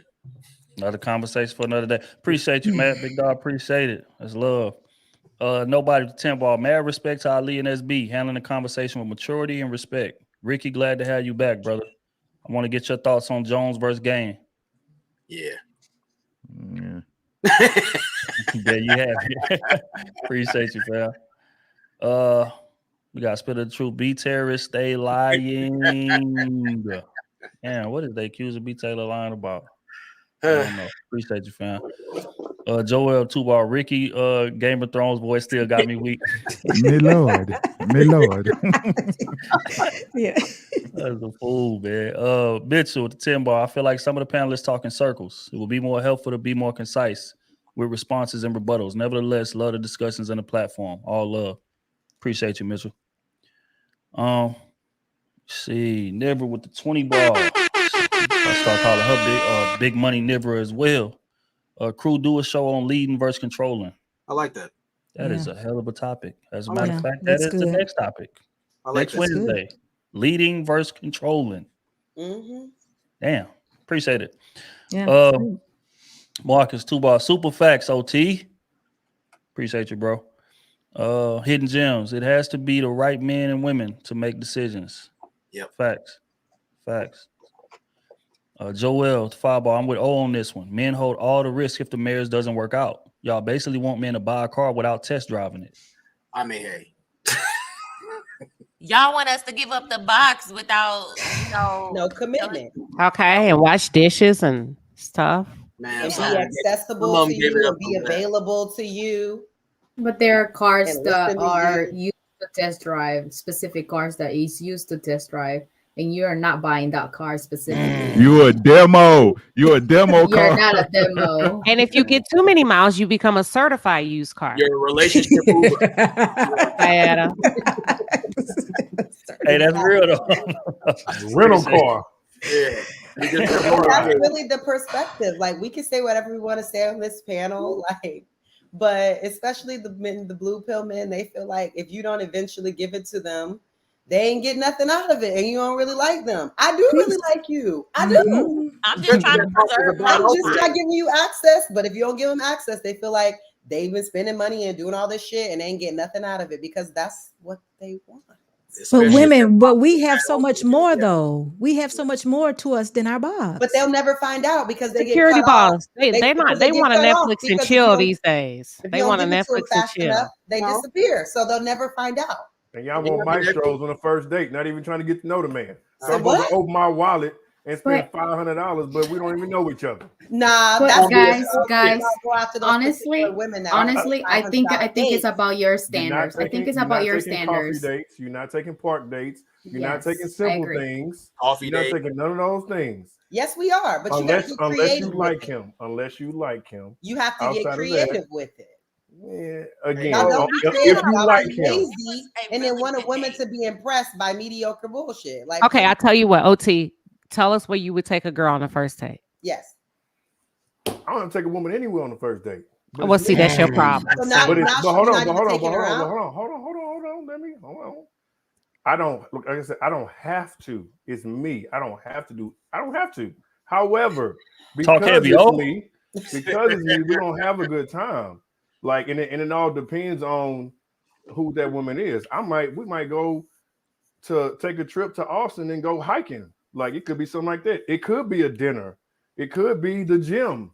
I've done all types of dates. You know, it's just about whatever I'm into, whatever she's into. I just throw something out there, and 10 times out of 10 it catch. Pull out your best arsenal. Where you going? 10 times out of Okay, 10 is how crazy. you compare a gym to like hiking to Austin? Exactly. Like that I've done depends it if all- you what really I- like the girl. I would what be I'm- mad if I found out you took a girl hiking done and it I get all. to the It gym. goes back to I've done it communication. all. What's the difference between He hiking don't and really gym? like you, B. He don't really like you like that. You're He's not literally worried about when men really like a woman, he wants to impress her. So If he's you- not I can worrying impress about you later. impressing you, I it's can 'cause impress he don't you. really like you like that, and he'll Yeah. do with or without you. I'm also trying to see how much you really Period. like me because I don't have to impress you. I got it, but we can once you earn that, we How can do, would we can I do know? whatever. We can do How would whatever. I know that you got it? Wait a You second. Who don't. asked Because who out? you don't. don't. That's, Right. that's why we so have you a want a woman to conversation. make a decision based on simply her attraction to you. And Correct. that's what I preach against is stop that because that clouds your judgment. When you're too worried about your attraction to them, that clouds That's your a stretch. judgment. We can What do is whatever. he doing to We're That's display? a stretch. That's a We're stretch. trying What to is he get to doing know to each other. display that he values you and sees something serious with you? We're You trying can't to worry get to know about. each other, right? So Are we not trying I to get to think know each other? the way We can do So, that on I'm the sorry. phone. We don't need to be together to do that. You could call me, I can call you, we can talk. Some of the best growth is grown versus having detailed and intimate conversation. You don't need to see me to do that. And this is why some people don't even get the date because I don't even like, men be trying to see you quicker than they be trying to get to know you. That's You know how true. many times I've been like, I'll put a guy off, I'll put him off, and then I'll call him, I'll try to talk to him on the phone. He don't want to talk, he not available. He just trying to get in front of me. He just trying to get in my space. But he not trying to get to know me because he's not putting no effort into trying to get to know me. And then it's just like I'm a problem because I'm not giving No, you it's enough not. time. It's I don't really like you. But Like, the problem come is that on, Kayla, like- the problem is that you don't tell them. Like it's your standards. If you tell them, "Hey, I'm going to the date, whatever date you decide to go. It doesn't matter what date is or what type of place you're going." Mhm. But if you tell them from ahead of time, like I'm not doing anything, and he has to respect that. He has no option. Now, if he doesn't and he just goes away, then you know what he wanted. Why are you gonna keep like trying to talk to this person? He already showed you that he only wanted that specifically. But I'm gonna If he ask you Sometimes I wants to don't get to tell know you, them because hold I on. If wanna he see- wants to get to know you more, he will come back because you already told him and gave him your standard. That's And I what wanna- it and I is. wanna add That's this too, true. Caleb. No, Let- you're right about that. But sometimes I want to see what he would rather do without me creating conditions, Can I or ask a without me creating a list. Like I want a man that does A, B, and C, and da da da. Then he's just gonna start telling you all these things that to meet that, so that he can gain the trust and the access. So I rather just see what he rather do without me doing anything, and But- that'll tell me what I need to know. Let's not act like people aren't completely different or they can act weird when you have that interaction one-on-one. It's different from the phone. You can hide, you can pause, you can put it on mute, you can do whatever. But when it's time to interact with each other one-on-one, people get awkward.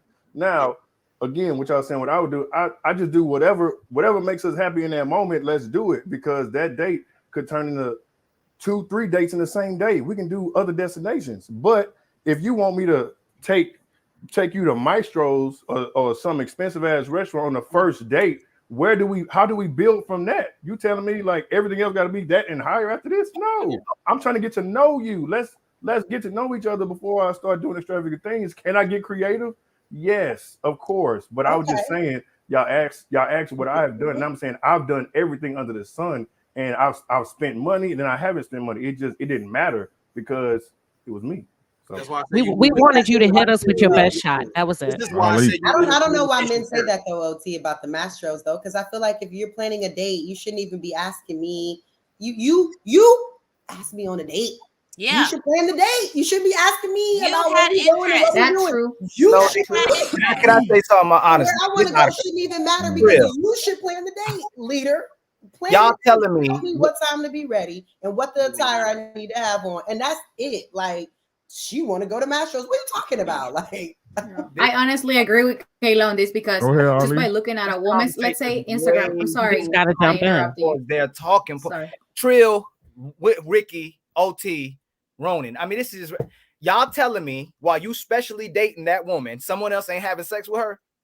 Come That's on, what you're man. saying? No. Y'all, Come on, Ali. Now you was doing good. You was Come doing on. good. Because y'all like how You was doing good. because I'm not giving it to you. I gotta be having it with somebody Let's else, talk right? about that. Y'all This think that women praise sex so much, y'all can't even give a woman an Y'all orgasm. do. Really? No, we do not. Like Y'all- we're gotta take hold on. risks, Y'all bro. talk.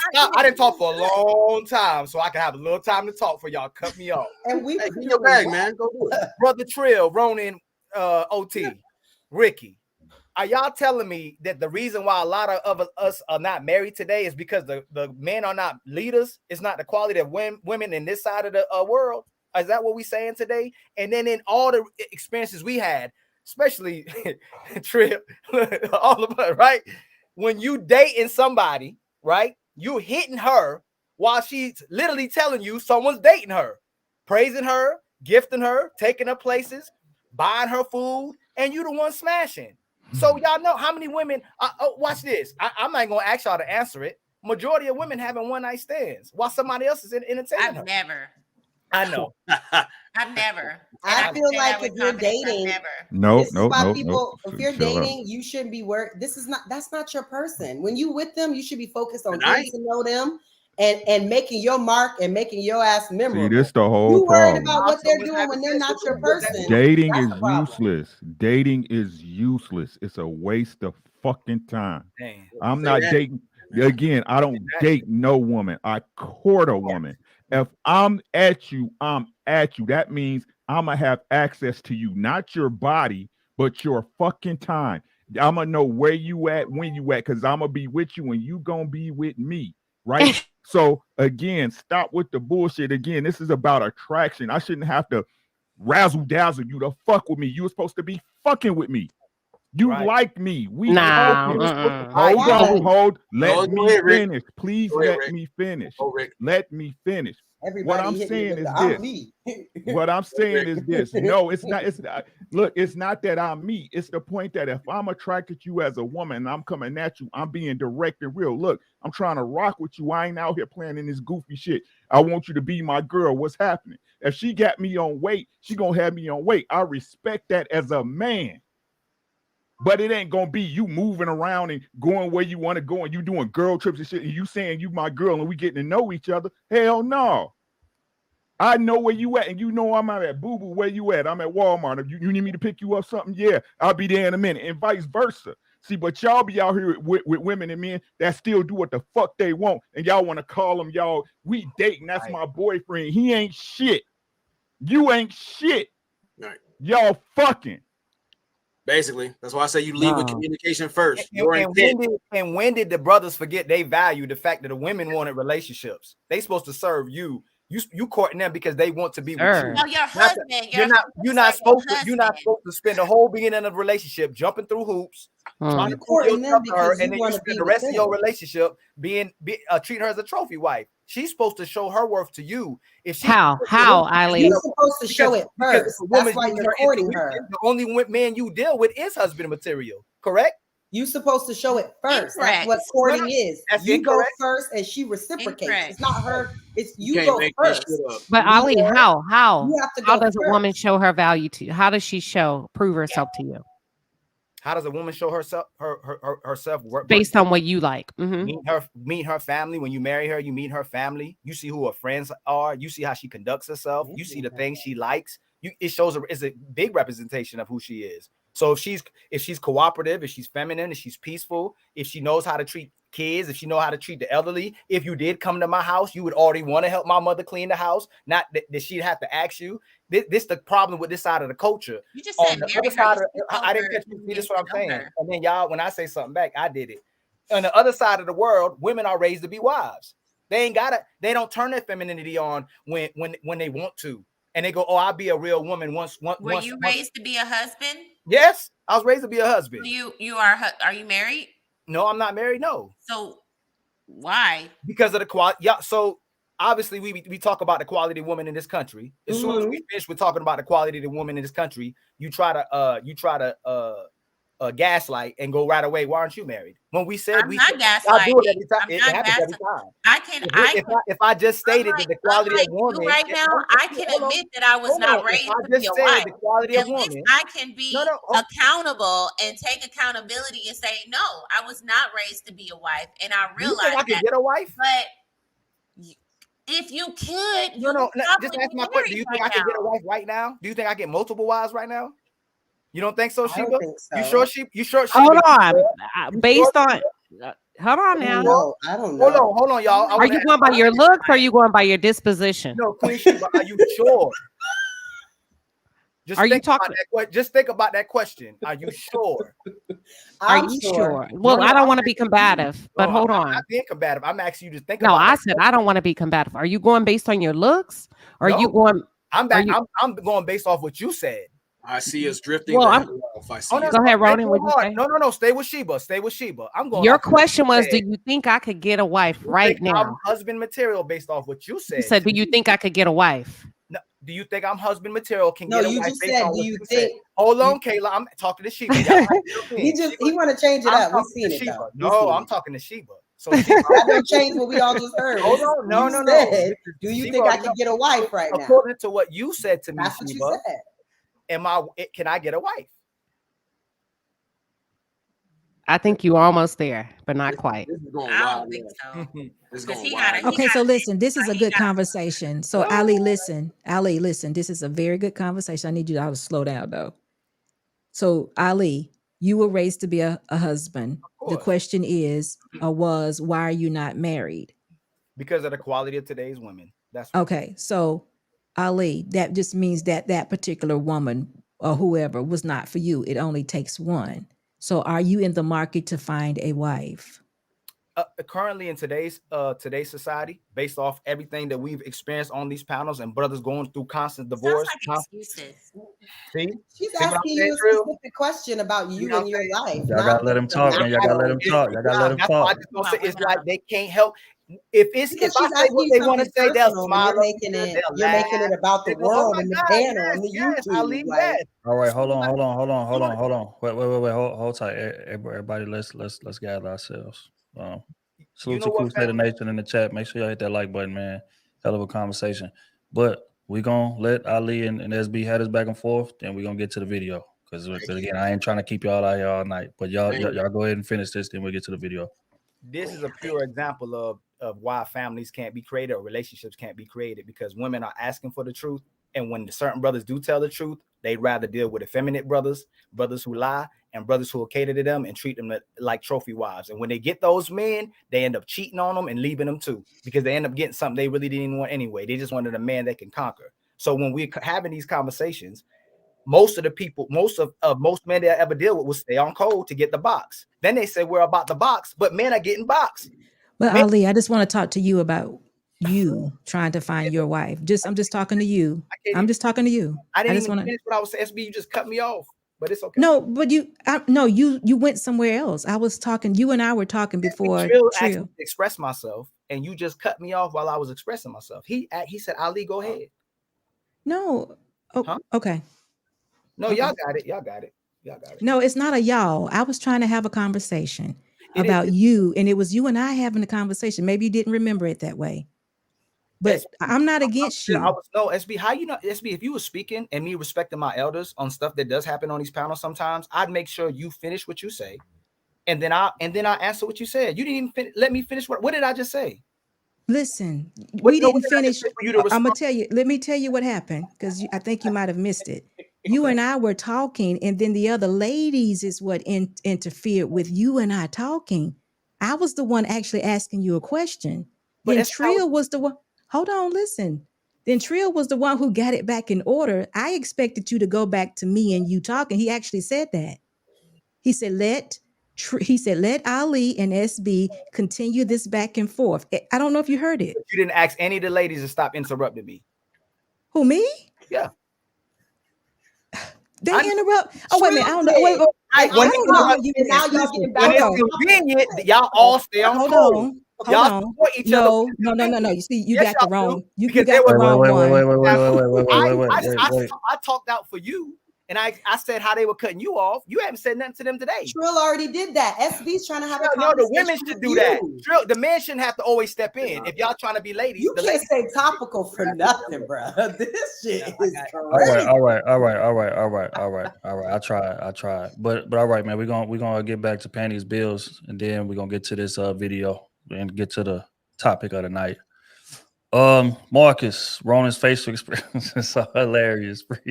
Appreciate you, man. Ruckus, fireball. In Hispanic culture, the woman, for the most part, will volunteer to help before she's even asked by the man's mother. It's part of the upbringing. Appreciate you, Ruckus. Accountability partner, B. Taylor has grown up right before our eyes. Much love and respect, man. I told you, man, we gonna convert her to the dark side eventually, man. You know, it's all good. Appreciate it, bro. Marcus, Two-Ball, SB, you are appreciated. Facts, man. Shout out to SB. Big Saint, Firebar, Brother Trill. Women nowadays are taking advantage of good men as well in a relationship. I got a husband mindset. I want a woman with a wife mindset. I agree, bro. And again, what I was saying, I'm not denouncing the mindset. I'm denouncing the complete submitting of control of my life to somebody.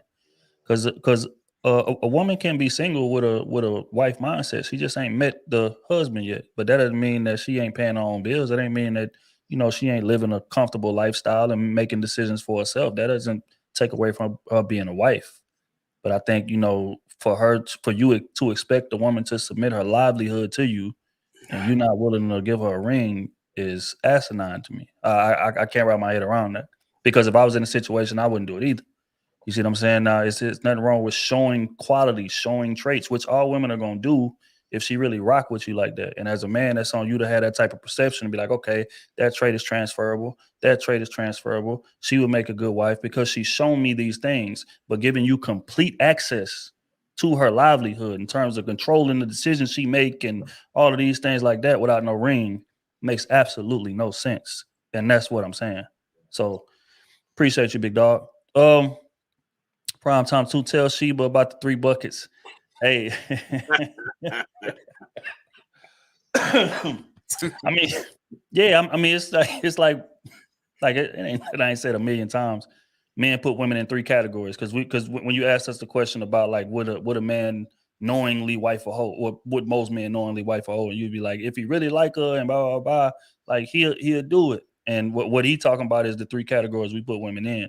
Hypothetically speaking, if that's me in that situation, I will put her in a category of it's just sex and that's all. I don't mean I ain't gonna stop hanging with you or whatever. I'm gonna keep you around for as long as the sex is gonna happen. But I'm also gonna communicate that and be very honest with you up front. But you will never graduate to a wife material, which is another category. The 3 categories is this woman has potential to be my wife. This woman is just for play. This woman I want no parts of at all. I don't want her around me. She be toxic as hell. I don't like her mindset. I don't like nothing. I don't even want her as a friend. That's the 3rd. You know, you see what I'm saying? So if that's me in that situation, I'm putting you into just sex only until I run into that woman that, you know, that I'm willing to marry. That's what he's talking about. Appreciate you, Prime. That's love, bro. G Firm 2 Ball. Shouts out to my man Ricky, aka Rasheed Wallace. Appreciate you, man. Salute to Sheed too, legend. Tech Nobility, 10 Ball. Women won't wash dishes at the house, but have a dude kids with no ring. What world are we living in right now? The man needs to marry you as a requirement for cooperation and procreation too. See, and y'all motherfuckers is missing the point by a mile, but I ain't gonna explain it again. But appreciate you though. Joel, there's a reason you don't see Bentley commercials. It's not for everybody. Quality is known from an implicit standpoint. That's facts. Rolls Royce either. That's facts. Good dope sell itself, man. Yeah. Salute to Freeway Rick. Quality over quantity. Hey, all day. Prime time with the fireball. Now SB, them Jezebels got to hold them soul ties. Fellas, beware. Oh, niggas crazy as hell. Matthew with the 10 ball. Trill said before, which I agree with, most women are never single. The reason men don't want to take a female out on more than 3 dates is because most likely she's hitting someone while you're whining and dining. That's a fact. That's a fact. More times than not, a woman is never single. It's always somebody, well, never completely single, meaning that, no man has access to me from a sensual standpoint at all. No invigorating text conversations, no sex, no nothing. I ain't talking to nobody. Most women are not in that situation when they run into you. Let's be honest. Most women, more times than not, while she dating you, still hitting either that dude that she used for sex, he probably typically an ex, something like that. You see what I'm saying? While she's trying to find more secure standing in you with this dating process. So that's what he's speaking to. And I stand by that 100%. I agree. Appreciate you, Matthew. Nico, Fireball, the journalist married a former streetwalker because he's a former trick. That's real. That's real. Kendrick, 2 ball. B. Taylor knows a woman for everything. I sure do. Hey, man. Well-rounded. Marcus, 2 ball. How long can hoes stay married? Hoes can stay married for a long time. And this is what people don't understand. Just because she's a hoe does not mean she wouldn't make a great wife. That's just honest. Because hoes are some of the coolest people that you will ever meet, ever talk to. I'm talking about great conversations, intelligent, all of that. Like fun to be around. Fun. But it's the prior knowledge of your behaviors and my perception walking around with you. That's what's going to deter you. And that's why it's a lot of women who was hoes on the low, but they was real discreet. Or they just moved to another city, ran into a dude, got married, was married 40 years because he didn't know about that. But her herself, she was dope as hell, cool as hell, fun as hell, all of that. So, I mean, just because she a hoe does not mean she wouldn't make a great wife. That's just real. Marcus, 2 ball. Oh, you talking heavy for them, bro. Look, man. Oh, got to get out my bag eventually. Scooby with the 20 ball. You say we want that meow. Yep. That's facts. I don't even know why this kid is a subject on panels no more, man. It's redundant. Come on, man. That's what we in the game for, man. Stop, bro. We love playing dumb, but let's go. That's true. Yeah. Hidden too. I appreciate the explanation, ladies. It's love, man. Appreciate it. Congo to 20 piece. Ricky and Ali. I concur. Appreciate you, big dog. Black and Alex with the 5 ball. Jazz club of painting with a twist of really good first dates. It's all about convo. So do something fun where y'all can get to know each other. I agree, man. But people don't have conversation skills, so they like to go on dates that's distracting. That's another conversation for another day. This is another day. Marcus, the 5 ball. Give him that grown man talk, brother Ricky. Facts, man. Appreciate you. Naya with the 5 ball. Men choose their wife, so he could be married if he wanted to. Yeah. Very true. Yeah. Very true. Drake with the 5 piece. Ali, go get married to your. Oh Lord, these people. Wow. I gotta start screening these questions. You could read it. You could read it. Look, man, Drake, appreciate you. Nah, you good. You good. All right, man. Appreciate everybody for donating. We're gonna get into, the final topic of the night. And I'm gonna play a video first. And then we're gonna unpack it with the question: are women enabling feminine men in this era? But all right, let's let me pull it down and get into the video. Ready with me for a first date where I tell you guys why I removed somebody from my roster. So the guy in question, he asked me to take him on a date.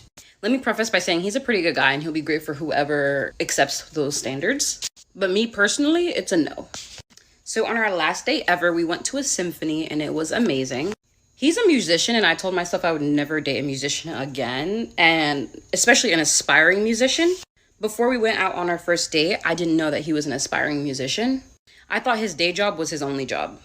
So that was my first cue to exit, but he was pretty awesome, so I kept it going. So fast forward to our 4th date, the symphony is over. We decide to go to get a nightcap, a last drink of the night. So we're on this street that has a bunch of restaurants. We pick a restaurant that has espresso martinis. He gets his espresso martini. We finish the drink. And then I decide that I want churros. So we start walking and I ask the universe to bring me a restaurant that has churros. So right before I'm about to give up, the restaurant that's right before the car had churros. So we sit down, I order the churros. The waiter brings us free sangria. So I'm like, okay, the universe told me this is the right choice. We were supposed to be here. So somehow the conversation takes a complete left turn and he says, so I'd like for you to take me on a date. I am taken aback. I am completely flabbergasted at this point. Never in my life have I ever been asked something so absurd. So obviously I asked him to clarify because this is uncharted territory for me. And you know what this fully grown 33-year-old man tells me? He said, I would like for you to fully plan the date, for you to pick me up, for you to buy me flowers, for you to pay for it, all the shit that men are supposed to do. And I did everything I could to keep my composure. I dropped some Olaplex on the floor and I was scooping it up because we are not wasting $30 oil. Anyway, at that point of the conversation, I knew that we would not be seeing each other again. I didn't bash him for his views or anything. I was just like, well, that's not gonna work for me. And that got a conversation started about what he believes his role is going to be in his long-term relationship. He He said he wanted his wife to work and he didn't make enough money for her to be a stay-at-home mom, and that didn't work for me. I was like, I'm a pretty traditional woman, so what you're saying does not sound like anything that I desire. It was unfortunate because I actually did like him a lot. I wanted to see her transformation. I know her braid out was looking good. Those fluffs, that hair was looking good. It was gonna be nice. Look, that's why you can't have women on the panel. They just gonna sidetrack us with y'all try to look at the woman makeup to No, it was really light. It was a really light beat, actually. It was, and I wanted to see a her lot of makeup. All right. Well, how many layers? That literally, she didn't do that many. If you thought she did, then you don't know makeup. Because she ain't have all. She did the basics. She didn't really do much. But, sorry, are we derailing? always, man, and it's always colorful. Pun intended. But she said something that was very, very interesting in terms of, her boy said, "Hey, I need you to take me out. I need you to pick the day. I need you to pull up. I need you to be a little, you know what I mean? Like I already show love to you on one. Now I need that. You know what I'm saying? So look, B. Taylor face was hilarious while the video was playing. But do y'all take issue with that? Like for it being the second, it's because it sounded like it was the second date. I was okay. No, she said it was the fourth. I was okay Oh, it was the with fourth her. date. Oh. I was okay when she said like he wanted to be taken on a date until he asked for the roses and all those stuff. So like taking him on a date, do I get to plan it? I was excited, like anywhere, like I'm gonna plan it, that would be me. Yeah. But the roses and all the, I will probably bring something else, not roses. But if he likes roses, then I don't disrespect it. But what I am having an issue is with the fact what she mentioned, that he wants a woman that works because he cannot support the household, and she's traditional, so it makes sense that she doesn't want someone like him. That right there is a point. It's a valid point for her. But I think she should have asked these questions before. Can I go? I can't hold it in any longer. It's making me sick to my stomach with this conversation. It gives me the chills and the icks. What are we doing? This is what we're talking about. I'm just first of all, so you say you would take a man out on a date and pay and buy him a gift? Oh Jesus, what is going on? I don't know. Okay. Back to the video. Does it have to be a gift? Because I have done. Why are we doing this? Okay, we talk about traditional. We talk about doing the right thing, and now we taking out men like they bitches. I'm sorry. Like, why are we taking out men like they're a woman? Like, why can't you see it as somebody that you like, though? What if it's a man you like? No, I'm gonna pick a man up. And you want me to be in my femininity, and you want me to pick him up and buy him flowers and take him out on date? Is this his birthday? The flowers, no. I'm just. Yeah, not the flowers. I said not the flowers. He wants to be a woman. Tell him to go and do what he really wants to go do, and that's transition, because he wants to be treated like a queen. That's what that sounded like. Sounded like he wanted to be a queen. I don't like me picking you up. I don't like that. Ugh, I'm disgusted. Why gotta be so extreme just because a man wants you to reciprocate? So he's opening his mouth, communicating like y'all asked. Mm-hmm. He done took you on 4 dates. Hey, do you mind? Now again, I do agree. The flowers, that's a bit extreme. Him want to be a stay-at-home dad, I don't agree with none of that. I mean, it's just stay-at-home husband. I don't agree with none of that. However, just a date, you can't take a man that you like on a date. You must not like none of the men that you date. It's not OT. You're not listening. It's what he said. He said, "I want you to wine and dine me, pick me up, give me flowers." I said, take away flowers. I want to be the baddie in the relationship. Take away flowers. Yes, treat me like a king. Take me out. He want to be a baddie. He didn't say he want to be a baddie. He did want to be a baddie. He wants you to reciprocate the energy. Baddie. He wanted to be thrown out. No. It's reciprocation. When somebody You want likes you, shopping trips? when somebody likes you, yes, she might buy. If she like you, she might spend some on the second date. No, If she that's like not you. what. That's a difference between this. What But this man I said. He said take said away he wants to flowers. be a baddie. He wants to be taken care You of. He don't said want you're to not work. taking nobody out on a date. He don't want to be a woman. He don't want to be a You man said no you're more. not taking nobody. You said you're not paying for no date. So I'm just simply asking, take away the I flowers. didn't say pay for no dates. I'm saying what his requirement. Oh, T, you're like collide. It's a difference between if you're going on a couple of dates, getting to know a guy, and you go, hey, you know what, my treat, or hey, let's go here and my treat. That's a difference between I want to be a baddie, picked up with some flowers, and take me and wine me and dime me like he a dime I piece think or he something. was. I think he was saying it like, "I want to be treated the way that you treat me," without like. No, But he's he saying he used the. wants to be a baddie. Oh, okay. I don't know. Okay, this Wasn't woman his is literal saying it. I'm words. believing what her words, but I never heard the man saying it. You know, and I could say like probably thinking I'm giving the benefit of the doubt that he probably wants to be treated the same way that he's treating her.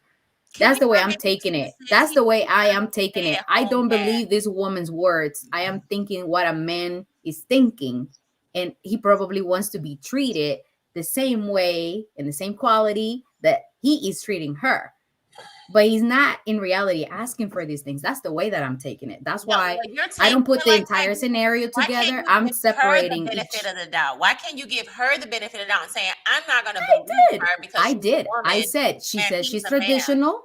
She says she's traditional, and she has a valid point because the other stuff that I'm like, I gave the benefit of the doubt. She's Stay okay at for home, not. and he said he don't make enough money, so he wants to stay at home and be taken care of like a little princess poop.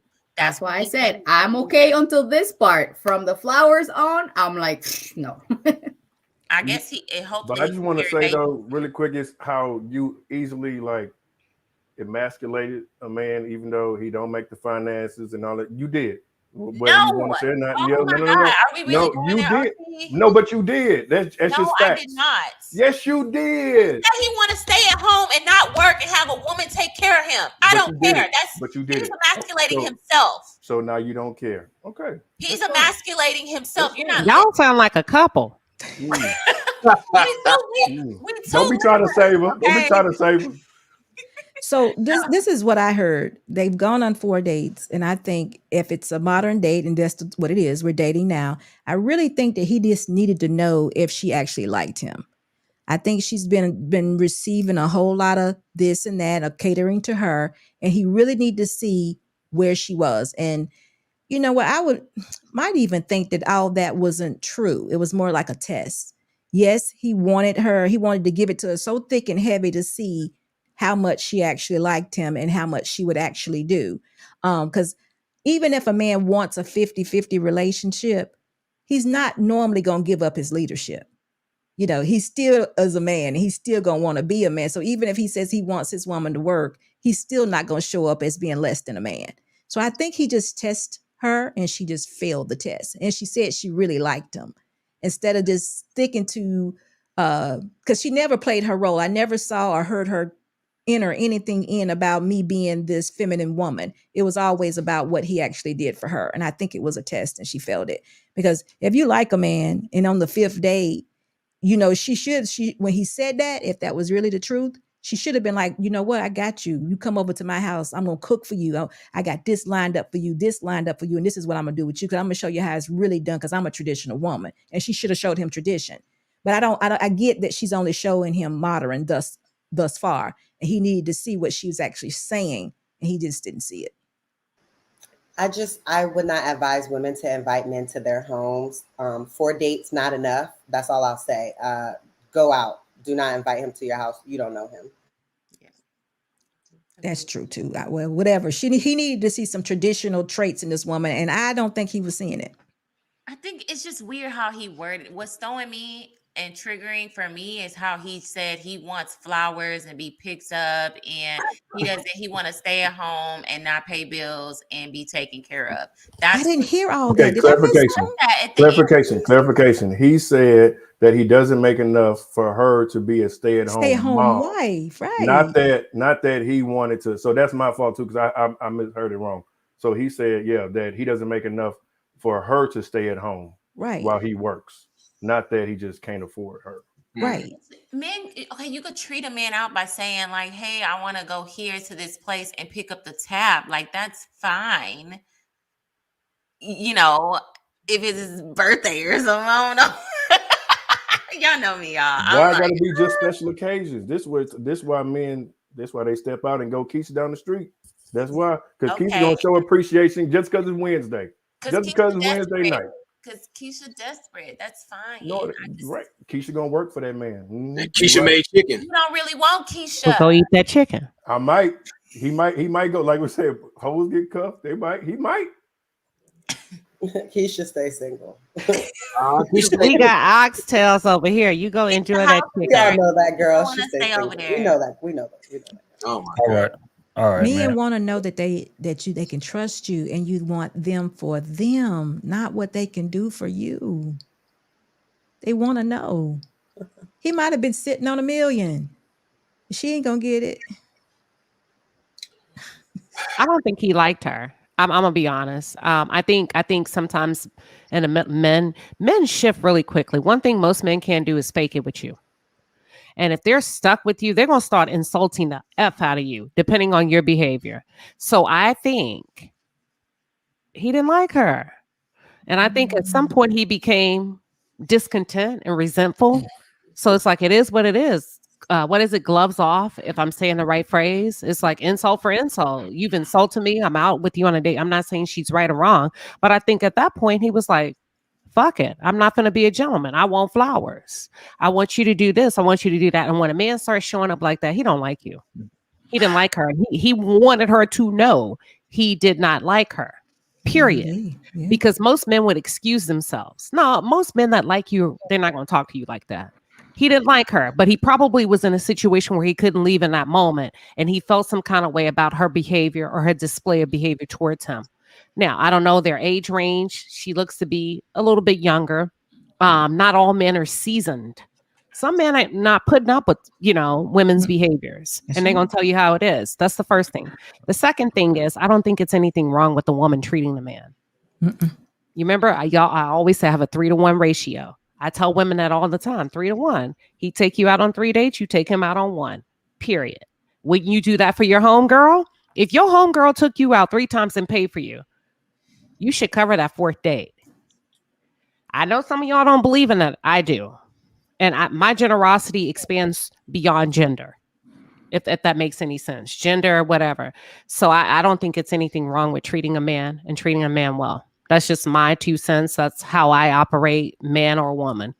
That's it. He didn't initiate any sex or anything in that whole series, did he at all?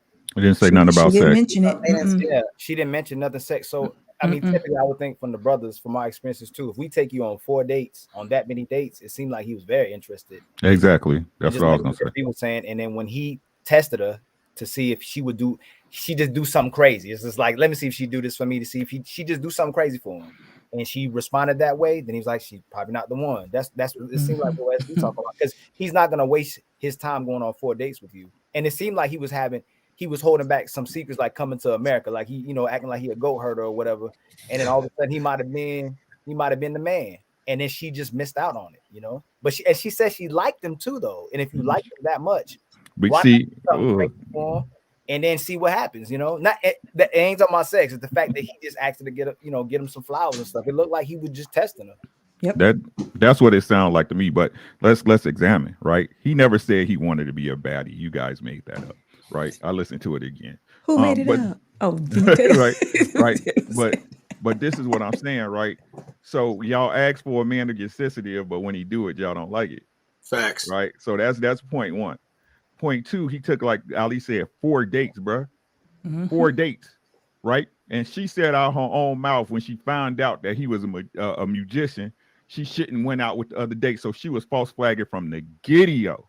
Yep. Yeah. Right. So again, is this you get this was an Iowa test. I'm showing my age, right? When you was in school and then each quarter of school, right, you had to take the Iowa test. You need to have your number 2 pencil on point, right? Can't do it in pen.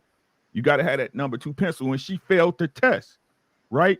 He asked her to look, flowers, however y'all want to take it. He asked her, could you take me out on a date? I done took you out on 4. Can you take me out on a date? Oh, that's not for me. You right. I'm not for you. Right? Again, it's not about these. If something like this, ladies, here y'all go. Put your listening ears on. Right? If something like this happened, it's not about you taking him out. That's not the point. The point is he's looking for you to do for him what he does for you. I agree. I have a quick question for y'all. There's just some men who just don't want you lifting your finger to grab the tab. I've been on plenty of dates where it's like, no, don't insult me like that by grabbing for the tab. There's other things you can show your interest in that man, but there's women out there that date men who do not want you touching. That's facts. But if that's the case, he'll continue to do so. He wouldn't ask you to take me out. You see what I'm saying? Yeah, that's what I'm saying. Like when you run across a man like that, it's like it's what did the word she used? Flabbergasting, because it's like, what? I've never even dealt with a man that's like that. So for some women, that can be shocking. Wouldn't that demonstrate her value though, that she would do it? Versus I can just easily just pay for it. I always pick up the tab. I'm sure a lot of brothers pick up the tab, but the fact that she would have done it would have showed how valuable she was. She would have been a wife. That would have been wife quality. Wow, she did that. Shout out to Sheba. Or working quality. A working quality. Out to I'm about to quadruple everything she just did. But I know women that are married that never even lifted a finger to pay the tab. So that's I think well, it's all their money, right? I think that's the type of man that you marry. Like if it's a man that's okay with you picking up the tab, they want to be treated. Then there's men that's like, I don't need you to do that for me. Well, it's all your money when you become married. It don't matter. It's like it's all one big pot. Even if it's not from the same account, it goes to I would still use money from his account to take him out, so he feels special. Right. No, and I just have one question for the guy. I agree. Hold on. Give me 1 second, Sheba. My bad, sis. And I agree with you saying wholeheartedly, B. Taylor, but you got to get there first. You see what I'm saying? You got to, and this ain't no disrespect. I ain't trying to be disrespectful or nothing. You got to get there first, right? Again, and that's why I hate when people say, oh, you shouldn't test your partner. Yes, you should. Yes, you should. Now, when y'all get into the throes and y'all married and y'all together, them tests ain't necessary no more. Y'all done proved y'allself to each other, right? But when you started out, you supposed to test them. You supposed to see what they made of. You got to see it early. Don't wait till down the line to test your partner, because you're going to be disappointed. You're going to be disappointed. That was a test. This is the crazy part, and this how people don't even think simply. He done took you out on 4 dates already. He didn't have the money. Did you hear what I said? He done took you out on 4 dates already. He didn't have the money. Might be on his credit card. You never know. Yeah, it's a lot of men that's be faking. Of course, I know. But y'all making excuses. Like America's credit card debt isn't out You to can't move the goalposts, beloved. It's not a goalpost. How's that moving the goalpost? No, statistically, most Americans use their credit card. No. I hear what y'all saying, but what I'm saying is this, right? Again, if we give you a logical standpoint, can we just sit on that, then move along instead of, hey, he might have been doing this? We don't know, right? We don't know. The same way we don't know if sex was in the equation, the same we don't know if he said he was a baddie or not, right? Why we just can't sit on that point and move on? That's my question. But Ricky, we do know that he paid for it and she didn't, so it doesn't really matter if it was his credit card or not. Exactly. Yeah, They wrong for that. They wrong. Okay. I was real quick to Ali, quick before you go on, Kayla. Let me just ask him one something. Like, y'all gotta relax. Okay, we gotta relax. Like, Lighten up. I think it was a funny moment how she was telling the story, and yeah, we can't just be too serious all the time. But I just want to ask one quick question based on something Ali said, because I'm like, really? You said that after 3 dates, typically a man is interested in a woman. What'd you say? Because you were saying like after 3 dates, typically that means he's interested in her. And the reason why I'm asking you to go a little bit deeper is because most times when it's new, you go on a date once a week, right? That's 3 weeks. So you're saying after 3 weeks, he knows that's the one he wants, or is he just dating? A lot of times, just the same way a woman knows right away when she meets a guy whether she'll give him sex or not. A lot of times when men meet women, they'll know whether she's wife material or not for him. But that doesn't mean he knows that she's the one for him. I said she has wife potential. Just Right. like the guy you'll have Right. sex with, when you meet a guy, you'll go, "Ooh, I might give it to him." When you meet him. That's attraction based. That's different than why all the man's answers shot off into the universe somewhere where you're asking a man's point of view and you're making it a woman's point of view. You telling me what women think about? You trying to tell me what women think when they want to give a man the box? So make that make sense. Kayla, I told you my point of view. Are you thinking about? You never thought about giving your box, so you can't tell me what women think about when they decide when they just choose when they want to give their box. You don't know what that's like, and it's just made something else. It's crazy. Like that's crazy. Yeah, some of the stuff I do, it's quite crazy, Ali. But what I will say is that I do think that to answer the video and everything, I think there's kind of like two sides to this. Y'all know how I am. There's two sides of the coin. Okay, so the one side is that to me, this was feminine behavior. Okay. I like a masculine man. So even if you're gonna test me, this test don't work for the kind of man that I like. There are other ways that you could present a test to see if a woman will do something for you. Asking me to bring you flowers is not it. And a true masculine man, I don't think is doing that. They're not. I don't care what kind of test you're talking about. But it don't matter. I can see a man even going to the point of like, there's so many other things that you could do to test. Like I've been tested where someone has made something up about something celebratory at work.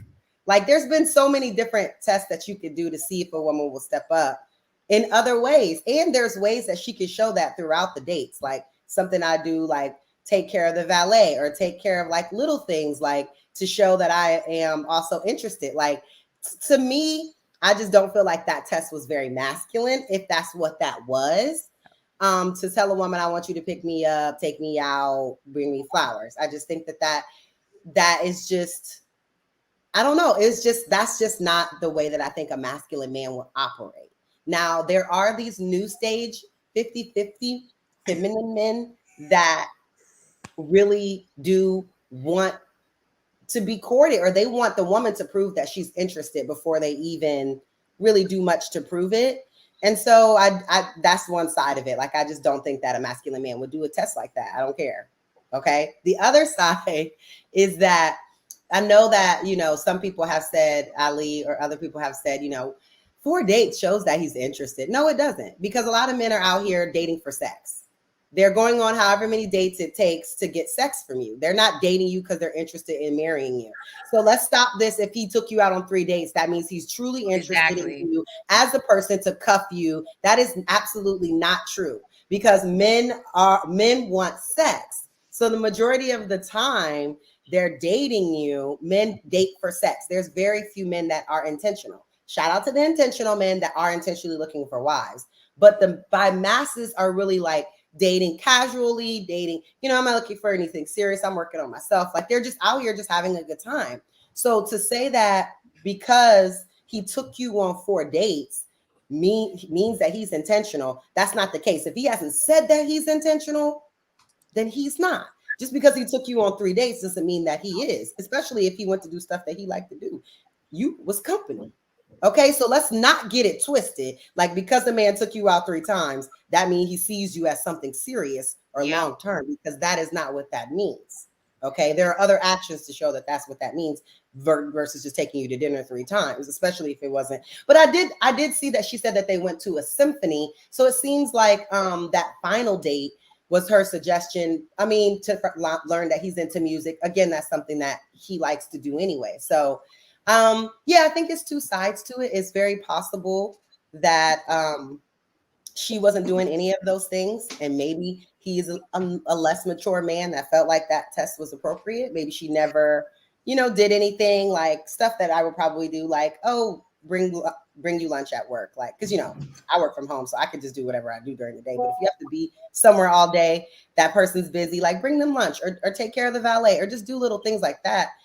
And he still tries to like do a test like this. I would be like, I just don't feel like that's very masculine. And I can't, I like a very masculine man. And so that's just my perspective. I think what's happening a lot from everything you've done from when I said something from my perspective is you're taking what a lot of women, I won't even just personalize you, a lot of women, and why a lot of divorces and broken relationships are happening is because a woman's taking what a man's doing and all his energy he's giving and making it whatever you want to do. And even if he gives you his all, it's still not good enough for you. And you just make it a perfect example by every answer you gave was not even for something positive what a man can do for you. Anything from a good perspective of why that man did that. Every time you go into answer, everything is negative. So even if he was intentional, to you, it was not intentional. You made it not intentional, so it's not good enough. Well, I was giving my answer to the question. It wasn't about you specifically. And when we talk about negative, anything that you say about women on this panel is often negative. No, yeah, so let's not get into that. I very rarely hear you say anything positive about women on the panel. So let's not get into who's being negative. Rewind it back. I don't need to rewind it back. It's like your staple these days. No, it really is. Nothing's good enough. Your staple is holding women accountable and calling them out on their bullshit and how they're full of shit. That's your staple. It is because nothing's good enough for you. That's what you're known for. Nothing's good enough for you. Y'all ask me why I'm not married. Why are you not married? That's your trigger. So why are you and be telling me? What I'm saying is that don't try to talk to anybody else about being. We covered that, Eileen. I told you Taylor was the blueprint. I covered that. But no, you can't do that. You're very negative. Even how come you're not married? I already answered my question with you. You're a baby dad. I tried, but it just keep. Hey, Queen Sheba was about to cook. Why you do that, Trill? I tried, man. Go ahead, Queen. But the shit just keep going crazy. Okay, let me respond to the video so we can I get this shit back on track in some sort of way. Jesus Christ. First off, 4 dates is a lot of dates for just sex, gang. I'm gonna be honest with you, because if we're gonna be honest, hypothetically speaking, if it let's say it's me in that situation, right? We done probably kicked it about 3 times before the first date, so that would really make about 7, 8, and I ain't got the sex in 7, 8 outings. We done kicked it 7, 8 times. We done kicked it, and it ain't been no sex at all. I'm out. There is no proving like, and again, men got to stop doing this. Because just like I said earlier, in terms of like a woman shouldn't be like giving up, wifely duties and things of that nature without getting security. A man shouldn't be out here trying to earn a woman's interest with your money either. If you got dudes out here paying chicks bills and they ain't even exclusive, sending random cash apps. Hey, baby, you know what? Here go 500, man. Just take care of yourself today and. Whatever the case, men shouldn't be doing that shit either. It goes both ways. That's not your wife. That's not your woman. She don't even claim you publicly. But you paying bills? You sending 500? You going on 7 dates to see if she like me or not? No, that is goofy behavior. And if it's me, that shit wouldn't be nowhere near close to that. By that second date, for real, like I say, because we done been talking. We done been talking throughout this whole time. So it ain't just like, hey, we only speak when we kick it. Nah, we texting, we on the phone, we kick, you done pulled up to the crib, all type of stuff. So I can tell the motion. I can tell which direction that this is going. So to have to go on 4 dates to get the type of reciprocity in terms of interests that you want speaks volumes to your lack of ability to read the room. And men got to stop going out like that, bro. Like you should be able to tell if it's rhythm or not. And if you got to buy the rhythm, you messing with the wrong chick. So that's my take on that. In terms of the buying flowers and shit, like, I mean, I honestly think dude was just probably trolling them. Yeah. I mean, we're just gonna be honest, because I mean, the man that took you out 4 times, I'm pretty sure it's 2 expensive dates. Just judging by how she's speaking, you can just hear the entitlement in her voice, right? It ain't been 4 coffee dates. Let's call it that, right? So he done spent a decent amount of bread at this time, so it's clear that he got it, Right. So now it's just like, hey man, when it's my turn, you got to go above and beyond. I need the flowers. I need the rollout. I need the massage when I'm in the all of that. Pick me up. I want to be courted. Some store was probably in jest. You understand me? But she clearly ain't like dude for real either. She in the video talking about, he didn't like me. Like, you don't like him either. Because just like Queen Sheba said, if I have genuine interest in you and you done took me out 4 times, he shouldn't even have to demand the reciprocity from your end. You should be willing to do it. But you wasn't. Because like I said, those 4 dates are not the only 4 times that y'all done interacted. Y'all done been texting, y'all done been talking on the phone, hitting you random. I'm asking about your day. How was your day? Your aspirations? How's your family? All of this. This man got all this information. And you got a problem reciprocating now he done took you out 4 times? And he the one that don't like you? Hell no. So I call cap on that. You know what I'm saying?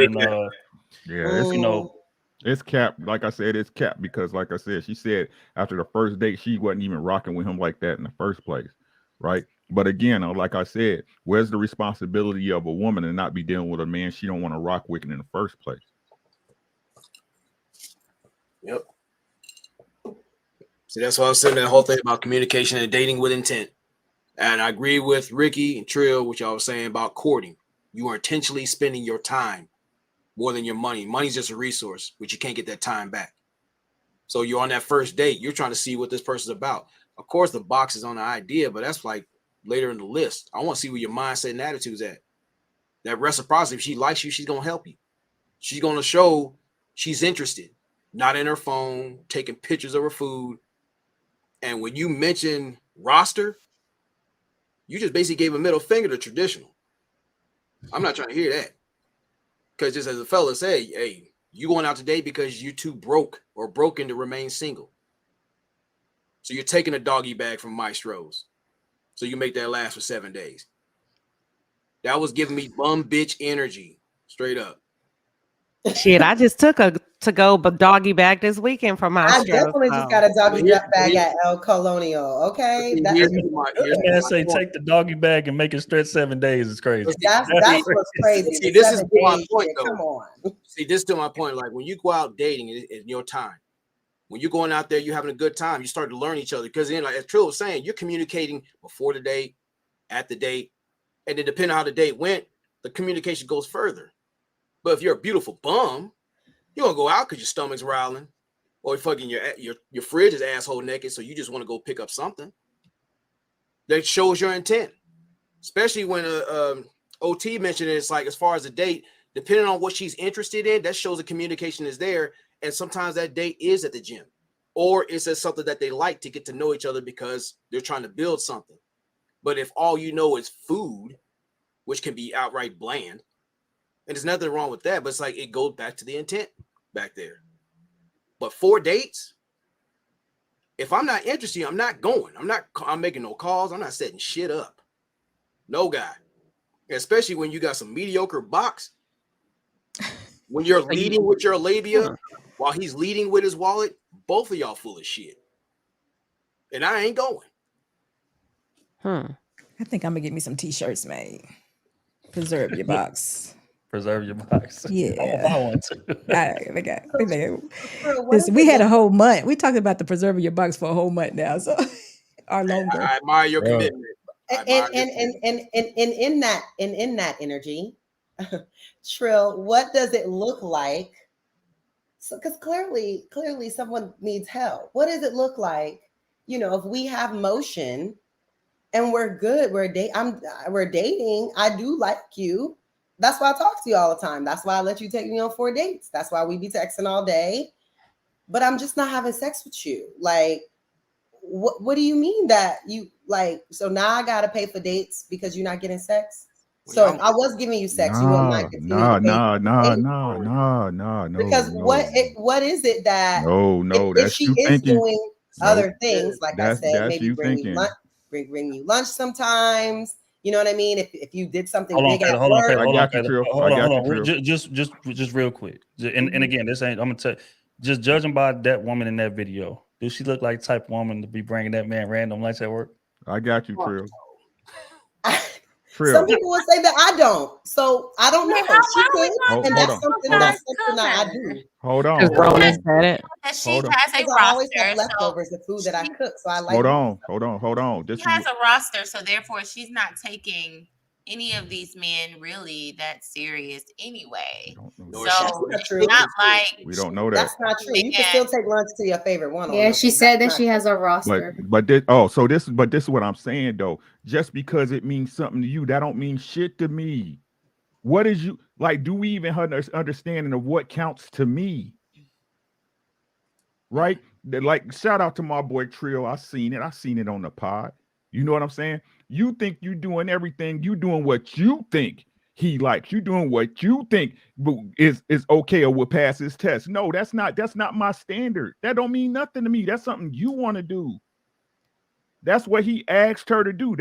He wanted flowers. He wanted to be picked up. That's what he wanted. Okay. Exactly. That's something he wanted, right? Right? She wanted churros, right? So they walked and got churros. We missed that. But Kayla, I want to mention something to you because preserving your box is not a game. It's a serious thing. Very, very serious. You're preparing yourself to be a wife, to be with a man for life. It's not to have ownership. It's not to get power. It's not to be in a leadership or controlling position. It's actually clearing your mind so you can get in position as a wife. It's time to fall in order. It's not supposed to keep you out of order. You're not trying to manipulate the situation. See, that was what the whole damn 2 months has been about. It's been more than one month. It's like it's been 2 months. That's not what I said or meant. I was speaking. Well, when you men don't know if they're getting motion or not. If that's a problem, I mean, you're saying that men are going on all these dates, whatever. They feel like they don't know if a woman actually likes them or not. That's what it really was about, and how he can tell men so that they know the difference, so that they're not out here mad at women because they did all this for this girl that they like and she ain't really like them and they didn't know. Like, because that happens when people get hurt by somebody they really like and they didn't know that the person didn't like them. This happens to men. They spent all this money. We see in videos the guy was mad. It happens all the time. So that's what it was to me. But that's what I mean. That's what I mean. So that men will know. But that's what I mean. When you're doing this, you're going in intentionally and telling this person, this man you're talking about, you're telling him what your intentions are. I'm not having sex with you because I'm becoming a wife. Is this something that you can do? Do you want to become a husband? If not, then I'm not the woman that you need to go on 2 or 3, 4 dates with, because that's my intentions. That's what I mean by it's serious. It's so serious. You are leading with it. I'm leading with it. It's not that I'm just doing it to see what you're going to do and see how many dates you come on to trick you. No, it's not. No, this is not trickery. I'm telling you, I only want to date a husband. And this is how it looks. That's all I'm saying. Hey, SB, I want to ask, everybody who's even dated or even been in relationships, haven't you noticed when you guys are feeling each other, that time and everything moves different? Well, you don't mind spending the time. It's like talking to your husband or your boyfriend is getting ready to be your husband for 14 to 24 hours a day is nothing. You want to do it. You want to be that engaging. It ain't no money necessary. Going to a car wash date. Me and my husband used to go to the car wash for a date. He would clean my car. I don't know if back then he was paying attention to how helpful I was or not, but this is just things we did. You just want to spend time with the person. Just like you said a little bit ago, it wasn't about the money. It was about the time. That's why I was asking the question, because again, it's the intent. Even the smallest things seem big because you're moving somewhere with this person. You enjoy that person's time and space. Exactly. Now, and their company. Yeah. If you have ulterior motives, then of course you're on the clock. You're looking to get what you can and leverage your box or your wallet to sit there and basically get what you can from this person. You leading with misleading intentions. That's where we get the bullshit today. I think that's a bit irresponsible to think just because you're spending money or somebody wants something, a nice dinner or a date or a cup of coffee, that they want something from you. And I think we got to move away from that rhetoric. If I have to lift a finger to do something for you, then you're trying to use me. Y'all, that's asinine. That's a part of dating. Come on. Come on. I don't what think there's message are we anything. like? I think we're reading it a little bit wrong, but I No, don't think that's there's just my anything thoughts. wrong. And I hear hear what it you're saying. I hear it week after week. No matter, it always goes back to money, and it goes back to women. No, Money. I agree with you. I think that's cool, Mhm. but it has to come along with other things. It's okay to spend a lot of money on your woman or man or vice versa, Vice whatever. versa. But it just Mhm. needs to come along with other kindness and generosity, or you will question it if that's the expectation. But you can't go to the car wash, whatever. You can't go to the car wash with me and just spend time with me. Or like Kayla said, you can't just talk to me on the phone. Yeah, That's true. It has to be like a bit of a balance. Right, Mhm. right. It has to be balanced. A date, it shouldn't be a prerequisite for you liking me. Right. Right. You see what I'm saying? Mhm. Like we should be able to chill. We should be able to go on a drive and listen to music and talk, just hang out and spend time with each other. This why I don't get. You know what I'm saying? I can't fathom as a man how a dude can say this my girl when you don't spend a majority of your time with her. Right. I agree. I can't fathom that's not your girl. If you don't have access to her like that, and I ain't talking about you, I'm talking about your time and access. You where I'm at. Yeah. And if a girl rocking with you, if she with you, she gonna want to be in your skin anyway. I agree. She want to So be when a where man, you are. Go ahead. so when a man, let me ask you this, and I'm not agreeing or disagreeing. Just this is clear. Any man on the panel, feel free to chime in. Go. My dad told me if a man don't put in no effort of monetary value, he says a man, his money is where his heart is, or something like that. He told me, and it ain't got to be a $5,000. It could be $5,000.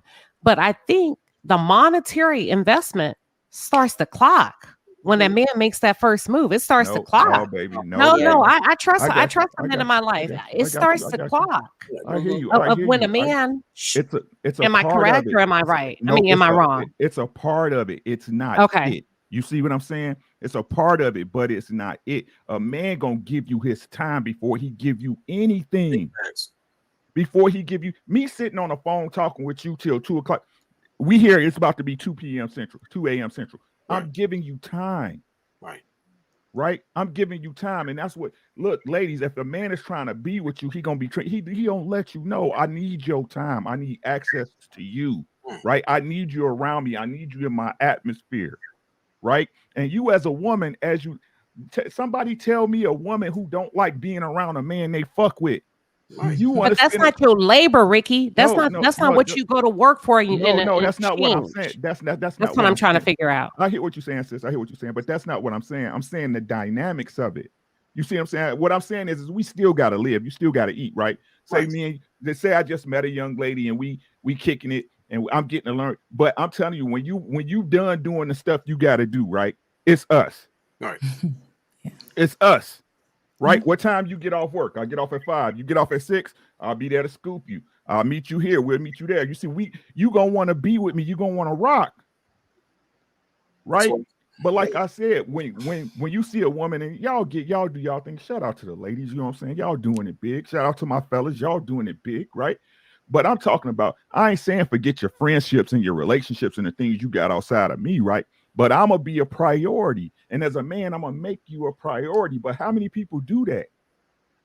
How many people do that nowadays? No, I see you when I see you. You know what? And she'll see you when she see you because she got 3 on the back, right? And he'll see you when he sees you because he got 4 on the back.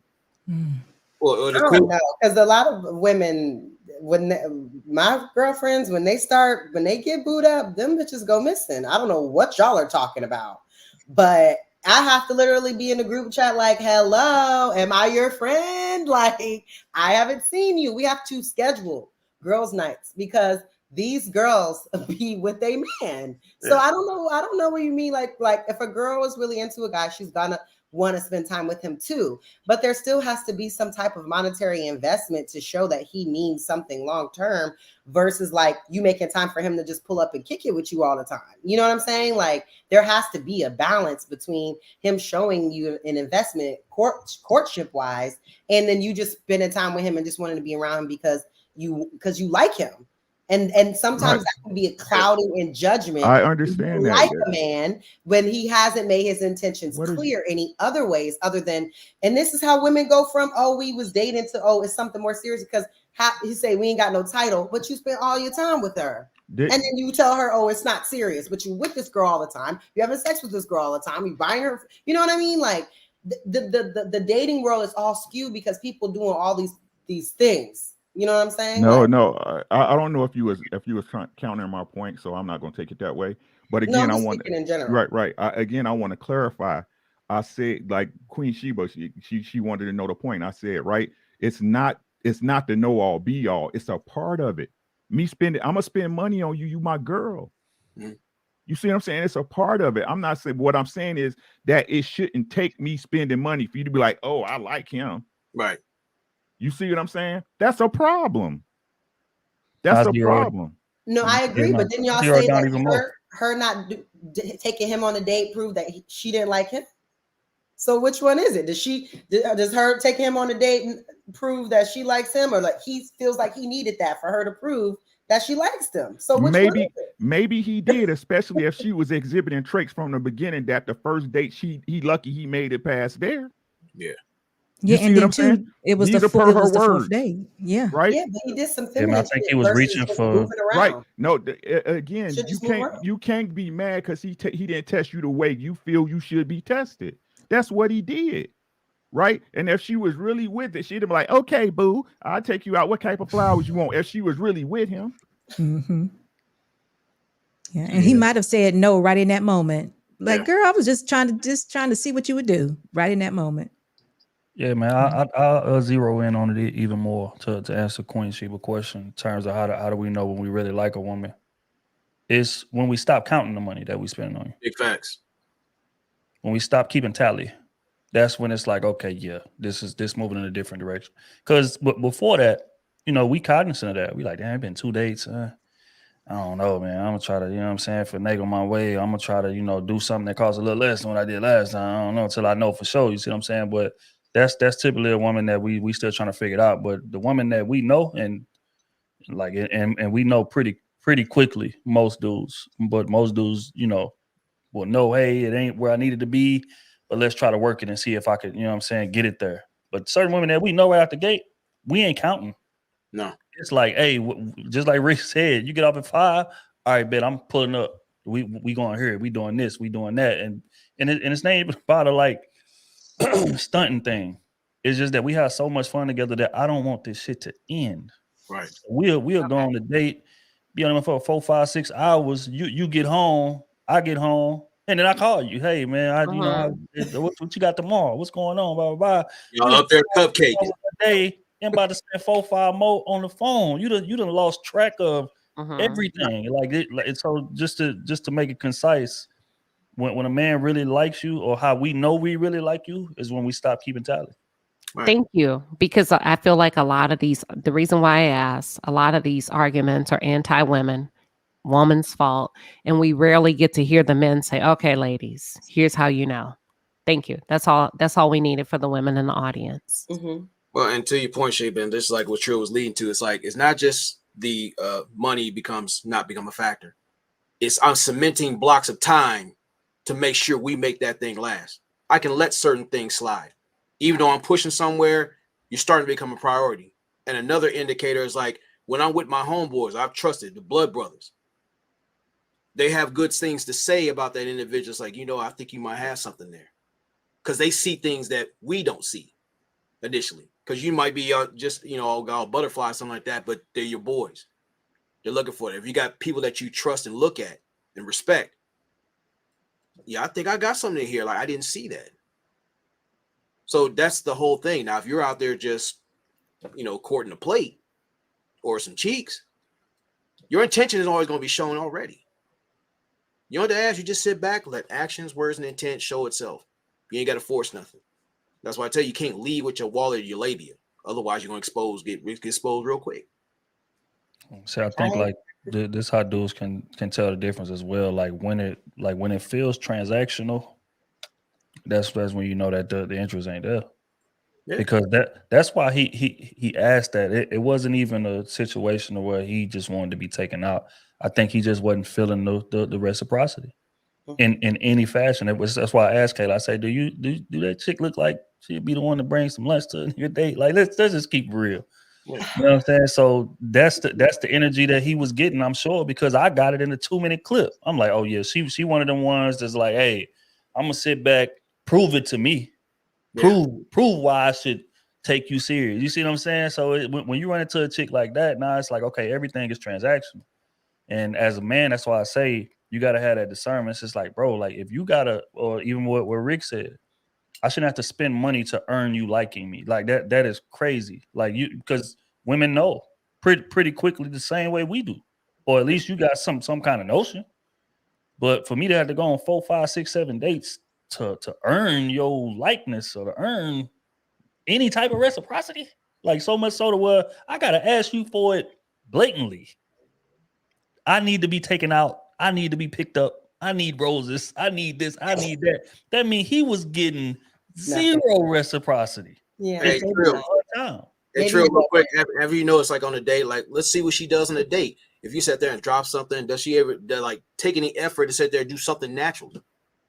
Is it like well, that's what I said. Naturally, it could be like leaving the tip or picking something up, bringing something with you to the date that you had to buy for something that y'all doing, or taking him lunch, like doing stuff like that you just will naturally do. Well, respectfully, okay, like this isn't just the monetary thing. It's just like the natural things. Like if you really care about that person, let's just say like make sure she's not falling off the curb like that, or just how he treats her in general, or like if he just eating or something like that, he's in there wiping his mouth or something, do something like that. The little things count because we're both evaluating each other. Is this person worth another 5 minutes of my time? Because if she's really into him, or she's just going through the motions, and vice versa. All right, bail me out of here. But when y'all together and y'all really feeling that, y'all are not trying to get no interruption in that. None. And there shouldn't be. I feel like if it's going good, people should just go with it. And I think that's what doesn't happen. Like if y'all are in that space and y'all really do like each other, it should continuously just go with it. But people put like all these stipulations on things like, oh, it hasn't been long enough for us to be exclusive, or it hasn't been long enough for me to ask her to marry me. And they create problems, and then they create more tests. Like, oh, let me do another test, and then let me do another test. And like for me, I just think life experiences are the test. Something happens and I want to see how you react. Like I got a flat tire. What are you going to do? Like just life. I don't feel like I need to necessarily like orchestrate a test to see if a guy, because to me, I feel like once I get to that point, I don't really need to be fucking with you anyway. But like if I like for him to get to the point that he got to ask her, and that's why I said I felt like he was feminine, because like to me, a real masculine man's gonna feel like after that last day, he's gonna be like, I ain't rocking with her no more. Well, like, to your point, versus being like, let me do a test, or let me like, maybe she's not it. I'm gonna go out with somebody else and just. Here's your point. The thing is, like when he did all that, I think he already knew what it was. That's just your good luck in your future endeavors type of thing. Like, let me dip on out. I know what the fuck it is. Not feeling it. Now, when we're talking about, we got to stop treating these relationships like game shows. Because you're on the clock. You're messing with my time, and vice versa. If you're willing to waste your time to play around, then I cannot take you seriously. But if you have healthy relationships, like establishing boundaries mutually, that's where the compromise starts coming in. Like, well, I like this person. I like to get to know that. I get to spoon feed parts of myself freely. So that way that respectability is built. You're building a bond, not just a case to sit there and like, I hate to nurture your negative narratives. And that's what we get caught up on, especially in these spaces or in abroad. We're not getting out there and being honest, because he's going to lead with his creativity and himself. As you should be open and like, well, this is me. And there's too many people go to these dates wearing masks and playing these games and wasting time. Because when you're on love, you have to be a fucking fighter. So are you worth fighting for my time and position in space? Or are we just sitting here just playing around and playing ourselves? No, but that's why I said you have to really find out if people are dating intentionally, because y'all say this like everybody's out here dating intentionally. A lot of people are not. Like they're not necessarily wasting time, but they're enjoying your company for the time being. And if it goes somewhere, it goes somewhere. If it don't, it don't. I hear men say this on these different spaces often, that they are like, oh, you know, I'm trying to get my money up, or, you know, I'm not really looking, oh, there's no benefits to marriage, whatever. I'm just like to act like every person out here is dating intentionally. And like I said last show, even the people that about women that try for celibacy and girls that say up front, I'm looking for marriage, I'm looking for this, I'm looking for that. People will play along in that role in order to get into your space or whatever it may be. You know, or they're just not, and they won't date you because they're just looking to have fun. So to say like that everybody's dating intentionally and the ones that aren't are time wasting, I don't know if they're time wasting, but that's just what they're on. They're just looking for someone that they can enjoy their time with. And so you have to kind of separate yourself from those people if you're looking for something serious. But there are people out here that are like that, and they should do that. And we agree. Away from me. We agree that, because when it comes out to it's like, it's better when it's not forced. 9 times out of 10, or actually 10 times out of 10, any guy can sit there and tell you when they was out there dating, you're not even worried about getting access to the box or she's getting access to his resources. Because like, you know, when y'all talking and spending time, y'all gonna sit there and meet in the middle of the road and make it happen. You're not gonna force it. You don't have to use that leverage anymore. You're being patient with the process. You know, this is fun. It's going to generally happen. Sometimes that night, other times when y'all are comfortable being your genuine selves to get there, because that's a level of trust and safety there. Because if you're willing to throw your box out there like that, willy-nilly, irresponsibly, that says something else. But we're talking about actually getting to the point where she was out there playing around. When she said roster, we know that lingo. We know how she moved. We've seen that. So what do you call it when someone's single and they're multi-dating, but they're not like with anyone? And what do you call it then? Depends. I want to know, because the girls should be dating. The girls that are looking for marriage should be dating. So she went on one date with this guy this week. Somebody else asked her out. She went on a date with them. She's dating. So what do you call that if that's not like with multi-dating? What do you call it? Top box. I don't think a woman should multi-date. I think it's I just think it should be one at a time. But let me say this before I forget, y'all. I think this is a problem with a lot of women, is their expectation of the man to think the way that they do is that's what they think. And men don't think like you do. If you got something that you want a man to do, you do better just asking, because you will hate a man thinking that he should just know better, or he should just know that my tire is flat, I need him to change it. He should just know because I'm his woman. He should just know. Pick up the phone and ask him to come and change the tire, and you'll probably get the same results, but you'll get very angry just having the expectation that he should just know. And I think, well, I know, because you just said it.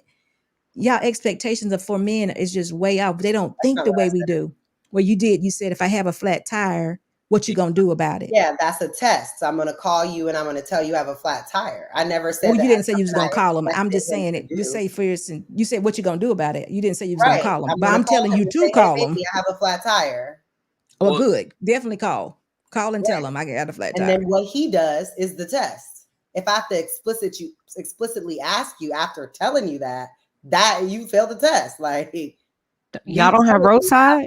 Flat tire and I'm on the side of the road. Like me telling you I have a flat tire and I'm on the side of the road. What else do I need to tell you? But see, respectfully, now is that your husband or is he just a boyfriend? Pull up. You going, baby. I'm gonna make a solution. But is that your husband? Here's the thing, though, Kayla. Is that your husband or is that one of the guys in your roster? Someone that's seriously interested in you is going to do something about it.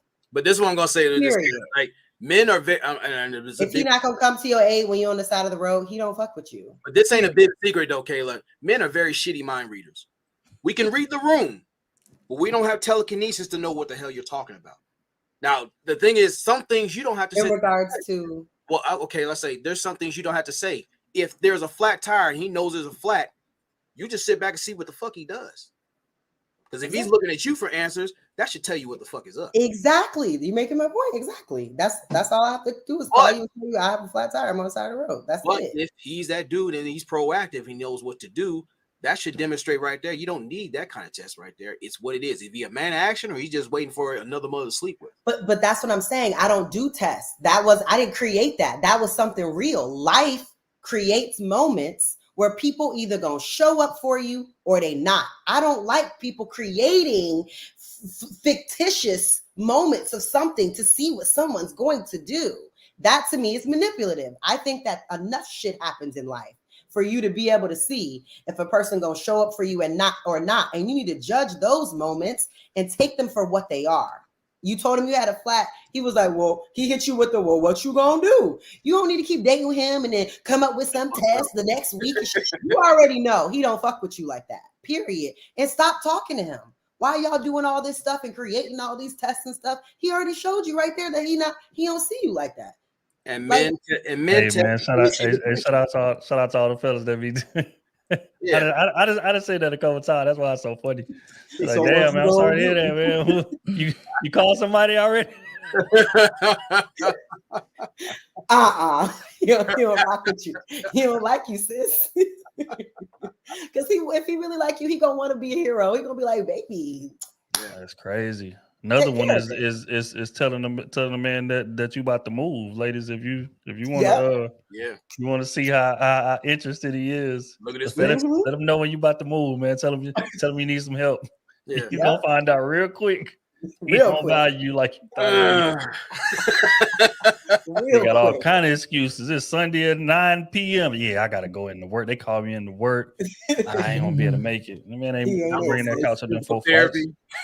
He don't rock with you, sis. There, straight up. You don't keep dating him and spending more time and then like, I'm gonna do this to see what the girl. You already know he don't like you like that.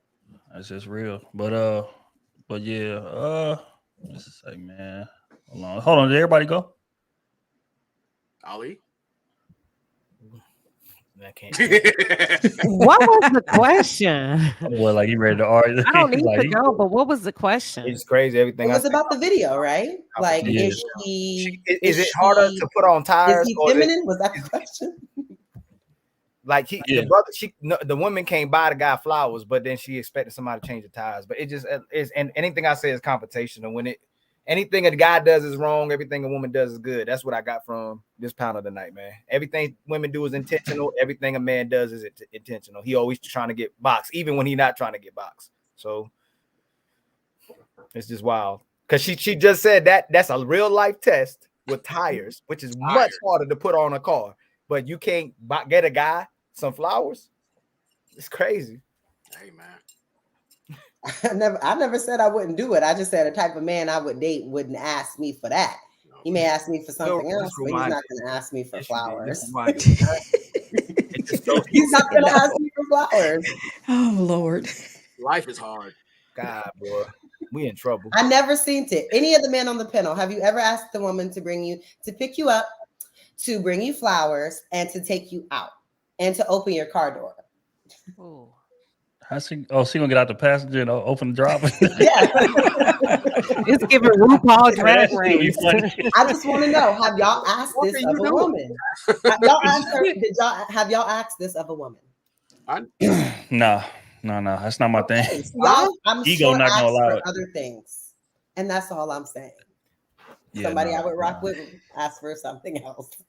So can I add something? This has been a very good conversational night, I think. I think we could have had a lot more. But it seems like we are missing something. I think that we're missing that not everybody's alike. So sometimes when certain scenarios may apply to a certain group of women or men, we tend to think that just matches every group of women or every group of men. And instead of just like, let's just have the conversation, maybe I can learn a different dynamic so we can move it forward. I think we're missing that. We should just relax and try to have a conversation because we're not all alike. There's not, it just seems like that's it. It's like, no, if you are a certain age between this and this, you're this way. Whereas I'm trying very hard to not, to give women another option and another way to think. So they're not that way. So they can address questions and things differently, or even myself. But we got to approach it that way. And women, same as what Ali's saying, is men, same as Ali, what you're saying. Everybody's not alike. So everything that you say is not going to always apply, even though you may think it's that way. There's still a way to make your point or bring that particular point to light without saying that this applies to you. No particular person. I'm just saying, because we need to hear it. We need to hear it, because what if it does apply? We may not be receiving of it if you group us all in one box, but if later on I can think about the conversation that we had and say, you know what, maybe I'm a little short right here, I might need to work on that, then Ali just helped me. But if Ali's coming from a stat of 70% or five every minute or something like that, I may not be willing to receive that, because I know I'm working very hard not to be that. And he just doesn't see it. But I do have this factor right here that doesn't apply to what Ali is saying. But Ali, can you hear me? Yeah. So go ahead. I can hear you, but I think these conversations just, I mean, and I'm not speaking for everybody, it's just not intentional enough. Like, for example, when something blatantly happens, nobody calls it out, maybe one person or two people. So it's just like Kayla was just talking about, a man changing tires, should be able to change the tires, a real life situation. And then I asked about, is it harder to get the flowers or change the tires? And nobody answered but her. So it's like, when the women are saying their point of view on the men, we accept it. But then when they start saying, they say we are confrontational and anti-women, but we're not anti-women. We have women in our lives. We love women. We're discussing negative behaviors of women, versus if they're talking about men, we can take it in a great grain of salt and say, hey, maybe they're talking about the negative aspects of men. But if we did a reaction video to this, and the certain points that happen and how certain things are just dismissed completely and not addressed, I think that we're having a conversation, but it's not as, and I'm not saying it's everybody, it's not intentional. And I'm gonna say it's not everybody on the panel. Well, Ali, let me just say this to you. I'm one of the women that advocate for men. So I'm not a part of the sisterhood. The other ladies would be. But guess what? Not other ladies, I Me being am. a I part don't know of the about the other ones. sisterhood I am. doesn't mean I'm anti-men. I That's am. what y'all need to stop. And I'm not doing. anti-man. Okay. See, I didn't say any of that. And love my black I didn't say any of that.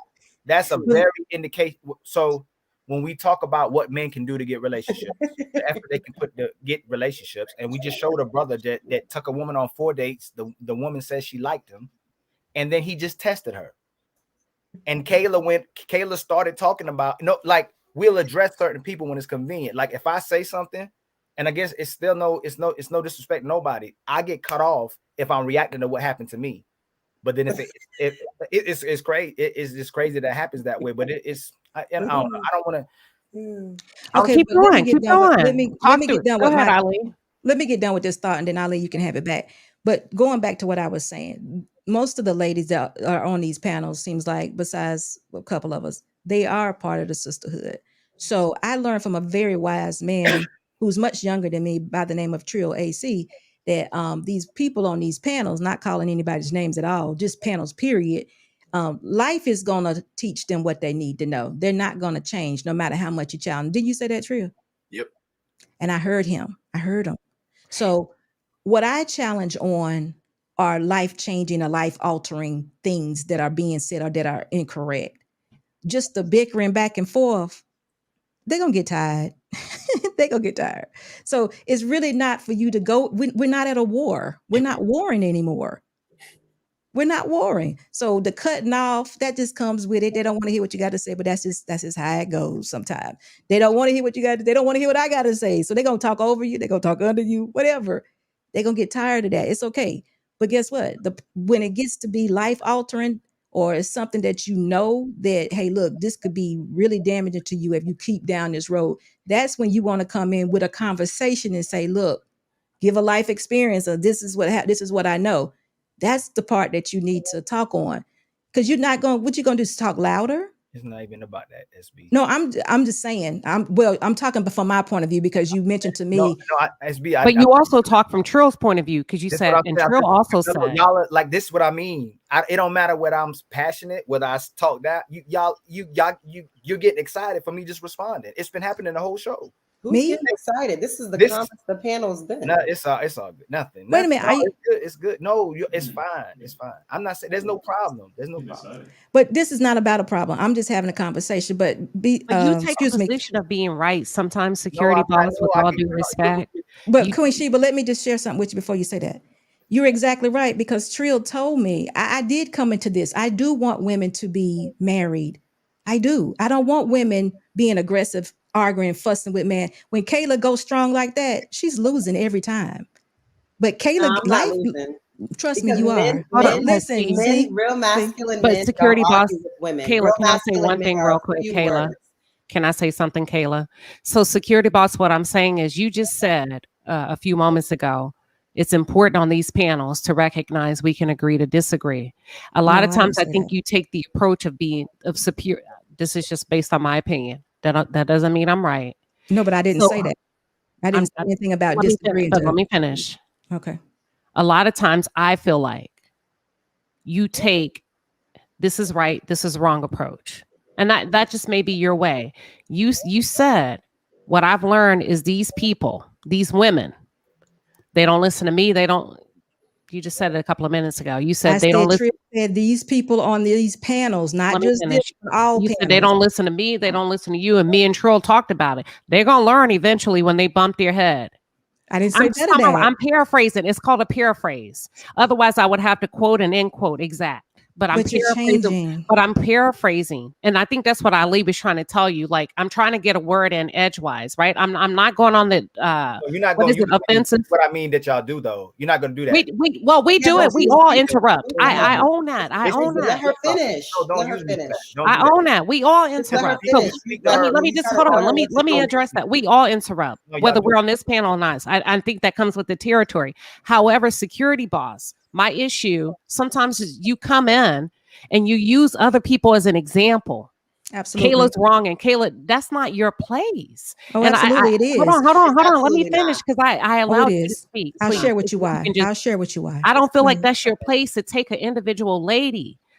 Now, I do believe your calling is your calling, but if somebody rejects that, it's your duty to move on. It's Absolutely. not your duty. It's not your duty to keep coming back over and over and over. I think it's unfair. That's just me from the outside looking in. I don't push up against people that don't want to hear me. I Okay, don't. So I guess give what I give. I get what I get, and I move the hell That's on. not the truth. A lot of the ladies that's on these panels don't act like ladies. And then when you In respond, your See, opinion, you're doing it right now. No, Like I'm you're not. doing Yeah. it literally No, right y'all now. don't behave like ladies. You do doing it on it. so many What different she was panels. trying to Everybody know the three. Y'all know y'all known for being disrespectful. and to you me. known for being. You see No, what I'm I- saying? Where I could We go, all know not. but I you're known choose for not Okay, to. if I'm so known for that, why you in my You see? inbox? You see, you see what Say you see what's it going again, on right Ali. now? I couldn't hear If you. Go I'm ahead. so known for that, why are you in my inbox? Ali, come What on did I now. say? I Ain't said no you did a great smart- job. ain't no Hold on, I'll smart pull it thing, up. boss. I said you did a great job. Don't make it seem No, like I say said something. amazing. What did You I a say? queen. You a leader. did that night. Right. You So why you in my did. inbox? I don't You follow you. did. Do I follow Trill, you? have I not? Trill, have I not reached now. out to you before after a good show and said that was a Do I hell of a follow- show? No, Trill, see, We came that's what you together. done. No, you're Is disingenuous. that different You're from me, dis- you're Trill, or is extremely that have you known me to disingenuous. do You're that? extremely disingenuous. It's Hold So, on, have you Ali, known me to do that, I Trill? made an example of when I respond to people being deliberately disrespectful, and I have intentional I conversations. did. I was in your inbox. I I'm said it known was a for helping great the community. conversation. I Y'all- own You that. don't have intentional conversations. You And so brought it up. I whether want to say own it. whether I I say did it tell you low or that. passionately, I don't never disrespect anybody on the panel. But The pull women up are what I A said. lot of the women are extremely Pull up what I disrespectful. said. I said that was awesome. That was a great conversation. It was very And positive. today, right? It was very Today I was productive. against you. You said I was against you earlier, and you Huh? said earlier you said I was against you. That I was against you on another panel. You're being disingenuous all the time. Sheba. So we've been on several But you know panels. what's funny, Sheba? On different, I said we've been on several panels when you're not together. there I on think you're. different spaces. You know how many people I've been talking highly about you about? I'm saying, yo, Sheba. Ali, it's not personal. It's just a panel conversation. Are you personalizing this? Because if so, it ain't It's just becoming you. very personal. It I seems. spoke. is he? Because y'all get Is to say that what's happening? men don't get the last word. Y'all get to say what's the No, last I word. just want to understand You where have you're all the coming from. credibility as what a good lady should be or a good woman should be. But why does it always come back to that? We're having a conversation about a how you treat topic. people. That's Everything has to come back to gender. I and never I have think that problems that's with the brothers. what I don't have problem problems is. with the brothers. I don't never disrespect the Yeah, brothers. and you never argue back and forth like this this with the brothers either. Many You brothers getting your can have quiet experiences. mouth. I'm gonna pull up this message because what I don't want to happen is you giving like something like I said something negative. I mean, like I'm trying to flirt with you or something, because I think we need to clear that up. It was a very positive message. You got to clear that up. So what do That's you why need I to know said my when sign? he Why you said gotta that, know my that was sign not for? okay. What do you need to know Because my you sign? said you was in my inbox. Why do you need to know my sign? I just said that in the back in front of everybody. What do you need to know it for? Dude, we talked about that on this You're trying panel. to make it personal. What is Oh it got my to do with anything? Why are God. you asking me for my sign? Because you flirt. Oh my This God. That's what this you is do. something You else. flirt. Trill, can you see that in front of everybody? All Trill, right, can you all go right, that all to right. private Making chat? this Can you like see this is that? dangerous. Hold on, Yeah. Kayla. Pause, No, Kayla. it's not what y'all do Kayla. is dangerous. Pause. No, Trill, can you not see that in private chat in front of everybody? Well, I What was are like, you hey, asking Ali, me what for you my sign let for? me Why did talk. you ask Trill for his You sign? sending Why the did you wrong ask- why message. did you Hold ask on. Ronan? Hey, Ronan, did she ask Trill. you for your sign? Trill. I Can mean, you why not not? see that? Trill, can I ask you one question? Just Yes. one. Hey, Trill family, If you I'm always respect for you, family, and the fact that this can keep like they do what they doing, family. I'm always respectful I'm to you. always I doing never Let me ask Trill a question. He said I always can a good all the time, man. I'm not always disrespectful. going through I'm always something. Jeez. Trill, if you click private chat, all of the panelists have access to this. Can you see what it's like, hey Ali, what's your sign? for Right. what? Can you see that? Real folks, real honesty, family. right. Honesty, family. I Why see it. she didn't ask you for your sign? Why did Because she we ask know you for- his. We've had a conversation before. No, You're why- kind of new to the family, Ali. in the We just discussion kind that of we have? Why you asking me for my Ali. sign? Okay. You know what the crazy part is, bro? Is that I Trill's think a Capricorn. Hold on, let me go through. Trill's a Capricorn. Kayla's a Gemini. Ronan's a Scorpio. I'm a Scorpio. OTB Taylor's a Libra. I don't know security boss yet. And you, that's it. It's just y'all try simple to turn brothers against each conversation. other. That's what y'all do. But you And you make know how everything you like are. one. You make everything like one thing, Taylor, you and that's the definitely don't issue that I condone have. Like you guys can be in agreement on one panel and not agreement on the other. To make it seem like everything is like a one issue that you said you was against me. Maybe y'all were on different sides of that. No, we were on Lapeef Network, and it was a great conversation. Right. And so y'all can That's have it. something good somewhere else. It's not personal. If on this topic today, we're on the same side of it, cool. If in another show, you're wasn't not, anything. it's not personal. So Yeah. it's like y'all are coming after, like Y'all that are is always taking it personal. way The too man gotta far. hold their voice, the And man now gotta it's not say even what about they the can't topics say anymore. I won't say another word. I promise you that. I try to cut them off, personalize it, and say, man, I'm anti-women. We having conversations about women. And y'all, anytime y'all say something about men, do we say y'all anti-men? But that's different because you're known for what I'm you're known known for for. it, right? I'm known So, for being that way. yeah. I mean, Okay. yeah. all right. I think that is a great point for us to wrap this thing up. I'm gonna let y'all go, man. We got some super chats, things of that nature to read. I ain't gonna make y'all stay for that, man. We got a lot of them, but I wanna respect everybody that donated, man. We definitely appreciate y'all. Hell of a conversation. You know what I'm saying? I hate that it had to end on this note. And you know what I'm saying? Well, I think, man, we need to have some conversations, but behind off stage, out of public, because I think y'all kind of missing each other. If I'm gonna be real, I think if y'all like really sat down and just chopped it up, y'all be the best. Y'all be cool as hell. But a lot of times when we be discussing topics and shit like that, like it get like real animated and stuff, and then you kind of form your opinion of this person based on what they said about that, and you know how you took it, whatever. But I think conversations just need to be had because y'all literally just missing each other if we're gonna be real. But we're gonna take care of that offline. But I appreciate everybody for tapping in with us. Hell of a dialogue, and like I say, we're gonna be back at this thing again next Wednesday, 9:30 ish. You know what I'm saying? Brand new topic. I think I can't remember what it was. Oh, the difference between leading and controlling. Yes. That's gonna be the next topic, man. And I'm definitely looking forward to that. I'm gonna start working on the questions for that tomorrow. But but yeah, again, panel salute, man. I love y'all, man. I know I could get, you know what I'm saying, but we got to like get to some kind of better standing. I don't like things like falling apart like this. But I didn't want to jump in, cut it off. One person got to get off their chest, other person don't, type of stuff. You know what I'm saying? But I do think conversations need to be had, but behind the scenes, and they will. But appreciate y'all. Yeah, y'all are more than willing, man. Go get y'all some more rest, man. It's like 3:00 or something like that. All right. Good night, everybody. Oh, good All right. morning. Yeah, early morning. All right. All Bye, right. y'all. Shit. Yeah, man, it's one of those, man. Lord have mercy. All right, I'm gonna go on and read these super chats, gang. First and foremost, this is Hidden Gems 2-piece. According to the vid, she is literally a clown. Hey, man, I ain't gonna critique that woman looks, man. But I didn't necessarily agree with her take on the situation. But that's another conversation. Big Saint the 2-ball. B Taylor responds to the video. I'm doomed. Just kidding. Appreciate you, bro. Technobility 2-ball. Ali is matrix dodging. Wow. Yeah, appreciate it, bro. Matthew with the 5-ball. Picking the wrong wife is like drafting the wrong quarterback with the number 1 pick. Sets you back like 10, 20 years. Hey, that's a fact. Hey, man. Oh, man.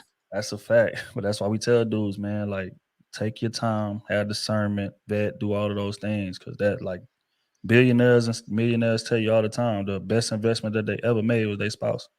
Thanks. So it could also be your biggest expense if it goes left. If we're gonna keep it real, so our boys definitely gotta move a little more careful when you're choosing them. Christopher with the 2-ball. Ali, why you dodge SB's question? Yeah, that was an interesting dialogue, man. Appreciate you, bro. Yeah. Big Saint the 5-ball. Don't forget, Queen Sheba. Women give access to sex, and men like Ali give access to marriage. I know you're tired of hearing it, but it's 100% accurate. Appreciate you, Big Saint. Class Clown with the 5-ball. Ali, you're smart as hell, but I feel at times you get caught up in holding women accountable rather than having engaging conversation. Appreciate you, bro. Derek Jones, the 5-ball. The things men get visibly, verbally passionate about shows parts of how masculine he is, based on the subject matter, principle, point, etc. I agree with that. Yeah. I definitely agree with that. Dirty Mike and the boys, the 5-ball. Great way to deflect, Ali. You got to hold yourself accountable first. You have a whole baby mama, not a half a whole. Man, y'all boys got to stop with the personal stuff, man. Jesus Christ. Like, if you disagree with somebody, theory, cool. But y'all be attacking people's personal lives and shit. That shit right there is not cool, bro. I ain't gonna lie to you. Yeah. Appreciate you though. Ruckers, the 5-ball. Most modern women will lead a guy that checks off 90% of her list in pursuit of a man with the last 10, even if the man only has 10. Jesus Christ. Nico, the 5-ball. Never thought I'd see the day I lead deflect more than Kayla. I appreciate you, Nico. Jesus Christ, man, my daughter Leave keep me on alone. Yeah. and boy's gonna send a straight at Kayla. It ain't got nothing to do with her. Yeah.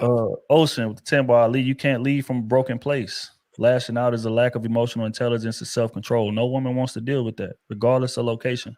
Fix that. Appreciate you, Ocean.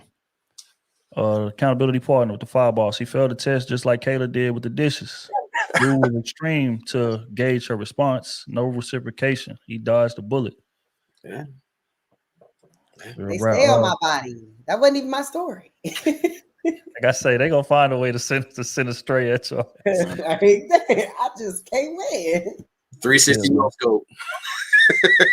No taste of the 5-ball. Sounds to me that the man just wants to be treated. I agree. Like I say, man, it sound like he just wasn't getting no reciprocity, man. And fellas, man, we got to do better with picking up on that and moving the around. Lord have mercy. Naya with the 10-ball. There's nothing wrong with taking a man on a date or treating him. Men like to feel special too. I think we get too caught up in roles. We forget men do have feelings as well. It's facts. It's facts. Appreciate you. Christopher, 2-ball. Shame they don't make women like SB anymore. They do, man. You just gotta search. Man. There's plenty of women that's wife-minded, man. And married and things of that nature. Money, 1322, the 2-ball. This is coming from her. How we know it's verbatim. That's true. True. She probably put some sauce on it. Extra sauce. Accountability partner. I miss. Oh, hold on. Oh, okay. He said he was talking about my bad, Kayla. Queen instead of Kayla. Damn. Okay, he took the Thank shot you back. for that correction. Appreciate you. Wow. I appreciate it. Mr. Joe, the 20 piece. Say the whole description sounded fugazi, but she didn't even try to have a conversation after 4 dates. It was sarcasm. The whole initial idea of her taking him out was a non-starter for her. So dude knew how she was by then. That's facts. That's exactly what I said. I agree. Beautiful I agree, mom. bro. Yep. Yeah, man, it's crazy. Mr. Joe with the timber, I appreciate you, bro. That's love. Fat boy for life. Two-ball Kayla, I told you I am for you. Big dudes are in, man. My man a chance. I appreciate you, bro. Mr. Joe with the timber. Kay just got finished saying Ali can't speak for women, yet turn around and speak for masculine men. And quote unquote, men want sex speaking for masses of men. The men on the panel, I consider all, well, most of y'all masculine, and y'all all agreed that y'all wouldn't have dealt with the situation this way, which was my only point. Kayla's hilarious, man. The fat boy with the 5-ball. Regular people don't date like that until they are in a relationship. Especially, I mean, in this era. But the thing was that it didn't used to be like that. It used to be like a series of courting, like Ricky said earlier. It was courting, but now chick pull up to your crib. Like, first link is at your crib or her crib. Like that's how I go. You see what I'm saying? Faster than an Uber. Yeah, so I mean, I don't know, bro. Spencer with the 10-ball. Shout out to Trill. That's how we do it on Fight Club when it get crazy. Hey, man, look here, man. I don't know. I don't know.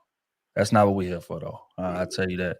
Chris with the Chris the Rebel with the 5-ball. All men have to pay somehow, some way. If you don't got it, then don't go on a date. You'll pay on the front end or the back end. I don't care who she is. It's facts. Hold tight. Big Saint with the 2-ball. Do you have your own panel, Ali? I'll support. Appreciate you, bro. Congo, 30-ball. Said great discussion. I love it. All right, hold tight. I think that's all of them. I don't want to forget nobody. G with the 5-ball. Shouts out to G. Firm with the $5 ball. Appreciate you. bro did his own shout out. Hold tight. I got y'all, man. I got y'all. It's crazy. Hold on. Because they coming in while I'm reading. Derek Clay with the 10-ball. How do you date intentionally young when the woman that you actually want to take serious is smashing another on the side while getting to know you?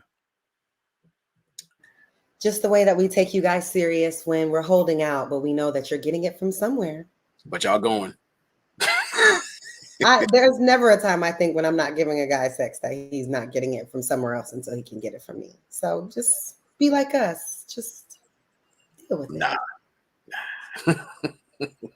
All right, hold tight. Or vice versa. Do one or the other. Okay. There's okay. So hold tight, man. Queen. Send me the chat. I'm gonna read it verbatim because again, pull it up. I don't have a problem with you pulling it up so everybody can see. I don't want my name and no slander. Thank you, Trill. All right, y'all keep on. And this did not happen on the crew. Let me. I hate when people bring drama to your page. Ali and I were on a different panel, and it was a very productive conversation. It was not on the crew season, and this is the message I sent. All right, hold tight, gang. Let me try to share screen. I say respectfully, I'm not a fan of shitty optics. Like we got to really. Yeah, me either. We got to be careful of like putting shit out there and giving the wrong impression on folks. I don't like that kind of stuff. There's certain, areas in the vicinity. Here we go. You can blow it up, Trill. I don't know if you can blow it up. Can y'all see it? Yeah. All right. Read it. All right. Say amazing job on the panel tonight. Ali responded, "Thank you, Sheba. I truly respect and got love for y'all. I think it's so healthy to challenge our thoughts, especially when we're all intentional. I believe you said so many amazing things today. You said a lot of powerful things. I believe you were so intentional, and I made it, and it made it set the stage. Y'all have so much power as women. I love everything you said tonight. I couldn't go against any of it. So much love and respect for you. All right, hold tight, gang. Let me try to zoom in or zoom out. Pardon me. There we go. Nah. Queen says, listen, you showed up so different tonight as a king and a leader. No offense intended. You can tell because the audience loved you. Please continue to tap into your authentic self. It's a beautiful dialogue when you do. I wish you nothing but blessings, and may God continue to, I don't know, I guess, find or bless your platform or find. Something like that. Bless your platform, I think I was trying to say. Okay, yeah, bless your platform. So That's yeah, all I yeah, said. there you have it. You know what I'm saying? That's So it. we gotta clear, you know what I'm saying? We gotta clear things up. Because, you know, you definitely don't want And that. nothing Queen about is a that married woman. We can't do that. Yeah, thank you. I I don't appreciate find that. anything about that inappropriate. Just let me say real quick, like just like as far as panel in general, we gotta learn the power of confidentiality. Because shit can go but wide left real quick. We're just trying to stay on topic and be solid because we're taking our time to speak on these things dressed up. But once it gets into the Jerry Springer show mode, come on, man. But I'm learning because I'm 6 months into YouTube. So now I know I send positive messages to my moderators. Y'all, come on now. I buy people food. Quit playing with me. That's what we do. We say we want to bring the Black community back together. But when I send you a compliment, you're negligent as if I'm trying to holler at you. So now I'm learning. I'm learning. And now you guys understand why I raised my hand. I raised my hand. All right. But thank you for help. Thank you. Yeah, no, it's all love, man, for sure. You know, we definitely don't want to send the wrong way. I know how this shit can go. People see that, hear that, run. This the videos being made. Queen shooting at people in the DM, all type of shit like that. We can't, you know what I'm saying? We can't let that rock. No. But yeah, Kenny is a fool. He said you buying oxtail. Kenny is a damn fool. but like I said earlier, pardon me, damn, my daughter keep getting me sick. But I think, man, conversations definitely gonna have to be had. You know what I'm saying? But just behind the scenes, man. Like y'all would be cool as hell if y'all just chopped it up and got some type of understanding. But I think people come on these panels and they just be so defensive. Yeah. It's just like everything somebody say is them talking to me directly. They're talking about my personal life. And you kind of carry that energy with you. A lot of times it ain't even necessary. You know what I'm saying? This ain't even the platform for that, bro. We like to laugh, joke, or whatever, but all that personal shit, we try to stay as far away from that as possible, man. But again, man, we are a work in progress. Things is gonna improve. I said I think Ali's issue was Sheba praised Ali in confidence and insults him in public. Yeah, I don't really remember insult, fam. No. That's the thing. But that goes back to what I said. When you on the defensive, a lot of things can sound like an insult when it ain't even that type of situation. You know what I'm saying? So I don't know. But on that note, man, we're gonna wrap this thing up. Like I said, we're gonna be back at it 9:30-ish again next Wednesday. Brand new topic. Same dope conversation. Y'all go get y'all some rest, man.